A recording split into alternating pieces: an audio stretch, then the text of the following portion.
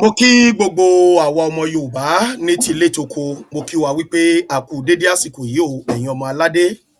A kú bó ṣe ń lọ ní orílẹ̀-èdè location 419.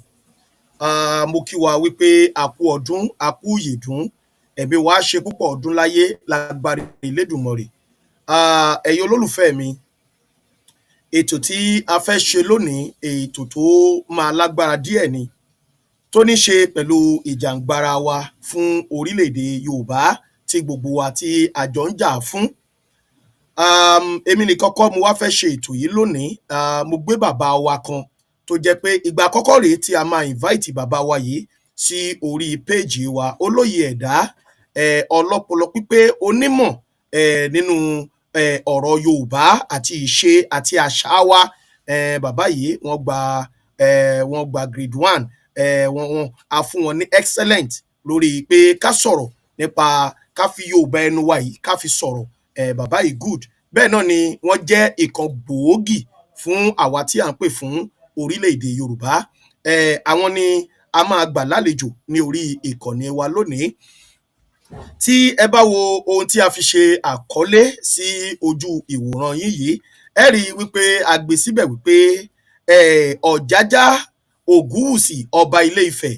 Bẹ́ẹ̀ náà ni a tún dárúkọ Bọ́lá Ahmed Tinubu. A wá sọ síbẹ̀ wípé kí ni àwa ọmọ Yorùbá ṣe gan tó fi di wípé ẹ fẹ́ pa gbogbo wa tán lẹ́ẹ̀kan náà. Èyí oko àwọn ènìyàn wa ò lè lọ, èyí odò àwọn ènìyàn wa ò lè lọ. Síbẹ̀síbẹ̀ lẹ tún gba ọba Ògúwùsì, ó gba Àbújá lọ níbi ọjọ́ méjì sẹ́yìn. Ẹ̀yin èèyàn mi, a gbà wípé nígbà tí bàbá yìí lọ sí ìlú Àbújá, ọ̀rọ̀ Yorùbá la gbà pé ó bá lọ. Ẹ̀yin olólùfẹ́ mi, ẹ má tí ì jẹ́ máa tú kẹ̀kẹ́ ọ̀rọ̀, ẹ jẹ́ kí a wọ orí ètò, kí a lè bẹ̀rẹ̀ ètò ti òwúrọ̀ yìí, ká lè ráyè gbé àlejò wa wọlé, ká lè sọ̀rọ̀ lórí ohun tí a fẹ́ sọ̀rọ̀ lórí. Torí a ní àwọn fídíò kan tí a máa play fún yín ní orí ìkànnì yìí, tí ohun tí a fẹ́ sọ lọ́jọ́ tòní tó fi máa yé wa dáadáa. Ẹ̀yin olólùfẹ́ mi, ẹ wá jọ̀wọ́, bí ẹ bá ṣe wá ń wọlé, ẹ máa bá wa get out from that place. Ẹ máa wá bá wa máa share ètò yìí, kí ẹ máa bá wa pín, kí àwọn ènìyàn wa nílé àti lókè òkun kí wọ́n lè jàǹfààní ètò yìí, kí wọ́n lè mọ ibi tí ọ̀rọ̀ Yorùbá nation yìí tó dé dúró. Ó ṣeé ṣe kí a tún rí àwọn ọ̀tá wa tí wọn ò fẹ́ kí orílẹ̀-èdè Yorùbá ó bọ́ sí. A máa ṣe àfihàn gbogbo rẹ̀ lónìí tí bàbá wa yìí náà máa bá wa pẹ̀kẹ́lu ọ̀rọ̀ yìí, tí gbogbo ẹ̀ tá máa sọ bó ṣe yẹ ká sọ. Ẹ̀yin olólùfẹ́ mi, ẹ jẹ́ kí a sáré gbọ́ national anthem wa, eléyìí tó so gbogbo wa papọ̀ fún ìjàǹgbara wa yìí. Ẹ ṣé púpọ̀, bẹ́ẹ̀ bá ṣe ń wọlé, ẹ máa bá wa pín.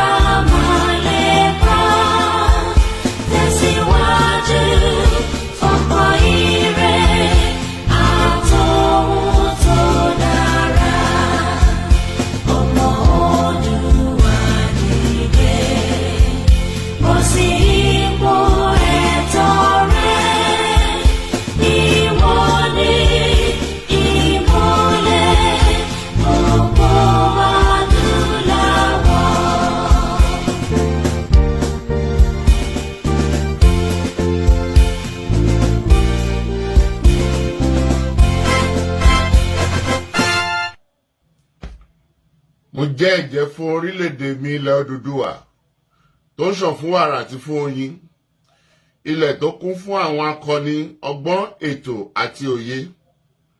Mo ṣe ìlérí gẹ́gẹ́ bí ọmọ ológo ilẹ̀ adúláwọ̀, ìtànṣán oòrùn láti la ayé já nílẹ̀ Áfíríkà, láti gbé ilẹ̀ Odùduwà lárugẹ. Mo pinnu láti fìmọ̀ ṣọ̀kan fún ìlọsíwájú ìran Yorùbá. Mo fọwọ́ sọ̀yà pé n kò ní dalẹ̀ tàbí ṣọ̀tẹ̀ sí ìṣọ̀kan àti ìtẹ̀síwájú orílẹ̀-èdè mi ilẹ̀ Odùduwà. Èmi yóò fi gbogbo ipá, ọkàn, iṣẹ́, ọgbọ́n àti ìṣe mi sin orílẹ̀-èdè mi ní òtítọ́ àti lódodo títí ọjọ́ ayé mi.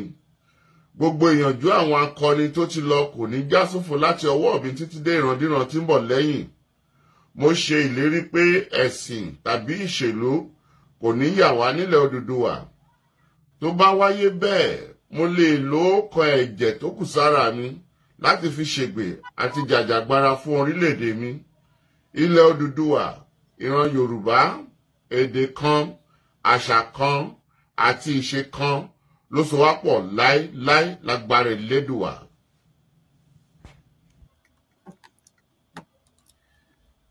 Ẹ ṣeun ẹ̀yin ènìyàn mi bí ẹ ṣe ń wọlé, mo kí yín, mo ṣèbà Ọlọ́run, mo ṣèbà ènìyàn, mo ṣèbà akọ́dáyé, aṣẹ̀dá ọ̀run, ẹjọ́jú wa ṣe lónìí. Ẹ̀yin olólùfẹ́ mi, mo kí yín o lẹ́ẹ̀kan sí wípé a kú ọdún a kú ìyèdún tí Olódùmarè bá fa bíbọ̀ rẹ̀ sẹ́yìn. Inú Yorùbá Nation ni a ti máa ṣe eléyìí tó ń bọ̀ lágbára Elédùà. Ẹ jẹ́ n ṣe kánkànkán kí n gbé àlejò wa wọlé, torí fídíò tí a fẹ́ play lónìí ó máa gbà wá níṣẹ́jú díẹ̀, ṣùgbọ́n kó lè jẹ́ kí ohun tí a fẹ́ sọ kó lè yé yín dáadáa náà ni. Ẹ jẹ́ n gbé bàbá wa wọlé, akọni ọkùnrin nínú ìjàǹgbara orílẹ̀-èdè ìdásílẹ̀ Yorùbá. Bàbá, dádì mi, ẹ ti wọlé o. Bàbá mi Ọmọboríowó, akọni ọkùnrin fún ìjàǹgbara orílẹ̀-èdè Yorùbá, ẹ káàbọ̀ o, ẹ káralé o, ẹ káwọn olólùfẹ́ yín. Ẹ ṣeun gan ni, mo kí gbogbo ẹ̀yin mùsùlùmí pé àkókò pọ̀ sísìn àwẹ̀ oṣù Ramadan. Mo sọ pé assalamu alaikum wa rahmatulahi ta'ala wa barakatuhu. Mo kí ẹ̀yin ọmọlẹ́yìn Christian tí a ṣẹ̀ṣẹ̀ ṣe ọdún Easter tán, pé gbogbo àdúrà tá fi ọjọ́ gbà àti àwẹ̀ tá gbà àti àwọn àìsùn night vigil tí gbogbo wa ṣe, orúkọ Jésù Kristi Olúwa wa, Ọlọ́run Elédùmarè yóò bá wa jẹ́ kó wá sí ìmúṣẹ. Orúkọ Jésù àdúrà wa yóò sì gbà. Mo kí ẹ̀yin ẹlẹ́sìn Kristẹni. Bẹ́ẹ̀ ẹ̀yin ẹlẹ́sìn ìka àbáláyé, mo kí ẹ̀yin náà, torí pé ọ̀pọ̀lọpọ̀ ọ̀sẹ̀ tí í ṣe ọ̀sẹ̀ ẹ̀sìn àbáláyé òun náà ni wọ́n ń ṣe lọ́wọ́lọ́wọ́ báyìí, gbogbo àtọ́ àsúrẹ̀ ìwòrìwò fún. Bẹ́ẹ̀ ni mo kí ẹ̀yin olólùfẹ́ wa tí ẹ ò kàn tí ẹ gbà nínú ẹ̀sìn Kristẹni, tẹ́sì gbàgbọ́ nínú ẹ̀sìn Mùsùlùmí, tẹ́sì tún gbàgbọ́ náà nínú ẹ̀sìn àbáláyé, ṣùgbọ́n tẹ́ ṣàgbàgbọ́ nínú tẹ́ ń ṣe wípé òtítọ́ àti òdodo náà lẹ fi ń ṣe. Gbogbo tẹ́yin náà bá gbàgbọ́ nínú ẹ̀, kí Olódùmarè kó máa fi ṣe àtọ̀nà àti alátìlẹ́yìn ẹnìkọ̀ọ̀kan wa. Mo kí ẹ̀yin olólùfẹ́ wa ilé lóko wípé èmi ọmọ yín, ọ̀rẹ́ yín, olólùfẹ́ yín, ẹ̀gbọ́n yín, àbúrò yín, Ọmọboríowó, ayé kò tọ́ náà ló ń bẹ níwájú yín lónìí ní orí ìkànnì Àrólé Bàbá 1010. Ẹ bá wa wá nǹkan fìdílé, ẹ bá gbé láti bá wa ṣe ètò yìí, ẹ bá wa tẹ love, ẹ bá wa tẹ like. Agbára Ọlọ́run, ọwọ́ tí ẹ fi ń tẹ̀ ẹ ní fọwọ́ ọ̀hún, ẹ ní fi gbọ́mọ sí, ojú tẹ fi ń wò wá, ojú ọ̀hún ò ní fọ́ láṣẹ Olódùmarè ọba. Ẹ ṣe púpọ̀ o. Ẹ ṣeun bàbá mi Ọmọboríowó, mo kí yín, inú mi dùn púpọ̀ púpọ̀ láti gbà yín lálejò. Ká tẹ̀ gbà pé a kì í ṣe àlejò ara wa, àti dọmọ ìyá àti dọmọ bàbá látàrí ohun tí Olódùmarè gbélé wa lọ́wọ́. Mo dúpẹ́ lọ́wọ́ yín bàbá mi, ẹ ṣé àdúpẹ́. Bàbá, a ò ní fi ọ̀pá pọ̀lọpọ̀lọ péjò, a máa sojú abẹ níkò ní kánkànkán, kí ohun tí a fẹ́ sọ kó lè tètè tẹ ọwọ́ àwọn ènìyàn wa tí wọ́n ti ń wọlé. Ẹ̀yin olólùfẹ́ wa lẹ́ẹ̀kan sí, bí ẹ bá ṣe ń wọlé, ẹ máa bá wa share ètò yìí, ẹ máa bá wa pín. Ẹ̀yin náà mọ̀ wípé ká má padà sẹ́yìn, òun ni àdúrà tí ẹ máa ń gbà fún wa ní gbogbo ọjọ́ ayé yín, wípé orílẹ̀-èdè Yorùbá yìí ó ti di dandan a gbọ́dọ̀ gbà. So àwa tí ń ṣe tiwa, ẹ̀yin olólùfẹ́ wa náà tí ẹ wá ń kí wa lẹ́yìn tẹ́lá ò gbọ́dọ̀ padà, ó wá dọ̀wọ́ yín báyìí kí ẹ̀yin náà kí ẹ ṣe kíni, kí ẹ bá wa ṣe tọ̀dọ̀ tiyín. Kí lẹ dẹ̀ máa ṣe fún wa náà ni pé kí ẹ bá wa gbé ètò yìí, kí ẹ bá wa gbé rìnrìn àjò, kí ẹ bá wa share ẹ̀ sọ́tún, ẹ share ẹ̀ délé alára, ẹ bá wa share ẹ̀ délé ajérò, ọwọ́ ọ̀rọ̀gún àga, ẹ jẹ́ kí fídíò yẹn jó tẹ̀ lọ́wọ́. Ẹ bá mi sọ fún wọn bẹ́ẹ̀ wípé Àrólé Bàbá 1010 àti bàbá mi Ọmọboríowó pé a ti wà lórí àpèrè láti ṣe iṣẹ́ tí àwọn onílẹ̀ tí wọ́n gbélé wa lọ́wọ́. Ẹ bá wa máa pín ní kíákíá. Bàbá mi Ọmọboríowó, ó ní fídíò kan tí mo rí. Fídíò yìí kì í ṣe pé ó ṣe mí ní kàyéfì náà bẹ́yẹn, ṣùgbọ́n bí kò ṣe wípé àwọn ọ̀rọ̀ tí wọ́n sọ nínú àwọn fídíò yìí, ó fẹ́ dàbí ìgbà tán bá sọ wípé gbogbo bí àwọn ènìyàn wa ṣe ń ké lọ́tún tí wọ́n ń ké lósì, bí wọ́n ṣe ń pa wọ́n, tẹ́bi ń jà, tólè ń jà, tí kidnapper ń jà, tí gbogbo ẹ̀ ń jà. Ó wá dàbí ìgbà tán sọ pé nínú fídíò tí mo rí yẹn, ó wá dàbí ìgbà tán pé wọn ò tiẹ̀ mọ̀ pé gbogbo nǹkan wọ̀nyẹn ń ṣẹlẹ̀. Ní pàtàkì ọba Ọ̀jájá Ògúwùsì, nígbà tí a gbọ́ wípé bàbá yìí ń lọ fún mítìn yẹn, púpọ̀ nínú àwa ọmọ Yorùbá la nígbàgbọ́ wípé mítìn tí bàbá yìí lọ, ó fẹ́ ṣe é níṣe bíi pé lórí ètò ààbò bó ṣe máa tètè múlẹ̀ tá a máa gbọ́ pé ní àwọn ìlú kọ̀ọ̀kan o, wọ́n ti pàṣẹ fún àwọn ọmọ ogun tó wà ńbẹ̀ láti pé kí wọ́n wọnú igbó lọ. Ṣùgbọ́n a rí nírìí wípé lẹ́yìn ìgbà tí ó dàbí security summit tó ṣe nílé Ifẹ̀ lọ́jọ́ kìíní àná, ṣùgbọ́n a tún rí i pé lọ́jọ́ tòní àti rí nǹkan tó jọ bẹ́ẹ̀. Mo wá fẹ́ kí ẹ tún wo àwọn ọ̀rọ̀ tí àwọn ènìyàn wọ̀nyí sọ nínú fídíò yìí tí mo fẹ́ play yìí. So tẹ́ bá gbọ́ tọ́ bàbá, mo wá fẹ́ kí ẹ bá wa fi òye gbé kalẹ̀ bó ṣe rí àti bí ojú tẹ́ ẹ fi rí fún gbogbo àwọn ọmọ Yorùbá tí ó ṣeé ṣe kó ti rí fídíò yẹn. So lẹ́yìn yẹn àtúnwá tẹ̀síwájú díẹ̀ sí kó tó di wípé a yọ̀ǹda yín lórí ètò yìí. Ní pápápá ẹ jẹ́ n sáré gbé yín débi fídíò yẹn kẹ́ gbọ́ ọ̀rọ̀ tí ọba wa sọ. Ní sọ wípé orílẹ̀-èdè Nàìjíríà wọ́n sì ń fẹ́ kó máa continue lọ. So ẹ jọ̀ọ́ ẹ bá wa gbọ́ná ká tó sọ lé àwọn ọ̀rọ̀ tó kù. Ẹ ṣé púpọ̀ sà, Oòduà gbè wá o. Ẹ jẹ́ n stream ẹ̀ wọlé, ẹ jẹ́ n stream ẹ̀ wọlé bàbá mi. Ẹ jẹ́ kí n gbé yín lọ sínú yàrá.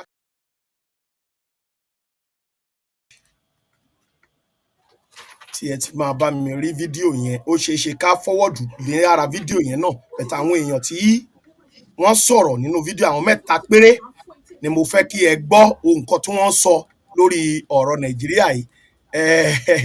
Ibẹ̀ làwọn olóṣèlú kan náà ti ń fojú rí pé irọ́sẹ̀ ẹ jẹ́ kí everybody máa lọ, ṣùgbọ́n ẹ ṣègbọ́n nǹkan tí àwọn alágbára yìí tún sọ lórí ọ̀rọ̀ Nàìjíríà. Ẹ jẹ́ n stream ẹ̀.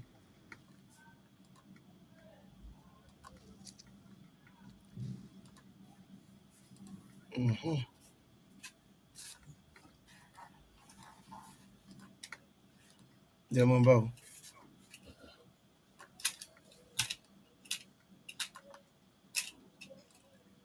Ẹ̀yin èèyàn wa, ó ṣe kẹ́ ti rí fídíò yìí, ṣùgbọ́n a fẹ́ sọ̀rọ̀ lé lórí. Ṣé ọba Ògúwùsì ló fẹ́ kó wa sínú oko ẹrú ni ká kúkú mọ̀? Òun ló fẹ́ pa gbogbo ọmọ Yorùbá tán ni ká mọ̀ pé òun ló wà nídìí ìṣòro wa. Ẹ já gbọ́ nǹkan tó sọ. Those of our their nation are here. We do not have any country. This is our nation. And we all must join hands to make it work. We're here, like I said earlier on, beyond the iftar, for a proper bonding, for us to know and have it at the back of our mind that we should continue to intercede and do all the great things that we can all do for our dear nation. You cannot do it alone, despite the fact that you are the father of the nation. We are all here to let you know that you have us. In our words, you have us. In our thoughts, you have us. In our deeds, you have us. And all in our action. You are not alone, and we can see and feel your effort.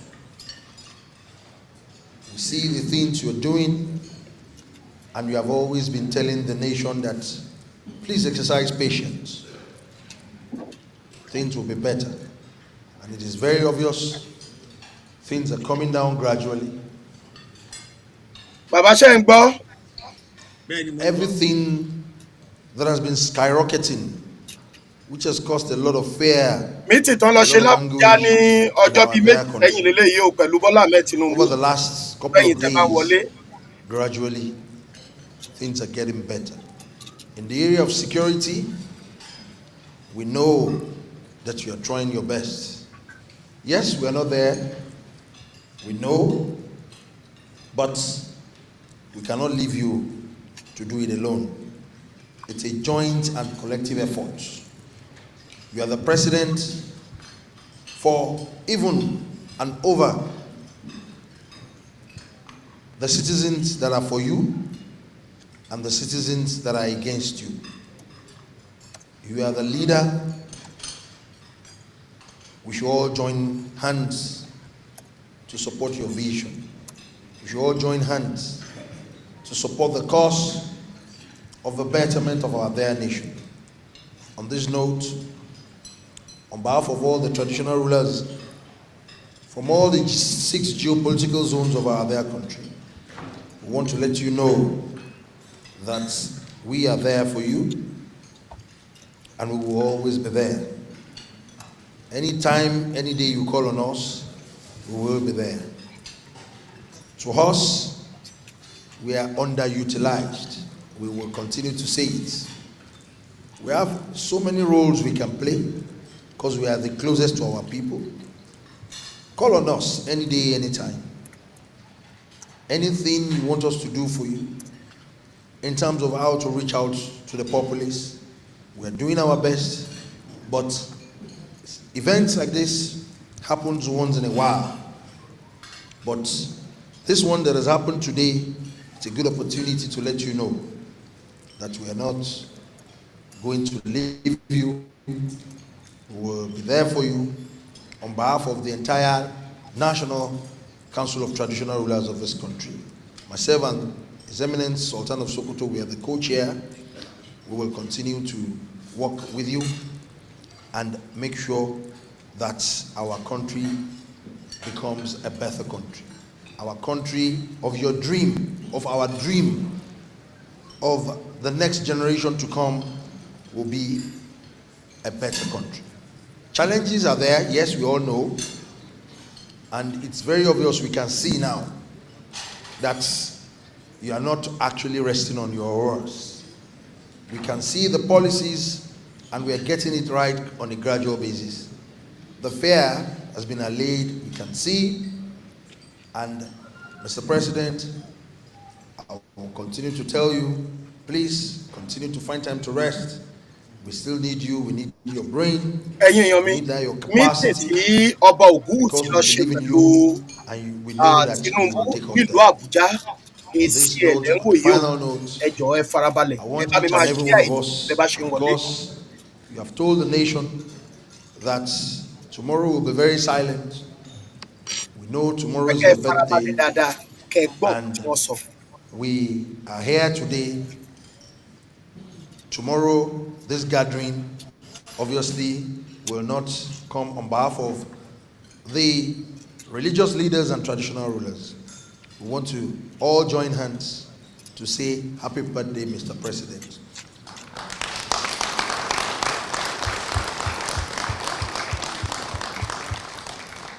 Long life and prosperity. May God Almighty continue to give you strength, wisdom, and that capacity to continue to do all the things God has actually called you to do for our nation. May God Almighty continue to be with you. We will all join with one voice. So I want you all to join me and say, happy birthday, Mr. President. Ọ̀rọ̀ tẹ́ ẹ sọ ni mo fẹ́ gbọ́. Ẹ jọ̀ọ́ ẹ má bínú o. Tó sọ yẹn ńsìn ni mo gbọ́ ńsìn. Believes in that spirit that you organize this iftar, so that at least we can all bond together as one nation, with one common destiny. I'm particularly happy, to see the whole country in this room. Representatives from the Muslim community and also from the Christian community are all seated here before you, Mr. President. With this, I'd like to say a big thank you to you. And we pray to Almighty Allah to bless you with good health, long life, so you can continue to steer the ship and take us to the promised land. We've seen what you've done in many areas, especially in the security management of this country. ṣé ń gbọ́ mo fẹ́ kẹ́ máa gbọ́ àwọn pọ́ìntì yẹn ni bàbá mi ẹ̀gbọ́ àwọn pọ́ìntì yẹn mo fẹ́ kẹ́ máa bá mi mú sà. We are back on track, and also in the area of our economy. Mr. President, I'd like to also take this opportunity on behalf of the people of Kaduna State especially, to thank you by sending His Excellency, the Vice President, which I was in his team, when the incident at Tulumbi took place. He led us to Kaduna, and the entire people of the state are very pleased with what you have done. And I'm sure His Excellency, the Vice President, has conveyed the message back to you and also our amiable governor. Your Excellency, His Majesty has spoken so eloquently on the security situation of this country. I believe you are doing your best, to see that the entire country is safe, for everybody to live. So we're optimistic, we're hopeful, and we're, behind you solidly, to ensure that we're back in our track as one indivisible country. The entire Muslim community are grateful, as I mentioned, and I believe it's the same thing, that would be mentioned by the Secretary General of the Christian Association of Nigeria. We believe in this country, and we hope and pray that Nigeria will remain as one indivisible entity. Never. With the approach and inclusivity, in this current administration.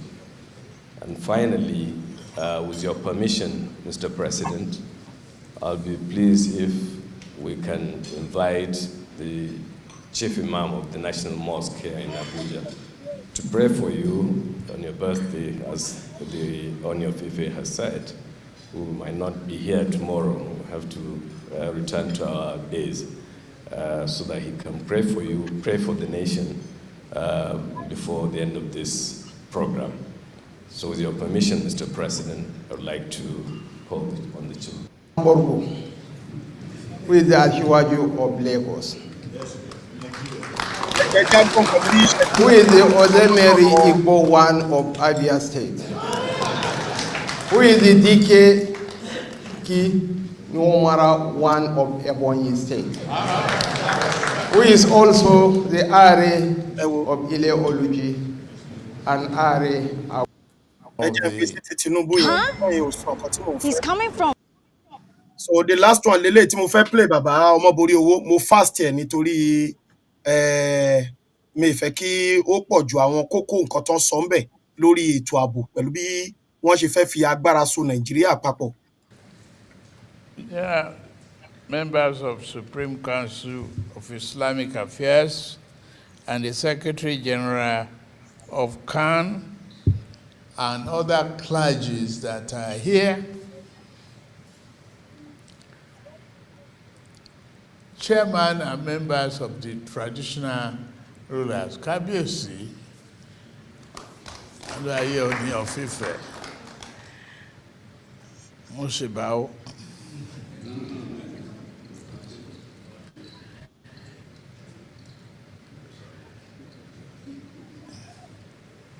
My dear friend and a very good leader for that matter. Bàbá ibi gangan tá à ń lọ lélẹ̀ mo fẹ́ kẹ́ bá mi lísì sí ọ̀rọ̀ tí màá yín sọ ń bí ẹjọ́.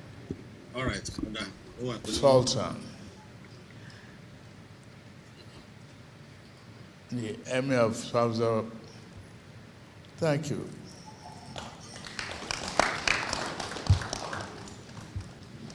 All other religious leaders are present. I've enjoyed a very good dinner.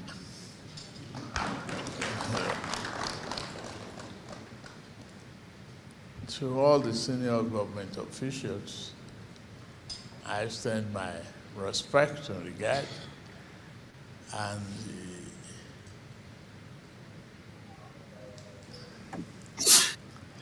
the Emir,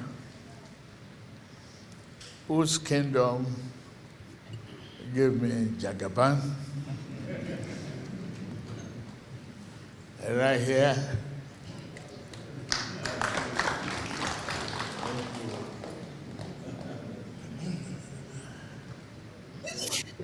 To all of you,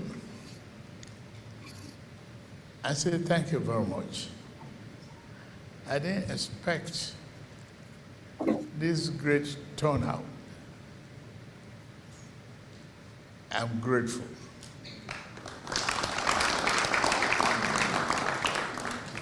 There is a unique opportunity in our getting together that is reflective of the diversity of this country. Various religious leaders, the Christian, the Islamic leaders, getting together to share a meal, to extend the spirit of togetherness, to show understanding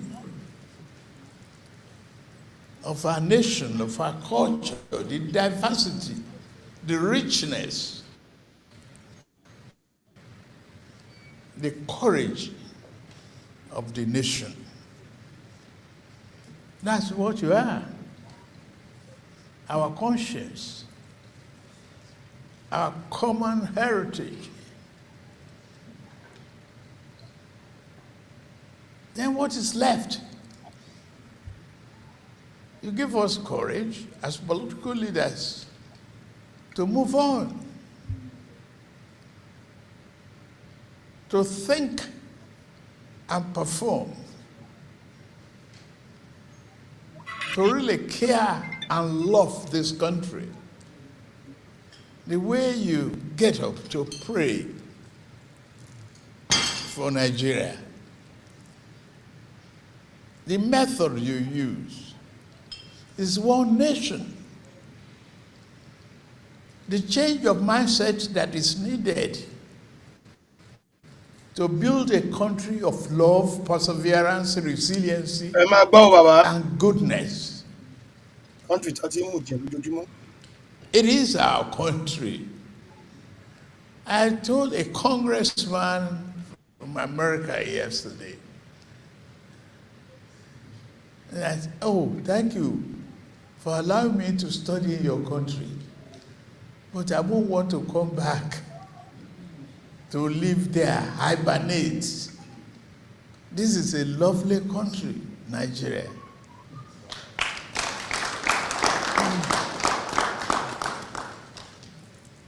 The love we share,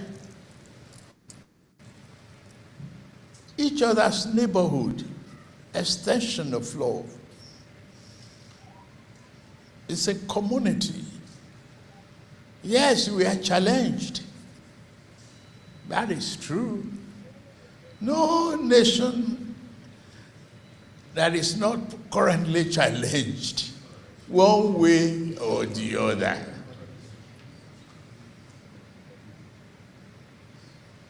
But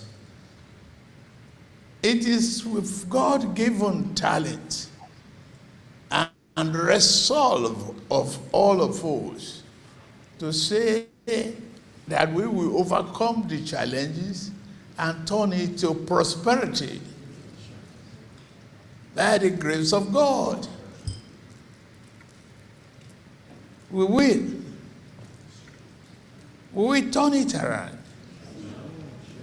There's a very good bright light at the end of the tunnel.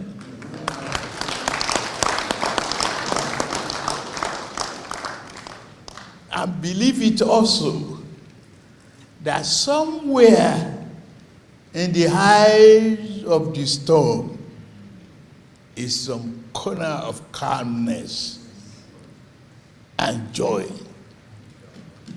for those who will serve with faith and determination. We've seen the challenges of insecurity. Yes, many nations go through it. Some of those prosperous nations today, if they look back, they will find in the history of their nation bloods on their snows.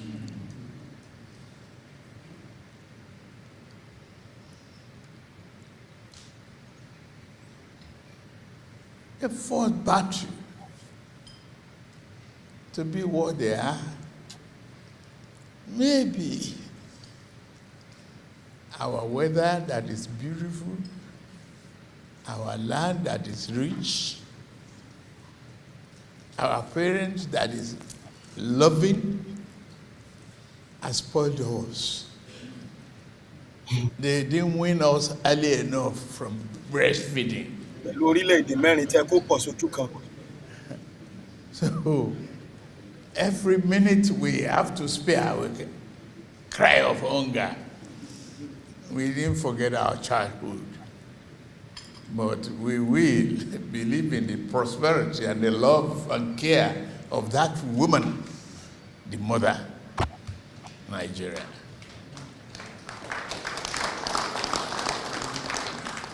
So, I'm with you. No matter what degree of lamentation is, my own is don't give up.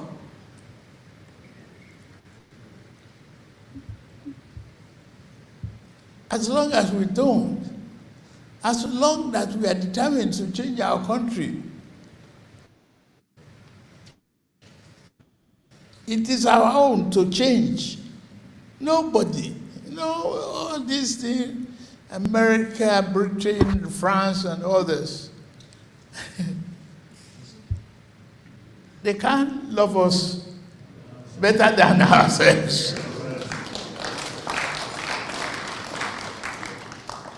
And if we get there, some of you are going to, Holy Promulgation Mecca, and you see the glittering of light and everything.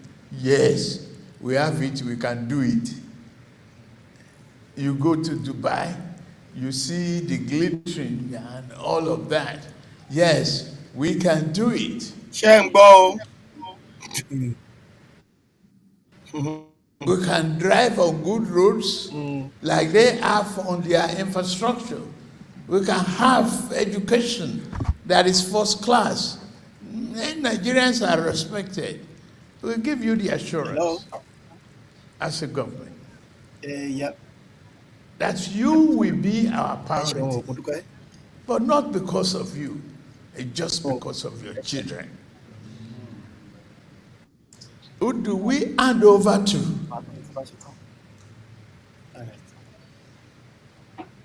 Share that love with us. Believe in the understanding of temporary challenges. Yes.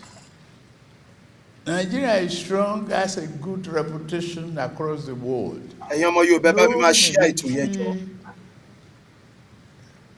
Men respect us better than we respect ourselves. No terrorist can defeat our spirit. no matter how bad they target the soft targets, going to the backyard of a school in Kuriga and evacuating some children and giving the wrong figures, it doesn't defeat us. It doesn't. Ṣẹ̀rí bó ṣe ń fẹnu rọra mú bàbá ọbọ̀ borí owó. Àwọn gáìsì máa pa wá tán nílẹ̀ Yorùbá kó tó mọ bó ṣe bọ̀, wọ́n máa pa wá tán. And deal with them. Bó ṣe rọra ń fi ẹnu mú ẹ̀mí, ṣe rọra ń fẹnu mú. Àwọn gáìsì máa pààyàn tán nílẹ̀ Yorùbá o. Of the 17 heroes of Nigeria. Ẹ̀yin olóṣèlú ayé yín ò ní ta. On a Magic V2. Ayé ò ní súnmọ́. Ẹ ṣáà ń gbọ́ bàbá mi ọbọ̀ borí owó. Ẹ ṣáà ń gbọ́, ẹ̀ ń gbóhùn yẹn. Ó ga o.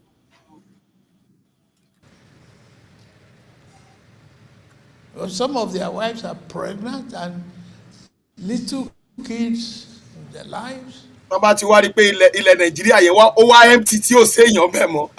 Tó mọ bó ṣe ń lọ. The love of the nation is in your hand.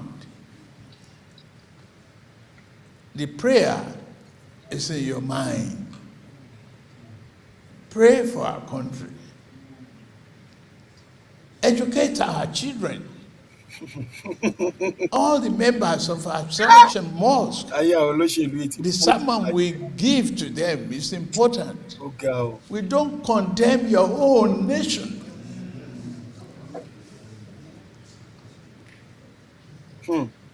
I'm a Yoruba man, and our father will say, no matter how slippery the bottom of your child, leave the bead there. Leave the bead there. This is your country. Don't condemn it in sermons. Don't abuse the nation. Leadership are meant for changes. For how long? Yes, this leader is bad. Fine. For how long? Wait until it's time to renew his mandate and say no. But don't condemn your country. Don't curse Nigeria. It's a beautiful land. Land of prosperity.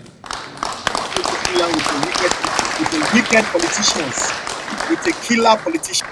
I just have a full belly of rice, my man, everything. So before I overly digest it, I want to say thank you once again.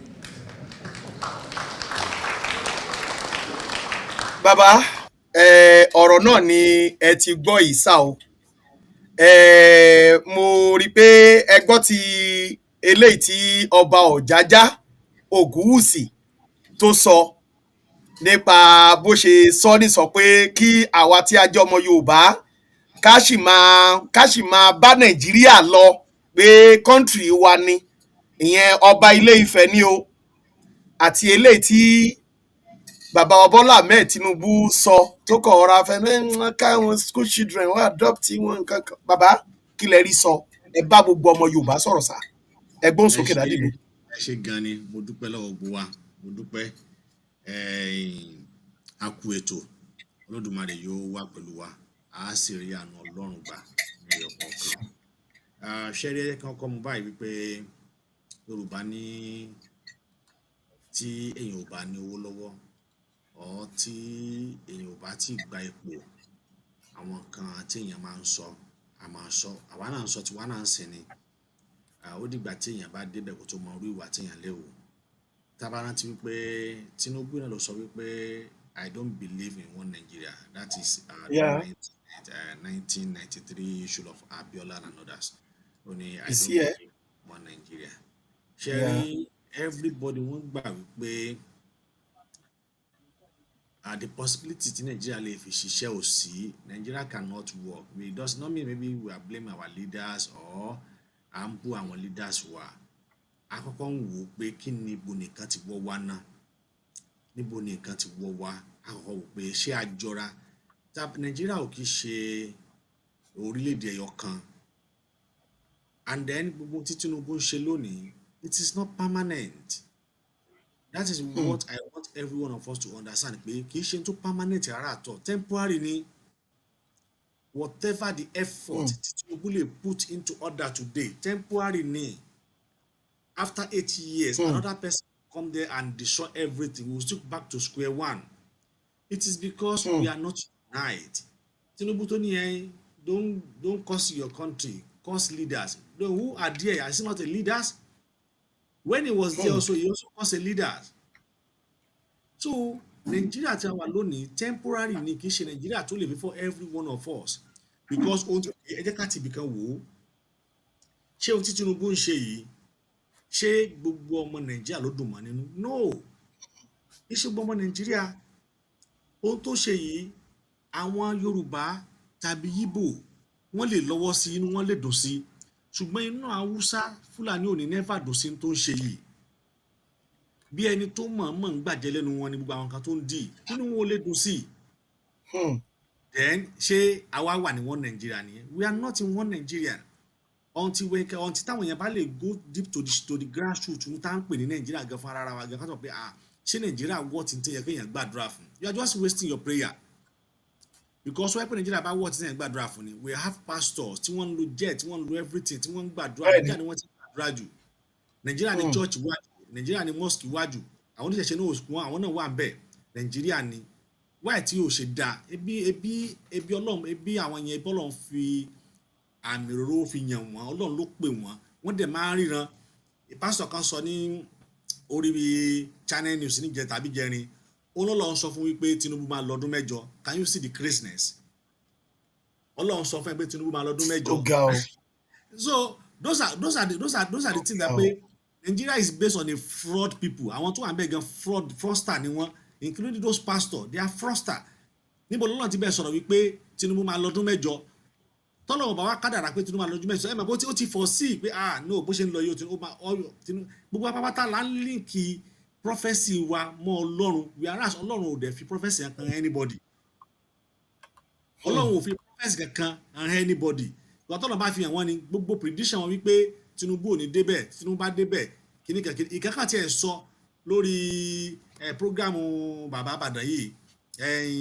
Lágẹ̀lú FM àbí láti pé ó ní wọlé ó lòun á padà sí ìdíṣẹ̀ṣe where is that pastor today ṣé ó ti padà sínú ìṣẹ̀ṣe kó padà sínú ìṣẹ̀ṣe náà àwọn èèyàn rẹ̀ tó ṣe ń follow ẹ̀ because ẹni bí ẹ̀rọ pé ṣé ìtumọ̀ tẹ̀sán ni àwọn Ọlọ́run ló fi hàn ṣẹ̀ tí Tinubu bá wọlé ṣẹ̀ òun ò fi ẹ̀sìn kìrìsìtẹ́nì sílẹ̀ now tí màá yẹn bá tún ṣe ń ṣe ẹ̀sìn kìrìsìtẹ́nì lọ́wọ́lọ́wọ́ ẹ̀ ó yẹ kí àwọn ọ̀dọ́ yẹ kí wọ́n sọ lóko pa ni because it degrades his church it degrades his name it degrades his family name it degrades your entire what is called pastor kìnìkìnì àpọ̀lọpọ̀ àwọn pastor bẹ́ẹ̀ náà tí wọ́n sọ bẹ́ẹ̀ pastor tibita náà sọ ti wọ́n sọ ti wọn where are their prophecy today so ohun tó ṣe ni pé Nigeria ò sí Nigeria is not workable anymore tá a bá ń tanra wa ni ní tí Tinubu ń sọ òye nítorí pé ó wà ní position agbára lónìí as a father as a leader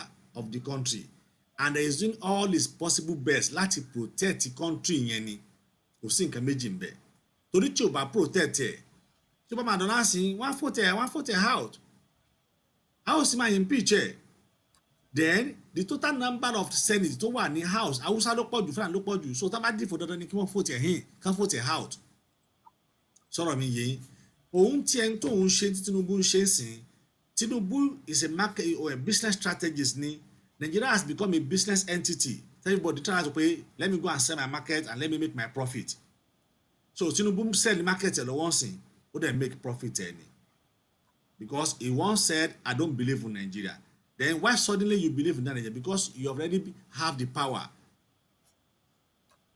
agbára yẹn ti wà lọ́wọ́ ẹ̀ dandan ni kò believe for ẹ̀sìn that is that about Tinubu kò dẹ̀ sí gbogbo effort Tinubu bá put in sìn yìí kò sí bó ṣe fẹ́ ṣe Nigeria cannot work ẹ lọ quote mi ò kí ṣe prophecy o, but ẹ lọ quote mi ní anywhere pé that country cannot work because àwọn kan mọ̀ gbé sílẹ̀ àwọn kan mọ̀ gbé sókè ni.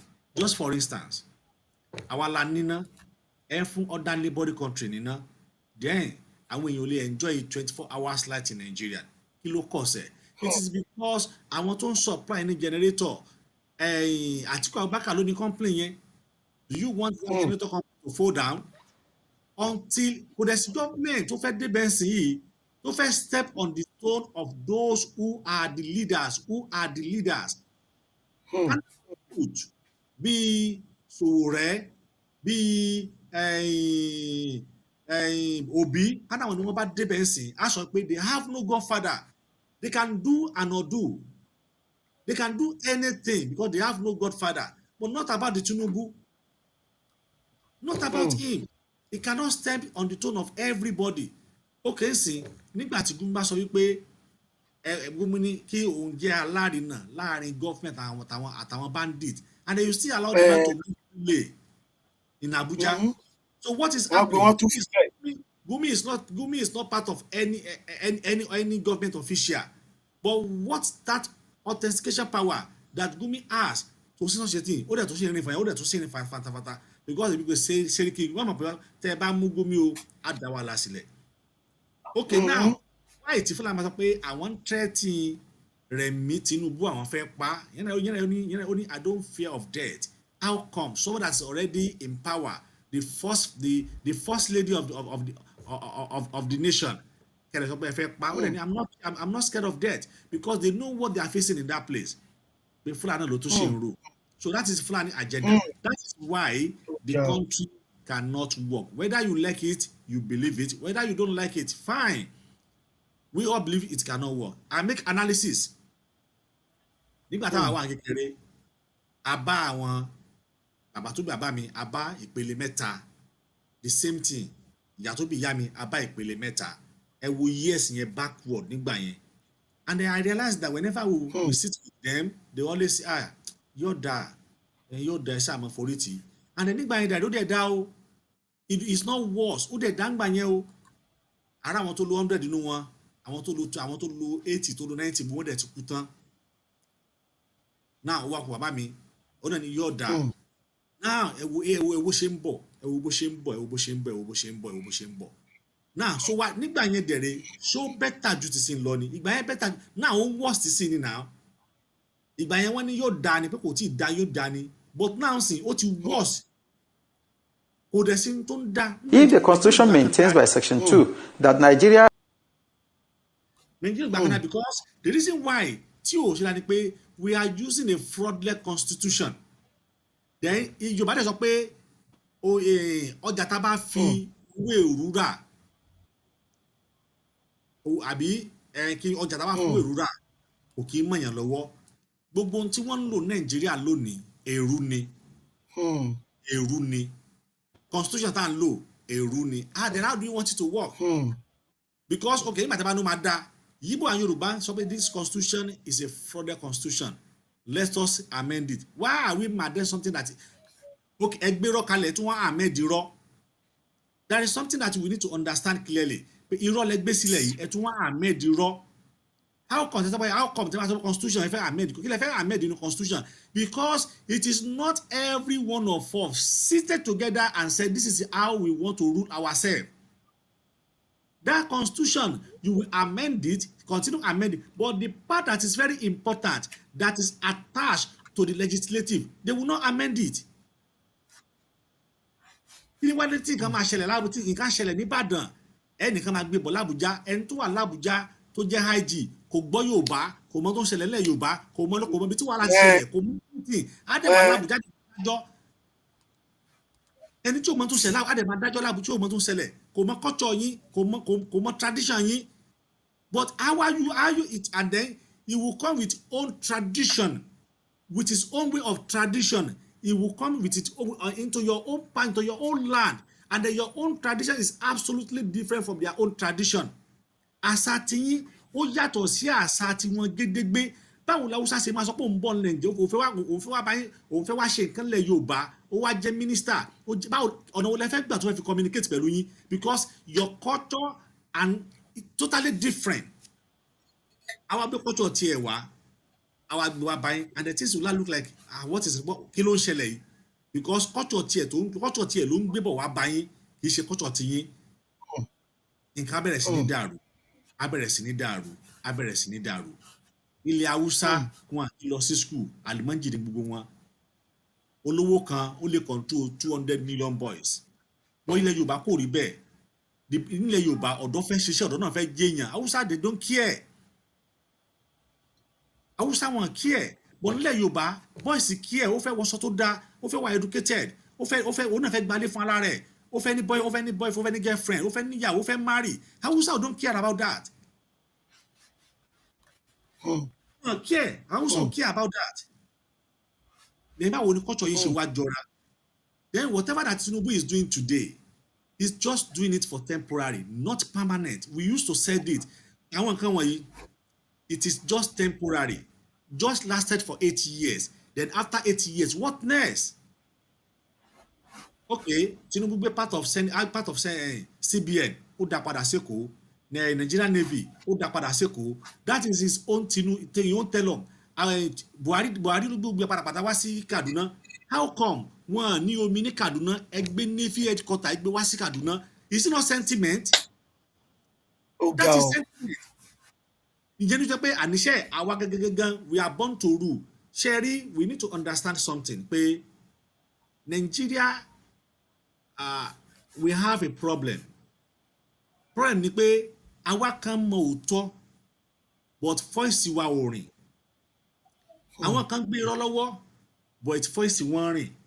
Yorùbá sì ní wípé pé ilé làwò ká tó sọmọ lórúkọ. Apart from that, ìpìlẹ̀ òun lèyàn dẹ̀ máa ń wò. Foundation is very very most important. What are the foundation of Nigeria? Kí ni foundation Nigeria?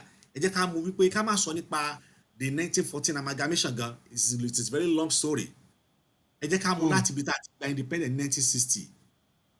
Pé our foundation at age of 1960 kí ló ṣẹlẹ̀? Ẹ pé apẹ̀rẹ̀ wa ní one nation. Àbí bẹ́ẹ̀ kọ́? Èmi àti sọ pé Nàìjíríà táwa yìí o one nation ni o. A sì jọ máa ja ìjà ibẹ̀ lójú kan ni o. A wà ní kò lójú kan o. Then kí èèyàn kan nu wa tá a mọ̀ pé it is very prominent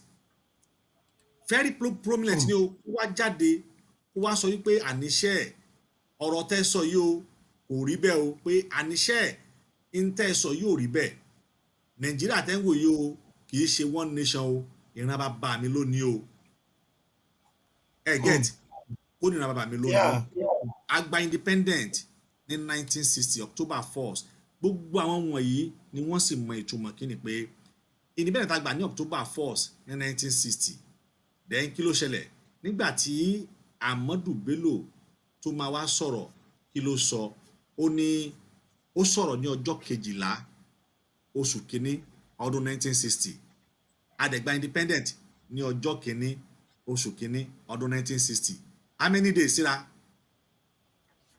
just only 12 days 12 days ni o 12 days tí gbogbo wa jẹ́ independent ni o ó ní the new nation called Nigeria should be an estate of our great grandfather Usman Dan Fodio ọjọ́ 12 tí wọ́n gba òmìnira. That is the genesis of Nigeria problem and this has been remain and it will continue remain because Fulani will continue use this as a willing tools to conquer Nigeria, and if Yoruba is not taken you will sink like Hausa say sink that by very clear. Hausa to sink finally. Only the new nation called Nigerian should be an estate of what? Of our great grandfather Usman Dan Fodio. We must ruthlessly prevent the change of power. We must use minority of the north as a willing tools. Now, this is my point. Only we must use minority in the north as a willing tools. What are the minority in the north? It is Hausa. Now, they have conquered Hausa completely. They have used Hausa as what? As a willing tools, because whatever that Fulani is asking for today, that is what you call an heritage of Hausa. Those what Fulani is asking for today. Fulani but they have already conquered them. How they conquer them? They conquer Hausa through the religion, through the Islamic religion. And they use their son and daughter to conquer them. Àwọn Fúlàní kọ́ ni wọ́n lọ kóra wá tí wọ́n pa Hausa o. Wọ́n lo àwọn Hausa láti pa ara wọn. Wọ́n lo ọ̀dọ́ Hausa láti pa Hausa. Pé ó yẹ wá bẹ̀rẹ̀ sí ní jàjẹ̀sìn. Wọ́n wá ti ìjà ẹ̀sìn bọ̀ wọ́n láàrin. It's a long story náà. Wọ́n ti ìjà ẹ̀sìn bọ̀ wọ́n láàrin. Wọ́n jẹ́ kí Hausa bẹ̀rẹ̀ sí ní pa ara wọn. Wọ́n wá para wọn tán. Dẹ̀ nígbà tí wọ́n para wọn, ẹni tẹ́ ẹ lọ pé tẹni kó wá gbèjà yín. Òun náà ló tún wá padà wá yan ọmọ ẹgẹ́ bíi Sultan of Sokoto, Sultan of Kaduna, Sultan of Nasarawa, Sultan of Maduguri, Sultan of Kebbi, Sultan of Yobe, Sultan of wọ́n wá kóra wọn síbẹ̀. Àwọn tó wá jẹ́ Hausa gangan tí wọ́n jẹ́ ọmọ onílùú, àwọn ni wọ́n wá dẹ́ amẹsẹ̀ ọba. Àwọn lẹ́ẹ̀ma tí wọ́n máa wọ green, red and green. Àwọn tó ń jọmọ́ olùlú ló wọ̀ o. Wọ́n jà àwọn tó wá dé olùlú náà padà wá sọ dẹrú because they have used minority in the north as a willing tools. Ó wá tẹ̀síwájú only as a willing tools only and the south as a conquer territory. Yẹn ni pé àwọn máa conquer south ilẹ̀ Yorùbá àwọn ò conquer ẹ̀. That is their agenda till today. That is their plan till today. Wọ́n find it difficult láti rí ilẹ̀ Yorùbá conquer but apá kan lẹ̀ lọrin wọ́n ti conquer. That is why these people are moving to ilẹ̀ Yorùbá lẹ́fí ní wọ́n tọ́ta pé wọ́n jẹ́ Seriki Fulani Ibadan land ó ti wá sìn Seriki Fulani Ife land Seriki Fulani because they want to conquer, they want to use that Seriki to conquer the south. Wọ́n dẹ̀ gbà wípé lè conquer àwọn nílẹ̀ àwọn because nílẹ̀ Hausa náà àwọn ní ọba ilẹ̀ Hausa náà tó jẹ́ ọba Yorùbá but ọba ilẹ̀ Hausa tó jẹ́ ọba Yorùbá she doesn't have effrontery to have his own car with his own plate number. Níbo lẹ ti rí tẹ́ máa rí pé ọba ilẹ̀ Yorùbá Fulani, ọba ilẹ̀ Yorùbá Kaduna, ọba ilẹ̀ Yorùbá Nasarawa, they don't give them that authority, they don't give them that power, they don't give them that moral. Wọ́n bí wọ́n dá kí wọ́n lè ṣe. How come? Ẹ dẹ̀ rí Seriki Fulani Ibadan land, Seriki Fulani they are think pé wọ́n ti mọ̀ wọ́n ti ń plot nǹkan fẹ́ padà wá jẹ́ sínú as in from down ọba ti ń pé méjì láàfin. One is Seriki Fulani of Ibadan land, one is what Ọba of Ibadan land. The same thing in Èkó a ní àwọn ọba lẹ́kọ̀ọ́ and the Ọba of Lagos, then we need Seriki of Lagos. How come? Why tell me sọ pé ìyẹn máa jẹ́ leaders táwa sọ rẹ̀ di ọba and then we allow them and it's not our constitution who allow them. No constitution allowed them, but our thief, our elite, who collected money from them, who collect cow from them, who forgot that they are human being like us, they sold their people to this Fulani are the one doing it. Because any governor, you must say, we only have one king. You are just a leader. You are just a leader of your team. Into what the bank say, if there is any problem in that community, one of leader would be bad. But why they will not have special number on their car? What for? Is that their land? Are they the one owe that land to have Seriki Fulani of Ibadan land? Is it their land? And everybody will be seeing this when they're moving around Ibadan. Nobody will be able to stop the car and remove the plate number. That you are not have a country to have this kind of this number. And then if you try to fight them, the government will support them.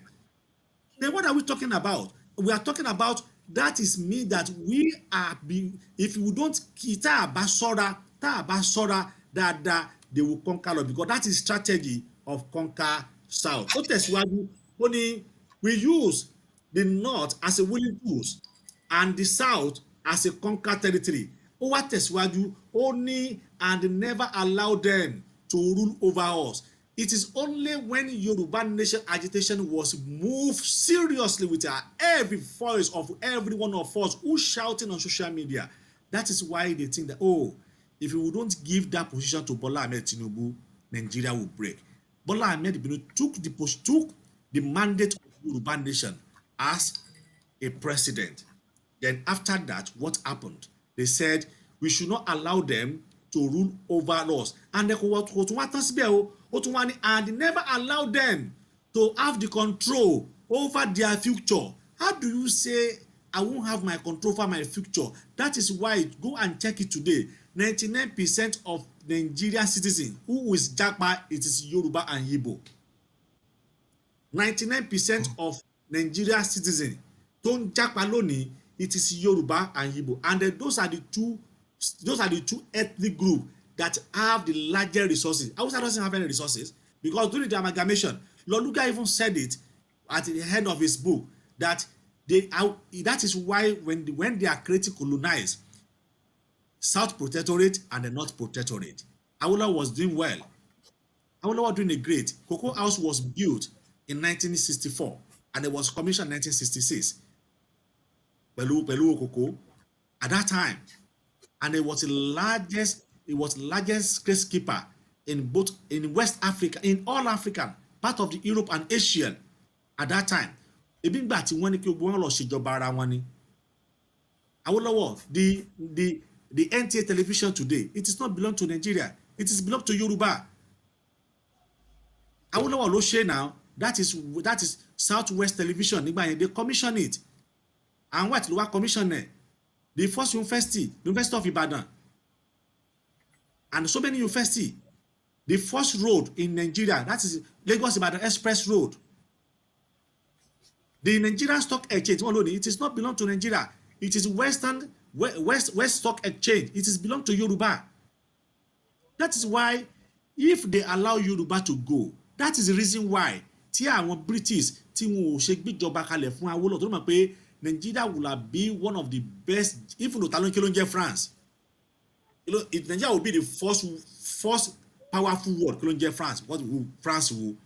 But they know that if they give taba fún Awólọ́wọ̀ ní agbára, àwọn British yóò ní rí nǹkan jẹ mọ́, Awólọ́wọ̀ máa lé wọn. That àwọn tí wọ́n lè máa control. And they are control the Nigerian resources through the company called Royal Niger. Royal Niger is now turned to Unilever Brother. They are in Jos. They are in Jos in Bukuru side. That is what you call Royal Niger Company, who is control the Nigerian resources. Royal Niger Company.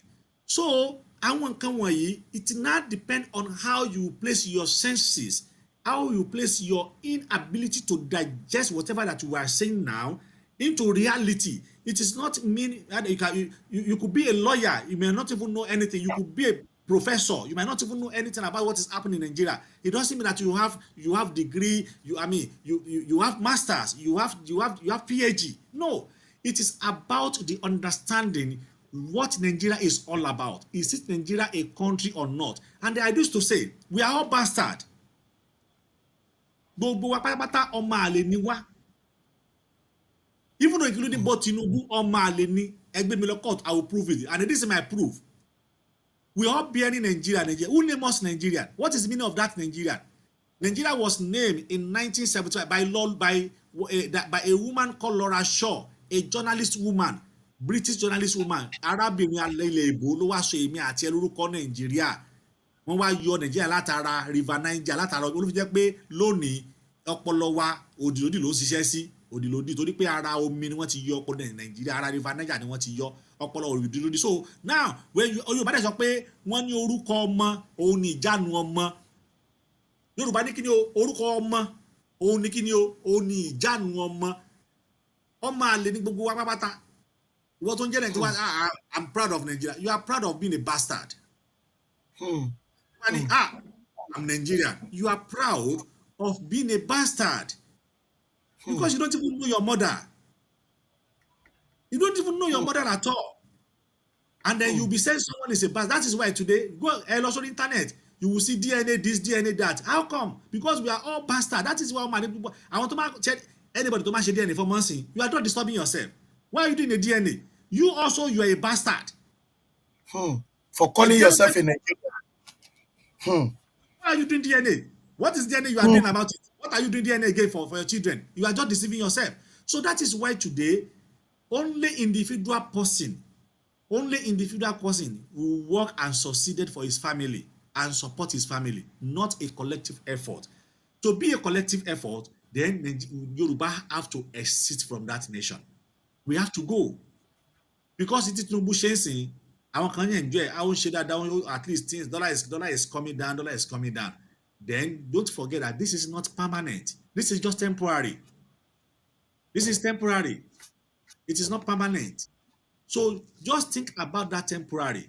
Now we have been suffering. We have been starved. Doing this now, and then now things is coming down little bit. For how long are we going to have it for eternal life? Tinubu can only even try his own best, but those Akaba, he said it in his one, those Akaba will never allow him to succeed. Then why are we disturbing ourselves? Why don't we even have our own nation where we have a peace? I've been in this country close to 10 years. You know what he law for 1 second, sorry. Just for 1 second, you know what he law, and this is my 10 years in this country. Just for one, just I'm not the one who fights for the freedom of this country, but I'm enjoying the dividends of the freedom of this country. Why am I enjoying it? It's because I'm living with them. So definitely, it is we that will sacrifice for Nigeria and for Yoruba people. But now it is our duty to know that this is what we are saying. It is not for our own, it's for our own generation to come. What we are fighting for today, I'm fighting for I've made an example whereby you met your grandfathers, say Yoda. Now, so Yoda. My daddy is telling me, Yoda, Emma Foriti. Now I'm telling you, my daddy will just come here, Yoda, it's a man Foriti. Timothy Ngbo, I got about one tip about Ketashi Walaye, Timothy Ngbo, I want to suffer from me. Then that's why I don't even tell my children pay Yoda. No, I don't even want me to do me because I cannot be continuing to inherit a bad slang from my father, from my grandfather, from my grandfather, mother. Then I'll still continue doing it. And my children is old teachers Yoda. No, let it stop on my own. Go download it me. They need to enjoy. I have a friend who is living in America. This is in Nigeria. You have never had the car on. Pay on why so pay body. One láti wà lọ sínú gbọ́ kan kó lọ gbọ́ ni ó lóun ò gbọ́ rí ó ní náà ò ṣẹ́jú rí and so we know so many people wọn àmọ́ jẹ́ yàrí àwọn òbí wọn dẹ̀ jìyà. That is exactly what I want for my children also. That is exactly what I want for my children. And you also too that you are listening to me. And you now fed the same thing for our money now. You want the same thing for your children, for your grandchildren. But how do we achieve this? How? We can achieve it when we have a collective effort to fight for the freedom. Although freedom is not easy and it is not cheap. And then those who if the Constitution maintains by Section 2 that Nigeria is one indissoluble. Emma Binu, mo wá fídíò yẹn sílẹ̀ ní sà. Ẹ̀gbọ́n sókè dádì mi. Kò sí wàhálà ẹ play. Okay, sir. If the Constitution maintains by Section 2 that Nigeria is one indissoluble nation and doesn't provide for means or procedure by which a people or a particular sector of the nation, a federating people, can choose to say at this particular point we want to have a nation of our own, and it doesn't provide for a peaceful means by which this can be guaranteed, there will always be frictions that will be leading to violence, killings, and bloodshed. And to avoid this, it is imperative that we look at that provision of Section 2 that says that Nigeria is one indissoluble, indestructible entity that doesn't make provision for the procedure by which a people can advance the right to self-determination. There have been many occasions where, on so many occasions we hear from the Arewa People's Congress or whatever agitating that, yes, if Nigeria cannot work, they want to go on their own. The Biafra agitators are there. We have the Odua nation and what have you. If the Constitution provides for a procedure to determine peacefully whether a people can separate from Nigeria, you see that some of these agitations might be completely quenched. For instance, let me give you one. Tomorrow now, if we provide for referendum or plebiscite, these are political procedures for determining whether a nation or a nation in a country, because I want to take the definition of a nation here to mean the ethnic nationalities, maybe the Yoruba nation, the Igbo nation, the Arewa nation, or Ijo, Ibiobio, and what have you. Now, if a people can be entitled to write to call for plebiscite that can be supervised by international organs like the United Nations and what have you. It can be safely and easily determined that, okay, these people in this particular area has done in 1960, in 1959-60, if my recollection is right, with the people of the southern part of Cameroon, who formed part of Nigeria before, but when they decided that no, they wanted to be on their own, then a plebiscite was conducted, and they were able to have a separate nation of their own. If we say Nigeria is an indissoluble entity and will not tolerate any agitation by which people can determine whether they want to be on their own, definitely we are only calling for crisis on our own nets. Tomorrow now, if you subject it to plebiscite, that okay, people of the Igbo nation should decide whether they want to be part of Nigeria or they want to have a nation of their own. You might find a situation that the majority may say they prefer to be in Nigeria rather than having a Biafra. And that will silence the people who are agitating. And if people who are agitating are in the majority by virtue of the plebiscite, why not allow such to just take place peacefully, so that there is no sense in remaining one single entity by force that may lead to bloodshed and what may even be characterized as genocide, because a situation where that is allowed, then we have descended below the level of humanity. So these are some of the provisions. Going to the political level, to some of the political angle that may require some intervention. Bàbá, ọ̀rọ̀ lẹ́gbọ́ ìsà, ọ̀rọ̀ lẹ́gbọ́ ìsà, ẹ bá wa sọ̀rọ̀ lé. Ẹ jẹ́ kí response tí mi ò mẹ́ni tó sọ̀rọ̀ yẹn, but ọ̀dà bẹ́ẹ̀ tí o bá jẹ́ lọ́yà, o máa jẹ́ kan. Ẹ rí lọ́yà náà. Ẹ sọ pé Nigeria indissoluble country. Fine. If Nigeria is an indissoluble country, are we have the same equal right? No. How do you say Nigeria is an indissoluble country? Because we know that if Yoruba is go, Hausa is go, then if Yoruba bá ti lọ, tí Igbo bá ti lọ, Hausa is finished. No resources, nothing. That is why Buhari lay pipe from Ilẹ̀ Igbo down to Niger Republic. I have that feeling. He lay pipe underground. So now those are the things that Hausa have already Fulani have already put in place, that Tabafile law, they will cut them off. Then, who wrote that constitution? Thank you so much. Why? The constitution that we are using today is a fraudulent constitution. It was wrote by Abdul Salam Abubakar, not by every individual. No, even though when they are writing it, Yibo to Joko, Yoruba Joko, Fulani Joko, Hausa Joko, they just decide to wrote it by themselves and then they bring it up. Now I said, if you look at the first page, said we. That is where people are fighting, even though including the Sun, including the Justice, they are fighting for that constitution today. That where do we sit? Where do we say we choose constitution?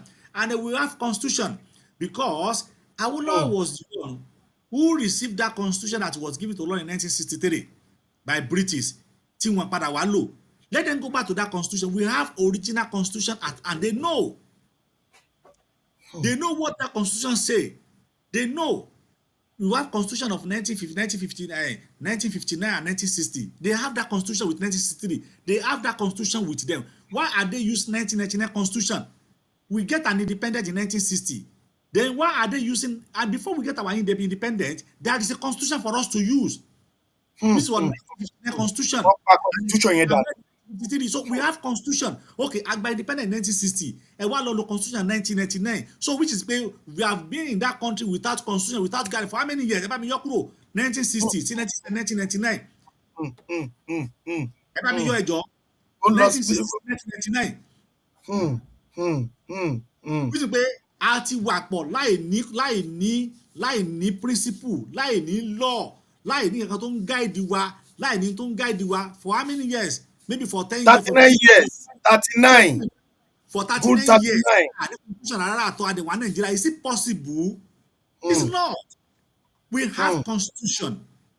We have constitution. How do we say we are using 1999 constitution and we continue amending it? We have constitution. So now, Those time that is 39 years. So within that 39 years, we have constitution. Despite that the military is, and then it is not military. Local rule from the beginning. There is a nation, there is an election in 1960, 1959. Who bring Yaradua? Amadu Musa. Musa to the power. What this is first president of Nigeria under Lagbada. That time there is a constitution for them to use, but military overthrow and abolish that constitution and they impose their own constitution on us. Then how do you think that Nigeria will work?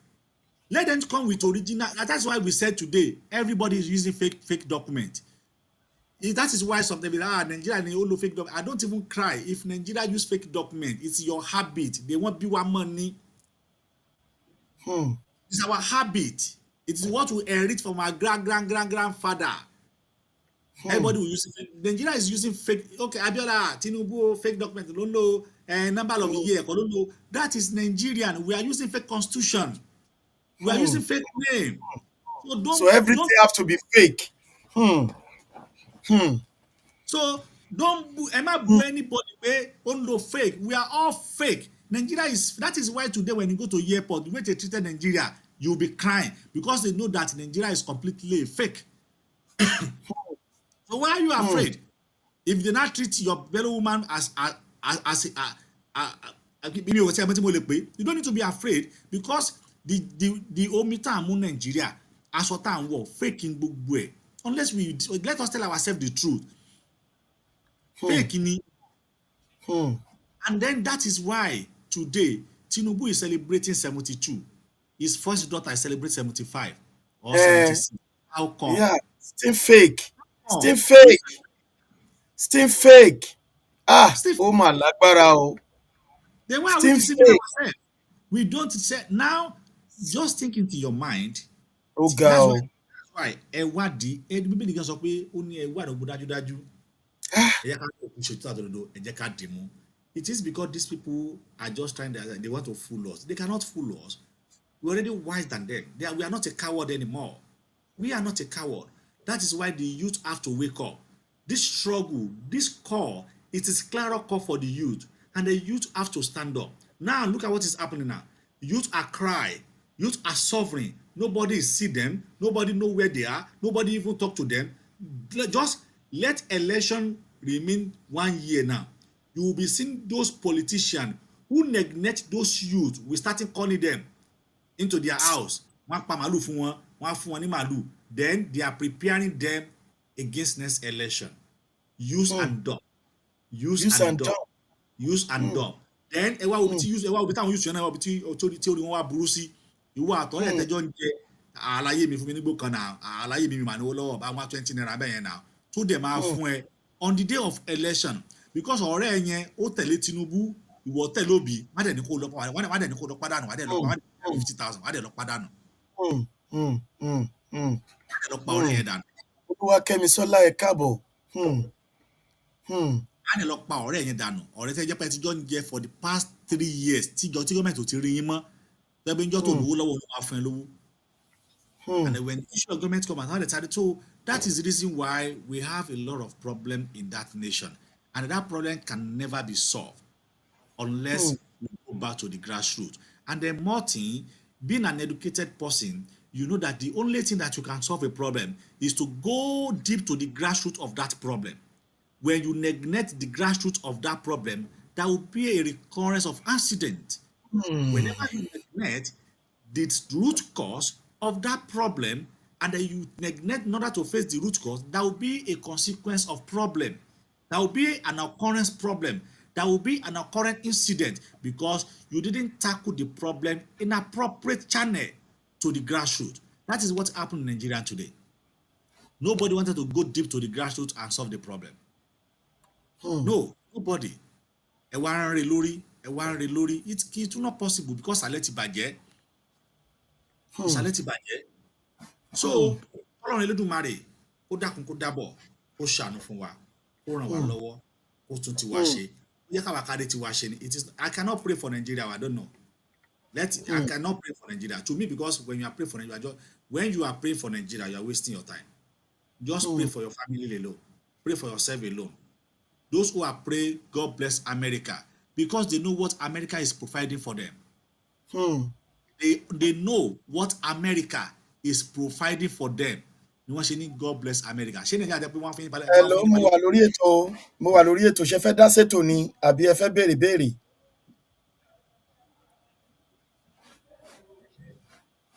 Okay, mo wà lórí ètò á sọ̀rọ̀ later. Yeah, ẹ ṣeun. Yeah.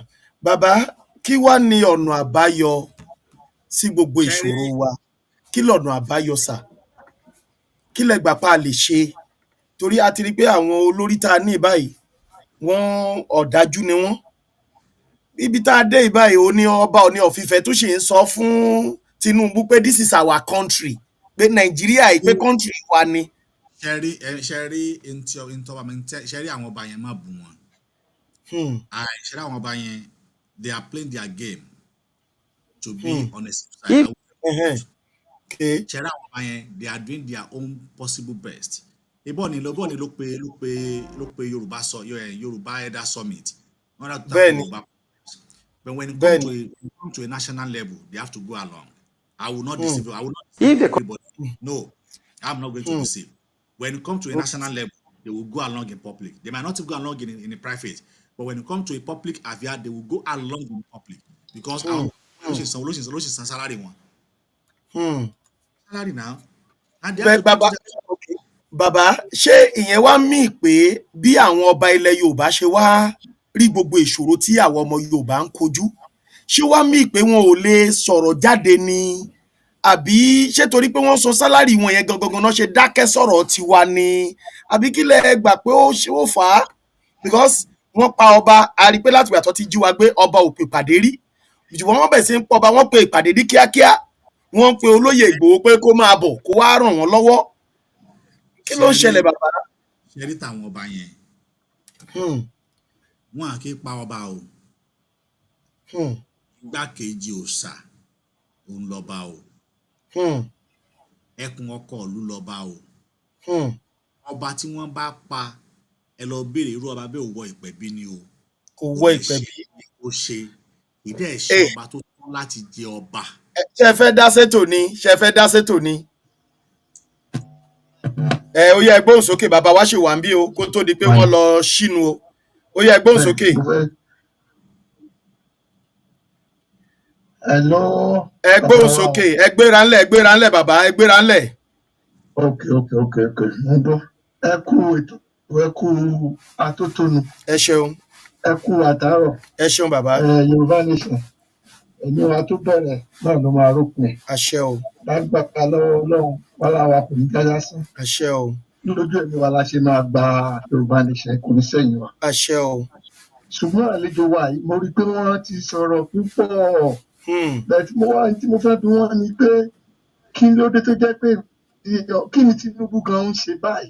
Kí ló dé tá a fàájì fún pé òkè o Tinubu la fẹ́ ọjọ́ ọmọ Yorùbá? Bàbá wa ti mẹ́nu bọ̀rọ̀ kan gbẹ́ lẹ́ẹ̀kan pé wọ́n pa àwọn ọba. Bàtà ń pa àwọn ọba wa, àwọn ọba ilẹ̀ Yorùbá wọn wá pé ní ti ń gbà yẹn. Bẹ̀tà wọ́n sọ pé wọn kì í sọba náà pa, igbákejì òrìṣà náà pa. Ọ̀pọ̀ wa náà dẹ̀ sọ pé ìgbà tí kìnìún bá ń pa ọmọ tálákà, wọ́n á ní kìnìún wá ló fọ̀lú mọ́ ni. Ṣùgbọ́n tó bá ti pọ̀ ọmọ olówó pẹ́rẹ́ báyìí, wọ́n á ní wàhálà dé. Ìgbà tó di pé wọ́n pa àwọn ọba sí, ìgbà ẹni Ọọ̀ni pẹ̀lú gbogbo àwọn ọba ilẹ̀ Yorùbá tó kù, wọ́n pè pàdé. Wọ́n pààyàn nílọ̀rọ̀ á sí, àgbọ̀n kankan mọ́. Àdé bàbá wa tẹ́ gbé wà gan-an. Mo ti mọ̀ wọ́n ti pẹ́ àmì silence watch àmì ìlèsè kí n má gbọ́ gbogbo program Yorùbá nation tó ń lọ.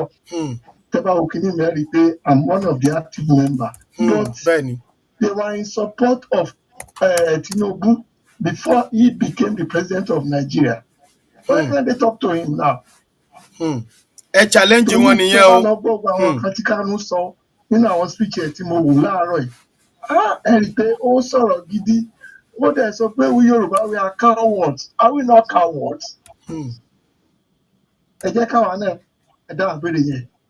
Bá a ṣe ń gbọ́ sí nílẹ̀ Ìgbò, wọ́n ní Yorùbá wọ́n ní màálù kankan kò lè wọnú igbó wọn mọ́ wọ́n kó màálù lọ síbẹ̀ bẹ̀ tí wọ́n kó lọ sọ́jà wọ́n rí ilé ìtàn máa rà ní ìta wa Yorùbá gbogbo inú igbó wa ni màálù kún kí là ń blame àwọn ọba fún torí mo gbọ́ nǹkan tọ́lẹ̀ kan pé ká má bu ọba kò ní ìdí ká bá àwọn ọba Tinubu gangan kọ́ tá a support pé ọ̀pá ni kó di president kí nípa tí wọ́n ń kó lórí ẹ̀ kí nípa tí bàbá Akíndélé gan báwo ni wọ́n ṣe ń lè ask pẹ̀lú Tinubu pẹ̀lú gbogbo nǹkan tó ń ṣẹlẹ̀ ìbéèrè nìyẹn Ọlọ́run fún wa ṣe.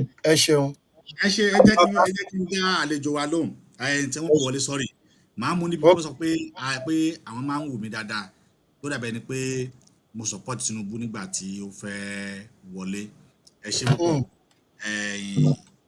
èmi ò support Tinubu o n tí mo ṣe lélẹ́yìí mo support Lagos State Governor against intruder against Yibo ọmọ Yorùbá ni mí o. èmi náà ṣe I'm same mo ṣe the same thing náà. mi ò gbọ́dọ̀ já ìjà kí n mọ wẹ̀yìn wò kí Yibo lọ́ọ́ gbalẹ̀ Èkó. mo support yo gbangba ni mo ti ń sọ yo I supported Sanwó-Olú. Same to me èmi náà support Sanwó-Olú bẹ́ẹ̀ ni. Yibo tí ò lè sọ Yorùbá kó wá gba Èkó ó fà my dead body.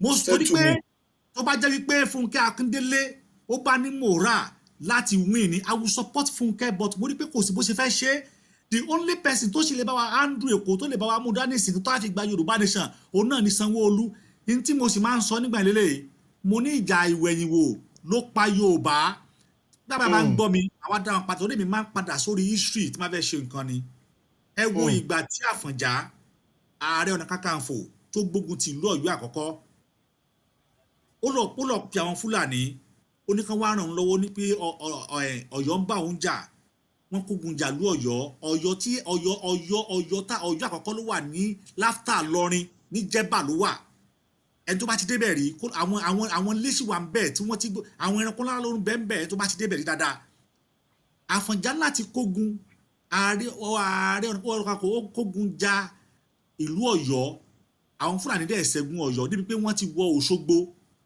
ọpẹ́lọpẹ́ àwọn ọmọ ogun Ìbàdàn ẹ bá máa gbọ́ Fúlàní Ìlọrin Fúlàní Èkìtì Fúlàní Ìjẹ̀bú Fúlàní Òṣogbo Fúlàní Oǹdó lẹ́ẹ̀ bá máa gbọ́ lónìí wọ́n ti ka ìwé kan pé we will conquer their territory wọ́n fẹ́ conquer wa bọ̀ tí wọ́n rí wa conquer olùyẹ́kì lọ ka ntí Ahmadu Bello sọ ní 12 December 1960 fún yín then káwá nígbà tí àwọn ọmọ ogun Ìbàdàn tí wọ́n ti conquer àwọn Fúlàní yẹn ní ìlú Òṣogbo tán ti pa wọ́n káná bá gbéra wọ́n lọ sí Ìlọrin bẹ́ẹ̀ straight tí wọn ò wo ń t'Àfọ̀njá ṣe náà wò pé tí a bá fi Àfọ̀njá lẹ̀ àwọn ọmọ wo ní padà wá jìyà Àfọ̀njá tí wọn ò wo ń t'Àfọ̀njá dárí pé wọ́n gba Ìlọrin kúrò lọ́wọ́ Fúlàní nígbà tó fẹ́ pa Àfọ̀njá Ìlọrin ò ní sí lọ́wọ́ Fúlàní o. bẹ́ẹ̀ni. àwọn torí pé wọ́n pé ẹ filẹ̀ jàre àwọn náà tá ń jàkà gbé ṣe bí Sanwó-Olú ẹ jẹ́ kí Ìbò gbà á. ẹ jẹ́ kí Ìbò gbà jáde tí Ìbò bá gbà so ẹ̀rọ kó sígbà padà ni àbá tó sọ̀rọ̀ yìí ẹ̀yin gẹ́ padà mo fẹ́ kí wọ́n pè padà ẹ̀bà káyọ̀ kí n fẹ́ bá wọn sọ̀rọ̀ ṣé tí Ìbò bá gbà Lagos State ní the main resources wá wà kọ́mọ Ìbò sì wá láti yẹ̀yàn ìlú wọn àgbà ṣé wọn Ìbò lè gbà kí Ìbá contest ìlú wọn tí ìlú tí wọn ni. láíláí. wọn lè gba àbí Yorùbá mi ò mọ ṣẹ́rí. ṣe fẹ́ dá sétò ni. bóyá bá a ṣe ń ronú bóyá àwọn tó ṣe ọ̀tọ̀ bẹ́ẹ̀ mi ṣe ń ronú ti ṣẹ́rí my own program is an educated program. ọ̀fẹ́ dá sétò. my own program is an educated program. ọ̀fẹ́ dá sétò ni o. ó dáa ẹ ṣe sùúrù díẹ̀ fún bàbá wa tán sọ̀rọ̀ ní ìṣẹ́jú méjì ẹ fún ó dẹ̀ kán fẹ́ explain ẹ kọ̀ dúró ẹ má kọ̀ tẹ̀ dúró bẹ́ẹ̀ jẹ́ kán explain kan tán sọ yẹn bàbá mi ọmọ borí owó. Fúlàní kí wọ́n torí pé wọ́n ti jẹ́ Labour Party kán lọ gba Èkó kán ṣe gbogbo ẹ̀ ó máa lónìí báyìí ṣe bí wọn àti ìgbà Èkó a ní àwọn ọmọ Yíbò wọn ṣe ra gbogbo ilẹ̀ Èkó tán tó bá jẹ́ pé ọwọ́ ọmọ yẹn ló bá bọ́ sí lónìí 99% of Lagos land will have allocated to Fulani to Yíbò kí n mọ̀ wá lọ́jù ẹ tún padà sórí history Lagos State yẹn torí pé wọ́n yan Yíbò kan fún House of Senate ní Lagos State ó dẹ̀ gbé àwọn house lọ sí court gbogbo alágbọ́sílẹ̀ àbá àgbọ́sí pé wọn ò gbọ́dọ̀ sọ Yorùbá mọ́ ní chamber wọn níjọ́ ní Lagos pé ká máa sọ English. ó lágbára. ní tí mo ṣe bàbá wa tí wọ́n pè wọ́n mọ̀ sí torí mọ̀ pé ọ̀jọ̀gbọ́n ni wọ́n onímọ̀ ni wọ́n máa mọ̀ sí. ó dẹ̀ gbé house of ó gbé kí ló ti pè house of rep wọn ní Lagos ó dẹ̀ gbé lọ sílé ẹjọ́ máa yẹn ṣé gbàgbórúkọ yíbo yìí ó dẹ̀ gbé wọn lọ sílé ẹjọ́ pé wọ́n ń sọ Yorùbá olójẹ́ nígbà tí wọ́n jẹ́ pásọ pé olóyèkọ́ mandatory Yorùbá ní Lagos olóyèkọ́ ẹ bẹ̀rẹ̀ olóyèkọ́ kó jẹ́ pé Lagos ń sìn àwọn ló ń ṣe traditional religion jù. So those are the things tèmi ń rí bí ọmọ tẹlomi báwo ni mo ṣe máa support Igbo against Yorùbá on top of waiting ṣé bá àwọn tí wọ́n ṣe tiwa ibi tá bá gba Yorùbá ibi wọ́n sì padà bọ̀ wá ṣe tiwa padà. Bẹ́ẹ̀ni wọn àti belief kún wọn àti belief tọ́ nínú ẹ̀ náà. Okay, Edmond Elliot ó gbé àwọn senate lọ sí house pé wọ́n pé ó dẹ̀ pẹ̀lẹ́ lọ́mọ Yorùbá tó fi wọ́bẹ̀ o ọmọ Yorùbá ló pẹ̀lẹ́ o ó wá débẹ̀ náà ó dẹ̀ gbé court pé wọ́n sọ Yorùbá níbẹ̀.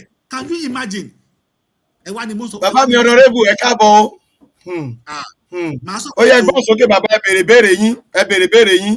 Ẹ ṣeun lọ́pọ̀. Mo dúpẹ́ lọ́wọ́ yín fún oore ọ̀fẹ́ yìí.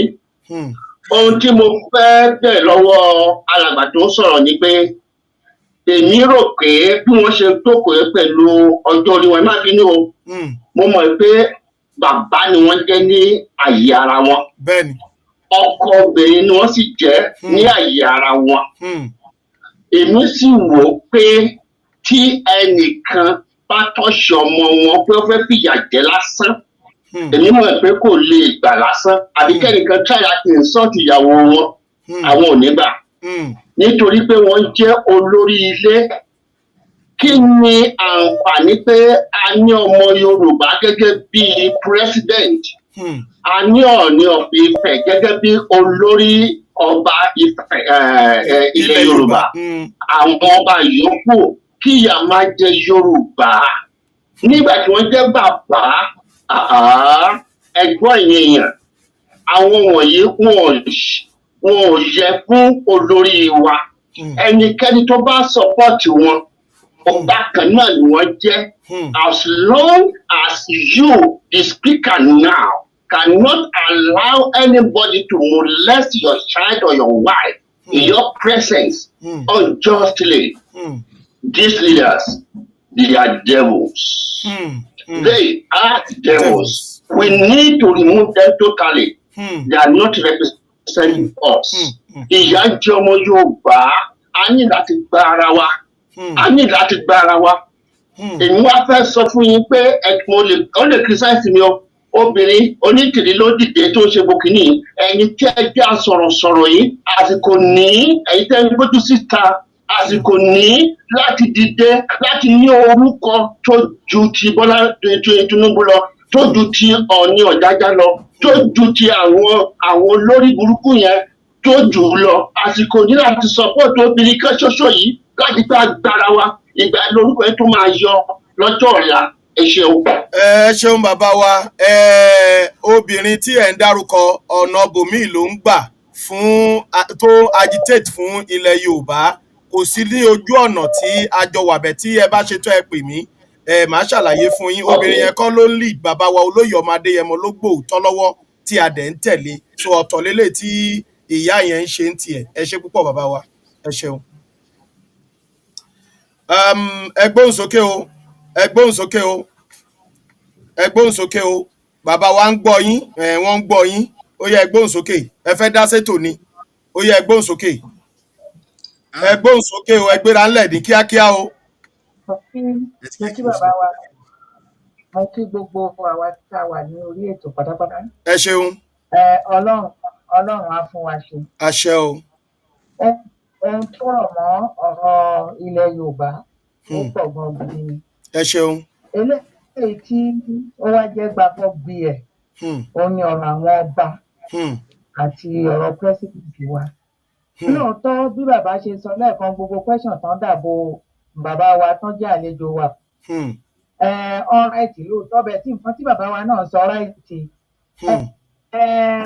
èèyàn ò lè torí pé ọmọ òun burú kó gbé fẹ́kùn pàjẹ́ nǹkan tí bàbá yẹn ṣe tó bá jẹ́ pé àwọn tán ṣe fún wọ́n mọyì ẹ̀ fi yèdénú wọ́n ronú jinlẹ̀ dáadáa wọ́n á ṣe ẹ̀tọ́ wọ́n á ṣe ẹ̀tọ́ torí bí ó ṣe yẹ kí Yorùbá ṣe ni àwọn bàbá ṣe ń gbà yẹn èmi náà mo wà lára àwọn tó ṣe torí mo wò pé tá a bá lọ gbé ìbò fún Ìgbò bí ìgbà tí a gbé àtìlẹ́ wa tà ni. Bẹ́ẹ̀ni. Kò sí bọ́mọ yẹn ṣe burú tó a máa pàpà fà wọ́n mọ́ra náà ni ọmọ ẹni lọmọ ẹni á máa jẹ́. Bẹ́ẹ̀ni. Ṣùgbọ́n gbà tọmọ ẹni tá a gba ọmọ yẹn kalẹ̀ tán nísìnyí tó fẹ́ yí àgbo wa dà síná kí la fẹ́ ṣe ń sìn abẹ Ọlọ́run tì náà ni ìyẹn lọ ọbẹ̀. Ìkejì tó tún dàbí rẹ̀ àwa ọmọ Yorùbá a ti fẹ́ràn láti máa ṣe èmi ni jù ohun tó fa ilẹ̀ Yorùbá sẹ́yìn òun nìyẹn ọmọ máa gbé fọ́tò kiri èmi ni mo ṣe léè Yorùbá dẹ̀ gbọ̀ wọ́n ní tọ́wọ́ ẹni ò bá tí ì tẹ ikú dà kó má bèrè ikú tó pa bàbá tàbí ìyá òun. Bẹ́ẹ̀ni. Àti ìdébì kankan àti nǹkan tó fa ìjà tó fa ikọ̀ tá a fi ń kóra wa ní gúbà ìgùkù kiri nìyẹn a fẹ́ ṣo lórí láì tí ìdébì tá à ń lọ. níwà ẹ à kì í ṣọmọ ìlú kan tá a bá ṣe nǹkan tá a fẹ́ ṣe tán tá a gba nǹkan tá a fẹ́ gbà tán bí ká gbá lọ́jọ́ lórí sí ìlú ẹ̀. stéètì yẹn pọ̀. Kí lẹ̀ ń rí fáàsì mà kí lẹ̀ ń rí fáàsì afẹ́kẹ́ bá tú àárín yẹn kó lè yé gbogbo ọmọ Yorùbá ẹ tú àárín yẹn fún wa. Ohun tí mò ń rí fáàsì ni pé kò tí ì tó àkókò fún wa láti máa ṣe ẹlẹ́yàmẹ̀yà. Bàbá yẹn dárúkọ bàbá Onítìrí lẹ́ẹ̀kan. Nígbà tí màmá yẹn náà jáde bàbá embrace ẹ̀ ó embrace màmá yẹn. Wọ́n ń pè ní ìjàngbara ká jọ máa kọ́wọ́ rìn lọ máa ṣiṣẹ́ yẹn lọ́kan òjọ̀kan. Tí èmi bá wà níyé tí wọ́n bá wà níbi gbogbo nǹkan tí wọ́n bá ti rí ní sáìdì ibi tí wọ́n wà jẹ́ kí èmi tí mo wà ní apá òsì kémi náà mọ̀. Tí èmi tí mo wà lósì ìjà tí wọ́n ń jà lọ tí mo bá rí pé mi ò ní lè kápá ẹ̀ ẹni wà lọ́tún máa gbé ẹ̀rí ẹ̀ máa bọ̀ ẹ̀ hàn mí lọ́wọ́. Ẹ ṣeun. Ó ṣe yẹ kí màmá Onítìrí ṣe pẹ̀lú àwọn tó bá ń wájú nìyẹn kì í ṣe pé kó máa yapa kì í ṣe pé kó yapa nínú ọ̀tẹ̀ kò sí oríire nínú ọ̀tẹ̀ kò sí àṣeyọrí nínú ọ̀tẹ̀. Bàbá tí ó ń sọ̀rọ̀ tán lẹ́ẹ̀kan yẹn jẹ́ tán bá lè bá wa bá màmá Onítìrí sọ̀rọ̀ kó darapọ̀ kan jẹ́ ká jọ ṣiṣẹ́ tó bá lè yá kíákíá. Bí màmá Onítìrí ṣe gbé ìgbésẹ̀ yẹn pẹ̀lú àwọn ikọ̀ wọn ó túbọ̀ fa ọ̀rọ̀ yìí sẹ́yìn. Nínú ìyapa nǹkan kan ò lè ṣẹlẹ̀. Kò sí àṣeyọrí ẹjẹ́ pé ìgbésẹ̀ akínsìn. Tá a bá tètè gbé ìgbésẹ̀ akínsìn ká darapọ̀ ká di ọ̀kan ṣoṣo ká dòṣùṣù ọwọ́ omi àti ẹ̀yìn wọ ìgbín kó má bàa rí bẹ́ẹ̀ ẹjọ́ àtọ́ra wa di ọ̀kan ṣoṣo Ọlọ́run á ràn wá lọ́wọ́. Ẹ ṣeun mọ́mì mi. Bàbá mi ọmọ borí owó bàbá tí wọ́n challenge yín fún kọ̀ọ̀kan lẹ́ẹ̀kan wọ́n pè wọlé wọ́n gbàtẹ́ni kan pè yẹn wọ́n pè wọlé báyọ̀ tún lọ́rọ̀ míì tó fẹ́ sọ torí mo rí pé wọ́n fi kọ́ ń disturb mi so ẹ jẹ́ kí n ó dà pé ó sì ní ìkẹ́kọ̀ọ́ tó fẹ́ mú jáde. Ìyá bàbá ẹ ti gbóhùn sókè bàbá náà ń gbọ́ yín o kí nìkan tẹ́ tún fẹ́ bá bàbá mi ọmọ borí owó sọ o ẹ gbóhùn sókè sà. Ṣé ọ̀rọ̀ wọn ti yé yín ṣé ọ̀rọ̀ wọn yé yín àbí ẹ sì ní nǹkan míì tẹ́ fẹ́ sọ. ọ̀rọ̀ wọn yé mi bẹ̀ sí bàbá ọmọ borí owó ẹ̀ ṣe ẹ̀kú mi bẹ̀ torí Lagos State tẹ́ ẹ̀ sọ yẹn inú mi dùn pẹ̀ sọ pé I'm from Lagos State and I worked in Lagos State for 27 years before I left Nigeria. Kò sí irú dà kan anything ní màá pa Lagos State. Lagos State yẹn ṣe mọ̀ pé ọba Onírù I'm sorry to mention it wọ́n sọ pé ó náà support Yorùbá nation. Honourable ẹ ṣé o more blessings sir. In a few weeks ago or few months ago governor of Lagos State went to Niger State. Why Niger State? Ẹ ṣeun. Ẹ jẹ́ ká mú jẹ́ ká bára wa sòótọ́ ọ̀rọ̀ Lagos State they were not active participation of Yorùbá nation. Wọ́n dey hide there wọ́n support wa if ọba of Lagos said the same thing why are we deceiving ourselves? Ẹ ṣe iṣẹ́ jáde wà tó ń sọ̀rọ̀. Ká emphasize lórí àwọn point nìyẹn. Ẹ ṣe. Ẹ rí ntí mo ń sọ náà nìyẹn wípé kì í ṣe 100% ló ṣe rí position tí everybody wọ́n wà none of them ló believe pé Nigeria pé Yorùbá nation lè exist They don't even believe. Won't believe. And it doesn't mean that we will take them as our part enemies. No. That's my own philosophy. Torí pé wọ́n ti gbàgbọ́ nínú Yorùbá nation sìn aláti mú wọn as enemy. One, ìdí tí wọ́n ṣe ìgbàgbọ́ rẹ̀ ni wípé tí wọ́n bá rí pé Yorùbá nation bọ́ sí, they cannot be in that position they are today. No, a ò ní gbà. And they will not have power the way they have it now. Okay, kí ló mú Governor Sanwó-Olú tí ò partner pẹ̀lú Ọ̀ṣun State, tí ò partner pẹ̀lú Ondo State, tí ò partner pẹ̀lú Ọ̀yọ́ State, tí ò partner pẹ̀lú Èkìtì, kán wá build the farm, ó lọ partner pẹ̀lú Niger State kán máa kó oúnjẹ wá. Does that make sense? It doesn't make sense, but that's a political agenda. Could make sense. Wọ́n nǹkan bẹ́ẹ̀ kọ́ ni tèmi ń sọ, ohun tó yẹ kí mi jà fún nípa mo ti jà fún. State ò bọ́ sọ́wọ́ Fúlàní, kò bọ́ sọ́wọ́ Yíbò. I cannot fire them back again. Pé wọn kì í pé wọn support wa, gbogbo alamọ̀ yẹn. Wọn á mọ̀. I kick against them during the EndSARS. Gbogbo alamọ̀. But a gbọ́dọ̀ jà ká tún wẹ̀yìn. Yorùbá ṣe ní mọ̀jàmọ̀ṣá làá máa kíkájú lógun. When they do something that is wrong, a ṣe ń pè ní sanwó okú. Oro máa ní sanwó okú Orò Jídé. Bẹ́ẹ̀ni, èmi náà máa ń pè bẹ́ẹ̀ sanwó ikú. Orò Jídé nígbà tẹ́lẹ̀ Sunday wọ́n gbòòrò jáde Orò Jídé mo tún ṣe fi ń bú. It is because point tèmi fẹ́ dì mú bẹ́ẹ̀ ni pé Lagos State ò bọ́ sọ́wọ́ ordinary person láti lè take that Lagos State resources. That is me. Now it's not left for me to fight them láti lè ṣe ń tá bá ń fẹ́. Ìyẹn yàtọ̀, ìjà méjì ni, separate war ni. Ó dàbí ọmọ téèyàn bí náà ni tó lóun ò ní ṣe ẹ̀sìn yín. Tẹ́ ẹ bá rí ikú tó fẹ́ pa ẹ nígbà kí ikú pa náà torí ẹ sì lè pé ó sì lè yí padà. Ọmọ téèyàn bí tí ò gbọ́ tí ò tó jọmọ páàlẹ tí ò gbọ́ téèyàn tó jọmọ burúkú tí ò gbọ́ téèyàn òbí ò lè bá dàbẹ kó kú láéláé. Wọ́n máa lè olórí bú ní ẹni olóṣì ní ẹni abolo ti gbé tiẹ̀ wá ní ní sọ pé kó kú láéláé. Ẹ tún protect ẹ náà ni. But ní kò mọ̀ sí máa bá a sọ pé ó gbọ́dọ̀ yí padà sí tẹ́ ẹ fẹ́. That's exactly how these people call themselves a government. Wọ́n ṣe rí nìyẹn.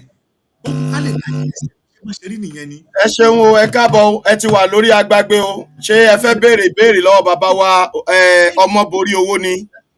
Ẹ gbóhùn sókè o, ẹ ti wà ní ẹ gbóhùn sókè mà. Okay. Yes sir, yes, oh yeah. Okay, sir. All right, sir. Ẹ gbóhùn sókè, sir. Yes, yes. Okay. Mo ń gbọ́ program lórí ọ̀rọ̀ ìgbà voting, ìgbà tá a dìbò lórí ọ̀rọ̀ ṣe gọ́vnà Èkó, kò ṣe gọ́vnà Èkó. Ṣé mo ìgbà tó yẹ kọ́kọ́ vote ní Èkó, wọ́n vote fún Labour during presidential voting. Then ìgbà tó wá bọ́ sí governorship, àwọn èèyàn wa decide okay o àti ibi táwọn yìí kò lọ àwa decide láti vote fún èèyàn wa. Ṣé gbọ́ báyìí? Because Tinubu win Èkó.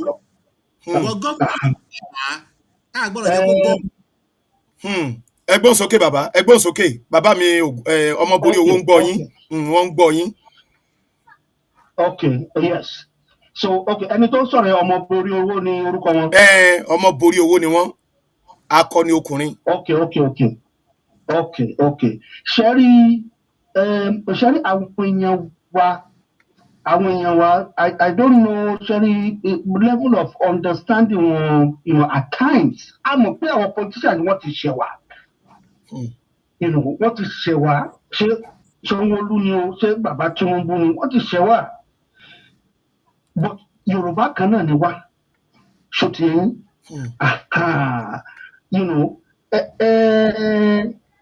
A fẹ́ gba Yorùbá nation. Ọmọ Yorùbá wà in contention fún presidential seat. Adẹ̀ní Ìgbò. Ṣé àwa sọ pé nítorí nǹkan tí àwọn èèyàn wa ti ṣe fún wa ni láwa dìbò fún Igbo.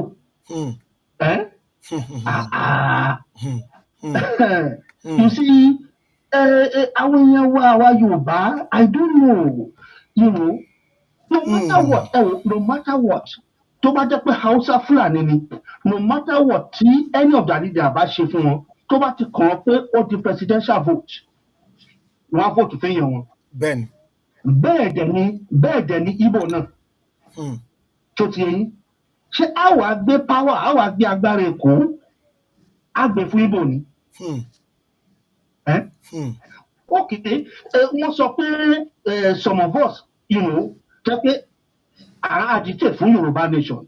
Ìgbà tó kan presidential voting, kí ló dé ta fi lè change mind wa ta vote fún Yorùbá tó jẹ́ Tinubu? Or when ìgbà tó di governorship lórí Èkó, kí ló dé ta fi change ta vote fún Sanwó-Olú? Ọlákúnlé, ẹ káàbọ̀ sórí ètò. Ṣe rí èmi fẹ́ bèrè lọ́dọ̀ wọn ìlọ́rùkọ bàbá àbí ẹni tó tako brother wa Ọmọbórí Owó, ṣé are they prepared lọ́wọ́lọ́wọ́ bá ṣe wà tí ogun bá dé, are they prepared láti lọ sí Nàìjíríà láti lọ jà?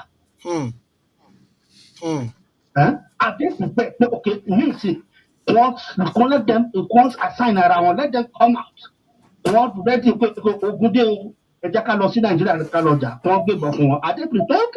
No. You see, so at the end of the day,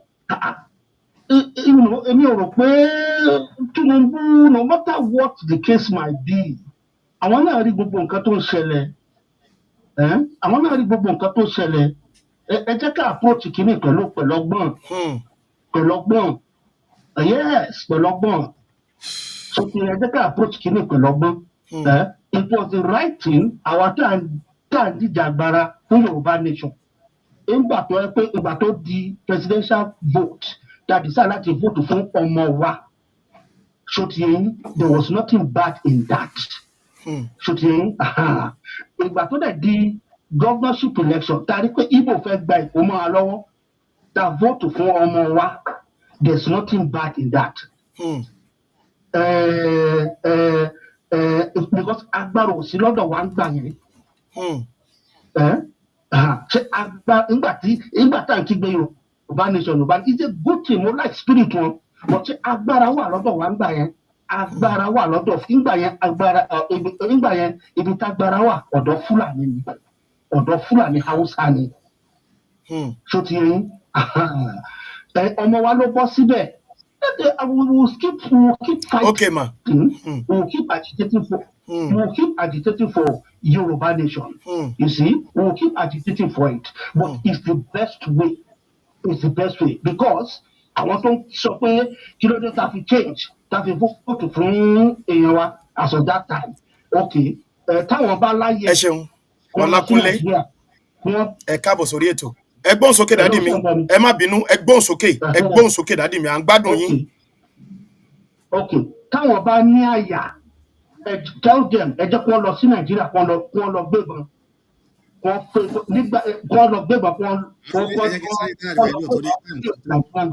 Okay. Especially nígbà tí even now it's even better. It's better. Ṣé bí ìyẹn wa ló wà ń bẹ̀? A ní ìdíwé bó ṣe máa treat kankan. Ìgbà tí Fúlàní wà ń bẹ̀, ṣé àwọn láyà láti gbébọn kán lọ kojú Nigerian government? I believe method time no is the best way. Ẹ ṣeun dádì wa, ẹ ṣeun sà. Mi ò tí parí o, ẹjọ́ mi ò tí parí. To me, a lè achieve Yorùbá nation just like that. To me, the best way to pay, let us go for restructuring. Restructuring where we will have our own police, where we have our own immigration, where we will be in control of our own resources, where the law will change. Every region, any law to then we can have leaders, we can have parliamentary system of government on each region. Then we can have the presidential head, the president as a presidential head. So where you will be like a ceremonial figure. So each region will control its own resources. We'll have our own policing, our own customs, our own laws. I think that is the best way at the moment. Then from there, we don't know what might happen, or we then from there, we keep our fingers crossed and see how it goes. Then that is the best way. Then we say people can't remain. Ẹ ṣeun bàbá wa. Bàbá mi ọmọ borí owó tí ẹ bá wà ń bẹ̀ sà, ẹ bá wa dá bàbá wa yìí lóhùn. Tẹ́ bá wà ń bẹ̀ sà, bàbá mi ọmọ borí owó. Àbí kí a gbé kọ̀ọ̀kan sí sódà ṣẹ́ wà ń bẹ̀ bàbá. Ìyá ẹ sáré bá mi dá wọn lóhùn kí tó gbé kọ́ọ̀ yìí, èèyàn kan tún pè wọlé bẹ́yẹn. That was one sort of dancing. Yeah. Like explanation to wọn. Ibi tí wọ́n dẹ̀ sọ̀rọ̀ sí. Ṣé ẹni ní tèmi? Èmi ò believe in tó jẹ́ restructuring. Kí Yorùbá máa lọ ni? And also me. We no believe in no. There is nothing that we are restructuring in Nigeria. Now, bẹ́ẹ̀ jẹ́ kó yé wọn. Okay. Tí Tinubu bá ṣe restructuring, never àwọn house ò lè pass ẹ̀ láíláí. They cannot pass the bill. Kódà state police ni wọ́n ti wà láti bóyá bí oṣù mẹ́ta ń sìn. Wọ́n pass the bill ẹ̀ because wọ́n mọ̀ pé tán bá ti ní state police kò sí pé bóyá IG kan bẹ ní Abuja tá ní pòkè ó yẹ máa bọ̀ because the governor will have power and authority over his own police. Commissioner of police tó wà ní Ìbàdàn, governor Ìbàdàn ò ní àṣẹ lórí ẹ̀. Àṣẹ lórí ẹ̀, he has his power.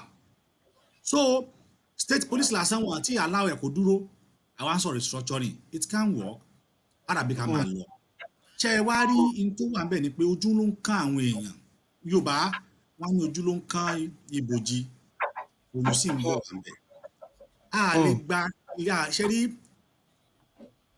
bí táwọn èèyàn ṣe ń wá Yorùbá nation òǹkọ́ ni wọ́n ṣe ń gba Yorùbá gba nation. Ẹ ń wá Yorùbá nation within 2 to 3 years ká dẹ̀ ti gbà country wo lẹni tí wọ́n ti gbà bẹ́ẹ̀ rí. Àwọn tí wọ́n ní fún àti wọ́n ní ìkànnà tí wọ́n ní equipment jù wá lọ Biafra àwọn àti ìrìgbà. Nígbà tó yẹ pé one way in one way out ni wá. Fọ́rọ̀ mi yẹn ó gba ọgbọ́n diplomatic way ni.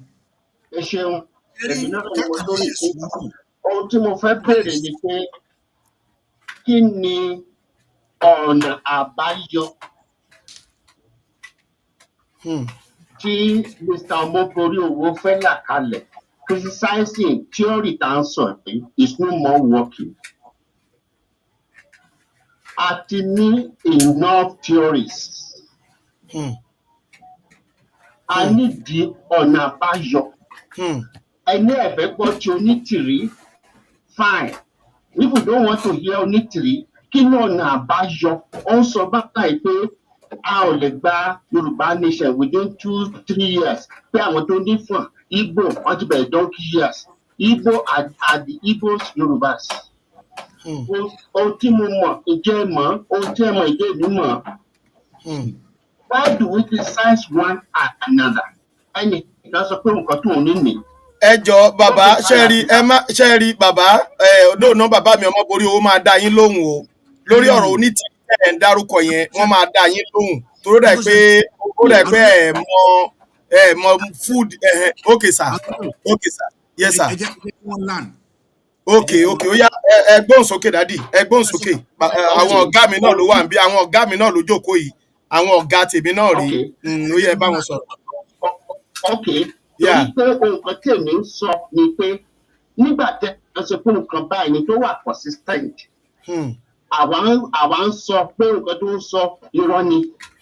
Àwọn tó ti sọ pé irọ́ ni wọn ò gbé nǹkan gidi tí àwa lè tẹ̀lé tó wà gíárìn tó wà strong enough pé kó lè convince wa pé nǹkan tó ń sọ nǹkan tí the opposition sọ is real. So to me, theory upon theory, the late 30s, ní gbogbo nǹkan táwọn èèyàn ń ṣe yìí. À ń wá ọ̀nà àbáyọ àwọn èèyàn wa nílé. Unfortunately, gbogbo àwọn tó ń sọ lórí social media, they are from outside. Ebi ń pa àwọn èèyàn wa nílé. Ebi ń pa wọn, and we must take that one into consideration. ká gbàgbé theory. Let us face the fact. Ohun tó yẹ ká ṣe ní tẹ̀mí nìyẹn. People are dying. Àwọn táwa ń ta là ń sọ kí náà gbé story mo wà ní Amẹ́ríkà, mo wà ní UK. And so what? Ẹ jẹ́ ká dìde, ká wá nǹkan gidi, ká gbé àwọn èèyàn wa jáde kúrò nínú oko ẹrú. Ìjẹ́ ìgbàgbé pé Fúlàní sọ pé ilẹ̀ wa tẹ̀tẹ̀ máa gbà á, wọ́n sì ṣiṣẹ́ tó wọ́n sì. Ẹ mú yẹn kúrò out of the picture. A sọ̀rọ̀ débẹ̀ pàápàá. Fúlàní ń sọ clearly. Èyí tẹ́ jẹ́ olórí wa, èyí tẹ́ jẹ́ aṣáájú wa, èyí tẹ́ jẹ́ abẹnugan fún wa, sọ̀rọ̀ débẹ̀. Kò máa gbé theory jáde. We don't want theory. We want something real and practicable. That is why some of us are following Onitiri. So, people, fine. That is not my own problem. What I want, bring out your own way. Pé Yorùbá kúrò. Tí Fúlàní ò ní gbalẹ̀ wa. Tí Fúlàní ò ní máa ta àwọn èèyàn wa. Nǹkan tí mo lọ́kàn nìyẹn. Ẹ ṣé. Thank you. Bàbá mi, ẹ jọ̀ọ́ ẹ bá mi ṣí bàbá yìí lójú dáadáa o, ẹ jọ̀ọ́ torí Ọlọ́run. Ẹ bá mi ṣí wọn lójú dáadáa, ẹ jọ̀ọ́ ẹ bá mi ṣí wọn lójú dáadáa, ẹ dákun. Mi ò ègèsì pẹ̀tẹ̀ lónítìrí. Yorùbá ní ìsíwò, ìwòrìwò, ohun tá a bá dìjọ wò, igun ló máa ń gún. Ẹni mo mẹ́ṣàn àwọn Ìgbò. Náà, mo fẹ́ bàbá mo tí wọ́n bá ń gbọ́ mi. Ǹjẹ́ ó ṣeé ṣe fún olóyè Sunday Igboho? Ó ní gbogbo ẹ̀yin ọmọ Yorùbá lónìí o, ẹ gbọ́dọ̀ lọ sọ́jà kádẹ̀ mọ́ lọ ọjà. Tó possible. Ẹ̀yin ìyálọ́jà o, a máa ní ìséde ńlẹ̀ Yorùbá fún òní àti ọ̀la ẹ gbọ́dọ̀ lọ ọjà lórí Yorùbá Nation. Tó possible o. Ṣùgbọ́n ńlẹ̀ Ìgbò wọ́n ń ṣe o. Tí wọ́n á sì bí anybody gbà kó jáde gbà sí pé all of them have already understand what they want. That is why their movement is so perfect and massive. We have what EPA will be in America and Finland and give order, and then the order will proceed. Nobody to violate order because they have their gallant soldier who will teach. Who will retaliate for whoever who break their law. Let the social media. But in Yoruba, we have not gone to that level. Nobody people know. Any kò ní ti di gẹ́gbọ́ tánsìn kó sọ pé gbogbo ẹ̀yin ọmọ Yorùbá o ẹnu ń ṣiṣẹ́ kódà kó mú ìlú kan kó mú ìlú tí wọ́n ti bí ó yá o ẹ̀yin aráàlú mi gbọ́dọ̀ lọ sọ́jà lónìí o káwọn ẹni tó máa dá lóhùn. Nobody will listen to her. The same thing Sunday Igboho Abakin to hear another. It is because torí ẹ béèrè fún solution. Àwọn Biafra, they have their own solution. They are just trying to manage it and it will work. But I want tiwa ẹ̀yin náà sọ́nsìn ẹni ilé ibi ń pa àwọn èèyàn wọn gbọ́n lé. Are we do our grassroots awareness the way we supposed to do it? Sáwọn ará ilé ti gbọ́ nípa pé a fẹ́ lọ mo lọ sílé níbi àbí last year. Àwọn yóò mọ̀ pé Yorùbá Nation wà. Wọ́n ní please raise your voice. Ẹ ṣé. Àwọn èèyàn mọ̀ bóyá Yorùbá Nation wà. Because our grassroots awareness is not enough. Then kíni kan tún wá wà láàrin àwa Yorùbá because ẹ ń sọ̀rọ̀ nípa onítìrí bá wa nínú struggle yìí ni. But ṣé bó yẹ kó ṣe pẹ̀lú wa ni kò yẹ kó dá tiẹ̀ yà sọ́tọ̀. But look at what is happening. You choose your own channel and we are fighting for the same cause. Dẹ̀ gba Yorùbá méjì. Why tí Simon Lekman tí ò ṣe mú channel tiẹ̀ nígbà tí Kanu wà lẹ́wọ̀n? He followed the Kanu step and they still telling you still follow the Kanu. What is Onitiri is doing that is different? Bàbá tó sọ̀rọ̀ yìí ẹni kò Onitiri ẹni kò máa bọ̀ ní ọjọ́ ọba lóṣogbo kó wá campaign. You will say that this man is just nonsense. Sunday Igboho tún lọ sílé ó lọ sòkú yẹ. Ó tún sọ wípé iṣẹ́ Yorùbá Nation lòun tún fẹ́ níwájú chọ́ọ̀chì níwájú àáfà níwájú pásítọ̀. Ó tún ní kí ó tún ní dandan kí Yorùbá ó máa lọ. How boldness he is. That is what we call a leader, not a someone who is adding himself under the cloth. And then you are saying he's doing great job. What are the great job that he's doing? Tell me one, sir. Ó declare, ó reclaim, ó ṣe gbogbo ẹ̀ rádáadáa, ó kàn ṣe gbogbo ẹ̀. Okay, now you say we are no more Nigeria. We are still using Nigerian currency and then no declare a nation. Why don't we are all educated? That did mean kàwé now. How someone will just be fooling our brain, make brainwashing us at Yoruba Nation? Where is the document? Who announced that we have collected Yoruba? Who announced it? Every country that someone bá ti gba ilẹ̀ wọn kì í dúró lábẹ́ country yẹn mọ́. But it's what I'm preaching to people, tí mo preach fún àwọn èèyàn, mo mọ̀ pé Nigeria gbọ́dọ̀ pè because Yorùbá ló ń jìyà abẹ jù, àwa la ní resources jù. Ẹ lọ wo IGP rẹ̀ tí wọ́n pín, Yorùbá ló ń pín ó kéré jù. Wọ́n wo epo ní wọ́n wá gòdù Sanfara, wọ́n tà ní Sanfara, wọ́n dẹ̀ tún dá owó ẹ̀ padà Sanfara, wọ́n wá gòdù ní Ọ̀ṣun, ní Ilé Ifẹ̀, ní Iléṣà, wọ́n kó lọ sí Abuja. I know what I'm doing, sir. I'm not coming here because of Onitiri, because my man Onitiri, Emma hate here, because I will go deeply, because I am the first person to call Lile. I mean the first me that call. So I know much about her. Let her come out. Okay, Babai, any one stage rally. Then tell Onitiri, Madam Onitiri, stage rally in any state or in any state of Yoruba nation. Let him stage rally in Ibadan. And let's see who have the caliber to move others. That is why we said, today, at least she will contribute massively to this struggle. But what is it does? It damaged this struggle. It destroyed the struggle. It leaked out all our secrets. How we went to the France, how we went to the Israel, it leaked out all our secrets. That person is doing great things for you, sir. That is the problem about we Yorubas. We are brainwashed. We are completely brainwashed. We are gullible. We don't want to face the fact.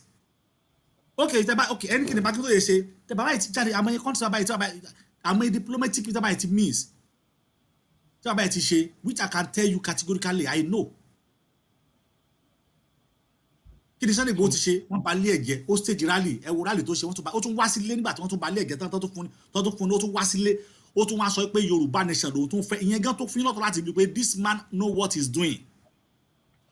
Ìyẹn wá sọkú yẹ, ó tún pariwo Yorùbá nation, ó tún dákẹ́, ẹnu ẹ̀ ó tún rọ̀ nínú chọ́ọ̀chì, ó ní ẹ má tẹ̀mí mọ́lẹ̀ ẹ̀jẹ̀ sọ tẹnu mi, ẹ̀dẹ̀ tún sì believe ẹ̀ náà pé this is our Messiah. Olúwa Ọlọ́run lágbára o.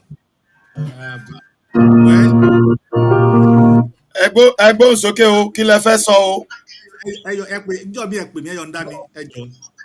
Okay. Mo fẹ́ bá mo sì lọ́rọ̀ láti sọ ni ẹ má bínú pé mo ń pè púpọ̀ jù.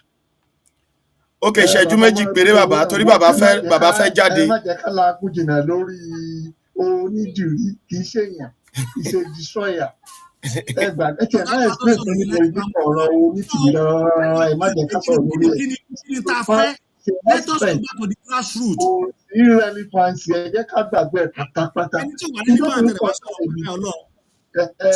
mi àti tẹ̀ bá lè lé more emphasis lórí ẹ̀ ni pé wọ́n ń wo future Yorùbá after 4 or 8 years Tinubu. Okay, ma. Màá fẹ́ kẹ́ jẹ́ ká ronú lórí ẹ̀.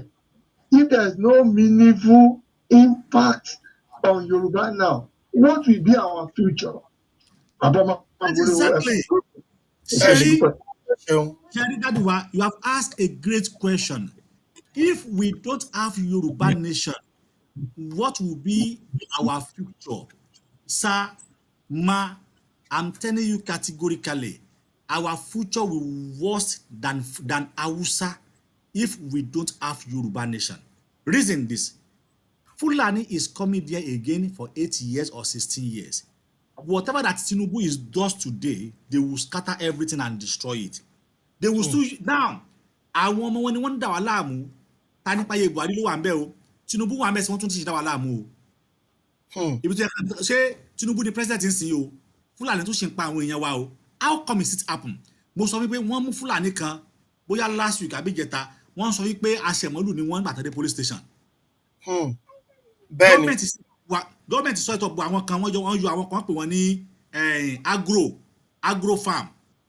Ọ̀rọ̀ jẹ́ta ni mo ń sọ fún yẹ̀yẹ̀ wa, ọ̀rọ̀ jẹ́ta ìlú ló ti ṣẹlẹ̀ náà, ìlú bóyá ṣe Ondo state ló ṣẹlẹ̀. Wọ́n set up àwọn agro, àwọn tó máa ń rí sí àwọn Fúlàní àti àwọn adaran. Wọ́n yọ wọ́n lára àwọn civil defence. could you imagine pé bàbá 87 ó lọ sí oko ẹ̀ ní ìjẹta láti lọ wọnú oko ẹ̀ ó wá bá Fúlàní tó ti kẹran síbẹ̀ Fúlàní wá sọ pé ìwọ da oògùn sínú oko tirẹ̀ oko mi ni o ìwọ da oògùn sínú oko tirẹ̀ Fúlàní yẹn ló wá ń sa oògùn ìlú Ìlọ́ra nítorí ẹ̀kẹ́ yẹn máa parí nítorí mi ò ṣe òde tó yẹ pé wọ́n á já mi sí ìlú Ìlọ́ra Fúlàní yẹn ló wá tún wá da oògùn sínú oko wá sọ pé bàbá come oògùn tó dà sínú oko wọ́n wá pe àwọn agro yẹn nínú oko mi mo lè da oògùn síbẹ̀ náà wọ́n dé arrest bàbá 87 àtòun àtìyàwó ẹ̀ àtàbúrò àtọmọ ẹ̀ wọ́n dé arrest wọn. Then Tinubu is still the president. What is that going on? To show that it is not only because Tinubu doesn't know about this. It is the Minister of Foreign Minister of Defense. He's still Fulani. Who is still leading? Àìmọye nǹkan tí a máa ṣẹlẹ̀ ní ìpínlẹ̀ Ọ̀yọ́ tí gọ́fúnà Sanwó-Olú tí gọ́fúnà Mákindé ò ní mọ̀ sí. Don't let us channel all the blame on Tinubu alone. We need that. Nigeria will work because àwọn tó ṣe Tinubu mélòó Tinubu fẹ́ dé lórí social media now mélòó ló fẹ́ rí now because in tí òye ni pé àwọn tó ṣì wà lágọ̀ọ́ ọlọ́pàá nílẹ̀ Yorùbá lónìí àwọn tí wọ́n ti plot síbẹ̀ ni o Commissioner of Police IG CP abẹ́gbàgbé ni ẹ jẹ́ ká jọ ronú àwọn CP àwọn CP Deputy CP 5 CP Fúlàní mọ̀ sí ní gbogbo wọn because ọ̀dọ́ wọn ẹjọ́ kọ́kọ́ máa wá kó tó lọ sọ pé ó ń lọ sí Àbújá ohun tán bá dẹ̀ dání ohun tán bá dání tí restructure Nigerian police station now Nigerian police force now tí restructure Tinubu ò tí restructure kò tí àwọn Fúlàní tí wọ́n kó àwọn wọ́n sì wà ń bẹ̀ wọn kúrò Tinubu kò lè succeed àwọn èèyàn owó bíi Tinubu nìkan lè lọ́wọ́ lókè òkè kẹ́ ìsàlẹ̀ òkè ẹ lọ́wọ́ òkè why are you kílẹ̀ kí ni tẹ́ fẹ́ ṣe lókè ẹ lọ sí Ọ̀yọ́ lásán gbogbo police tó wà lọ́yọ́ ẹ lọ wo police yẹn Haúsá Fúlàní máa bá ń bẹ̀ are they change them are they put Yorùbá there as a CP as command ibi tí nǹkan ti bàjẹ́ dé wọ́n ti plan Tinubu ò lè resolve in 8 years wọ́n ti plan ẹ̀ sílẹ̀ bá a ṣe máa jẹyà lọ́yẹn nìyẹn Fúlàní kó máa ní nọ́mbà CP lọ́wọ́ Fúlàní kó máa ní nọ́mbà Commissioner of Police lọ́wọ́ wá ní ìwọ dá oògùn sínú oko tirẹ̀ ẹ wá lọ mú tẹ o tún wá tì mọ́lé olólóko ẹ bàbá yẹn ló ní oko ẹ tún wá lọ tì mọ́lé channel blame wa síbi tó yẹ ká channel sí. That is why they have community CD. What are the duty of governors?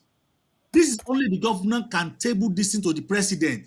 What are the duty of local government? Those are the people that we need to talk about it. What are the duty of councillor? Those are the people that we need to channel our effort to because they are very close to the community than the president. Adequate voice leleyin tí gbogbo ọjọ́ jà fún ni we need to understand and you need to understand the mathematics behind this thing and láti kàn máa fúlọ ara wa until when you understand the mathematics behind this you will see that Yorùbá we have a lot of things to do. Now just for instance tí wọ́n bá bẹ̀lẹ̀ lẹ́ Yorùbá sìn wọ́n ní wọ́n kó àwọn military bọ̀ who are the military tí wọ́n kó bọ̀ they are Fulani because àwọn repentant Boko Haram they have already put them into Nigerian armed forces. And when the problem happen in Yoruba land, they will bring them to Yoruba land. No, they are not coming there to solve. They are coming there to cause havoc because they are Fulani military. They are coming there. There was plot there. Láti wá wò kí wọ́n pè ní láti wá sọ wa nítorí wá fún wọn ṣe nìyẹn. Nigerian military ti dé o Ọlọ́run ṣe wo. You are doomed. They are killers who just have Nigerian outside, but Fulani inside.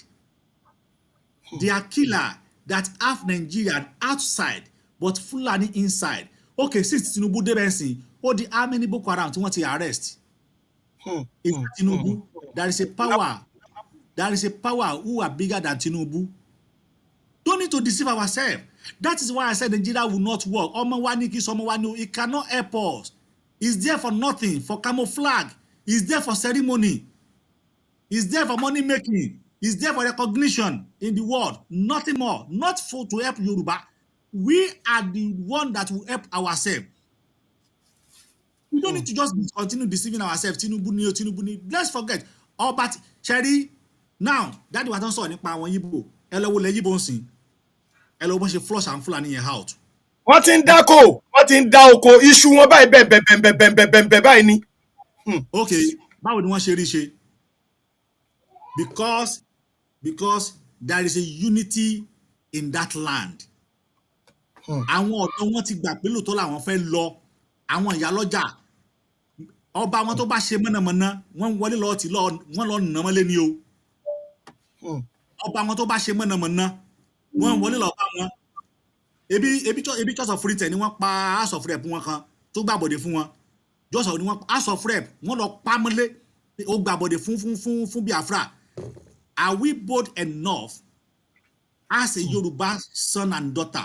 Are we bold enough? Are we bold enough to tell Ààrẹ Ọ̀nà Kakanfò that you are not doing well, despite your name, Ààrẹ Ọ̀nà Kakanfò?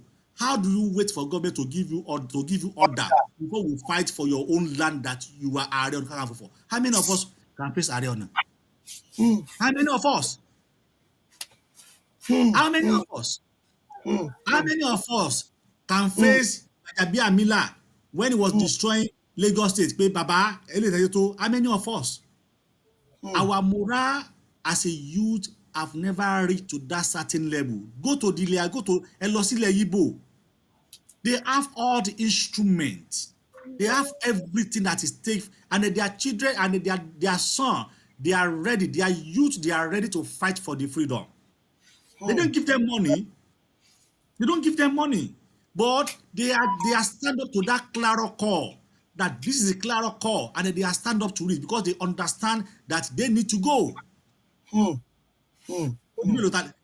Tí Samuel Ekpan tó bá sọ pé coffee wà lọ́la nílẹ̀ Yíbò, tó di ẹsẹ̀ pé àwọn military kó àwọn sójà lọ bẹ̀ pé wọ́n gbọ́dọ̀ jáde ní last time tí wọ́n ṣe yẹn wàhálà àwọn aráàlú yẹn ò jáde o. Wọ́n sọ fún military báyìí pé if una go finish, now we go suffer am. Life, when you okay, you want to make you come out. If you people go finish, now we go suffer am. We know they come out. We will listen to our brother. It is because their grassroots, their self-determination have already touched the grassroots. Our own, at least touched grassroots now. Those who are shouting about Yoruba nation, we all of us were in abroad. 90% of us, we are outside in Nigeria because we see. I want to one what are the grass okay ní community oníkálukú wa àmì ló gbọ́ nípa Yorùbá. This is the solution. Our solution is to go back to the grassroots awareness, the grassroots campaign, the grassroots education in the mosque, in the church, in the school, and then ilẹ̀ Yíbò àwọn òní wàhálà táwa ní àwáǹsì Muslim ní Yorùbá nation ẹgbọ́n ní o àwọn ò tẹ̀lé wọn o, Christian ní Yorùbá nation barbarism ní àwọn ò tẹ̀lé o. Those are the problems that we have. Àwọn tó ń ṣe Yorùbá nation àwọn ẹlẹ́bọ ní o, àwọn Muslim ò gbà, àwọn Christian ò gbà, kí wàá lẹ wá fẹ́ gbà. Ìyà ni kán máa jẹ ìyà bí ẹni jẹṣu kí Fúlàní máa dó ìyàwó wọn lójú wọn. Nítorí fẹ́ nìyẹn kán gbé fáànù lọ́wọ́ bàbá kán ní kó máa fẹ́ ọmọ ẹ̀ níbi tí Fúlàní ti ń bá sùn kán lọ oko kán gé ọwọ́ wọn méjèèjì dànù. Odò kán fọ́ọ̀kì mọ́ wọn lórí kán máa sunkún lórí tẹlifíṣàn. So what are we talking about? Muslim sọ pé no àwọn kan nígbà tí ẹni tó pè rẹ̀ ní mufti Ìlọrin this baba ṣe sọ wípé Ìlọrin ò kì í ṣe ilẹ̀ Yorùbá. How can someone who are Islamic scholar sọ pé Ìlọrin ò kì í ṣe ilẹ̀ Yorùbá? We have a problem about àwọn èèyàn wo problem yìí àwọn èèyàn wo, and then sometimes I use my own platform to let understand that it is until when we understand ourselves. Kí ẹ̀mí Ìlọrin lọ arrest ọba Jẹ́bà ó lọ arrest ẹ̀. Ọba Ìlọrin ọba Jẹ́bà ní 26 months salary first class ọba Ìlọrin ní kí wọ́n demote ẹ̀. because gbogbo rẹ̀ lọ́ba. Can you imagine wọ́n dẹ̀ gbé ọba Jẹ́bà lọ sí kóòtù ní ẹ̀mẹ́ta ọba yìí dẹ̀ tó win despite that gọ́fìmẹ̀ntì Ìlọrin Kwara ṣe wọn dẹ̀ tún ṣe fún ní ẹ̀tọ́ ẹ̀dá pé kóòtù ní pé kí wọ́n fún ní owó ẹ̀ kán tún fún ní interest pé kán tún promote ẹ̀ wọ́n follow court of law. Do we have law in that Nigeria? We don't have that law. Everybody is doing whatever. That is why I'm saying we are all bastards from the beginning. We are all bastards because we behave like a bastard child. We doesn't listen to the government. We doesn't follow the rule of law. We doesn't. Aba ẹ wo ẹ bá pè mí jọ mi máa wá mo fẹ́ lọ break. Ẹ ṣeun bàbá mi mo dúpẹ́ pẹ́ òkun ẹ jọ̀ọ́ ẹ bá mi fi nọ́mbà tó pè wọlé ṣe the last person ká tó yọ̀ǹda yín last call. 15 minutes. ìṣẹ́jú kan péré ní ká gbóhùn sókè ìṣẹ́jú kan péré ni o ẹ má jojú ìṣẹ́jú kan lọ ó yá sọ̀rọ̀ sókè. Ẹ ṣeun ìṣẹ́jú kan péré kọ́gá mi tó lọ. Mr. Ọmọborí owó àbókí yóò bàbá mi ẹ jọ ìwúre lèmi kàn fẹ́ sún fún yín. Mo kí yín ní ti mùsùlùmí sàlámà mo kí yín ní ti kírísítẹ́nì pé hallelujah mo kí yín ti ìṣẹ̀ṣe pé àbúrò àbọ̀yè ìwúre lèmi fẹ́ sún fún yín bàbá mi. Ìwọ̀n dúró lórí òtítọ́ Yorùbá nation. Mi náà máa ń wo ṣòro mo dẹ̀ rí pé gbogbo ìtẹ́ ìsọ̀ ló ń bọ́ sí right. Mo understand yín lórí pé Lagos state pé wọ́n má da ọmọ èèyàn náà mọ explanation yìí but kí n má sọ̀rọ̀ jù gẹ́gẹ́ bí bàbá tẹ́ntẹ́n jẹ sọ ìwúre lè fẹ́ pín nínú ìlànà Yorùbá tí Ọ̀rúnmìlà fi lé wa lọ́wọ́. Ifá sọ wípé aṣọ funfun ní sunkún aró ìpìlẹ̀ ọ̀rọ̀ ní sunkún èkejì tọ́tọ́ ọ̀sán wájú àbọ̀ olúbí ọmọ àtàtà bíà. Ìgbà tí wọ́n fẹ́ kó ṣògbéró ní gbogbo ọ̀pọ̀láwó ní kú ṣe ǹjẹ́ ẹni olúdìpẹ̀ ráhùn ajé ayéráńkú ọ̀pẹ̀ àjẹtẹ̀ ráhùn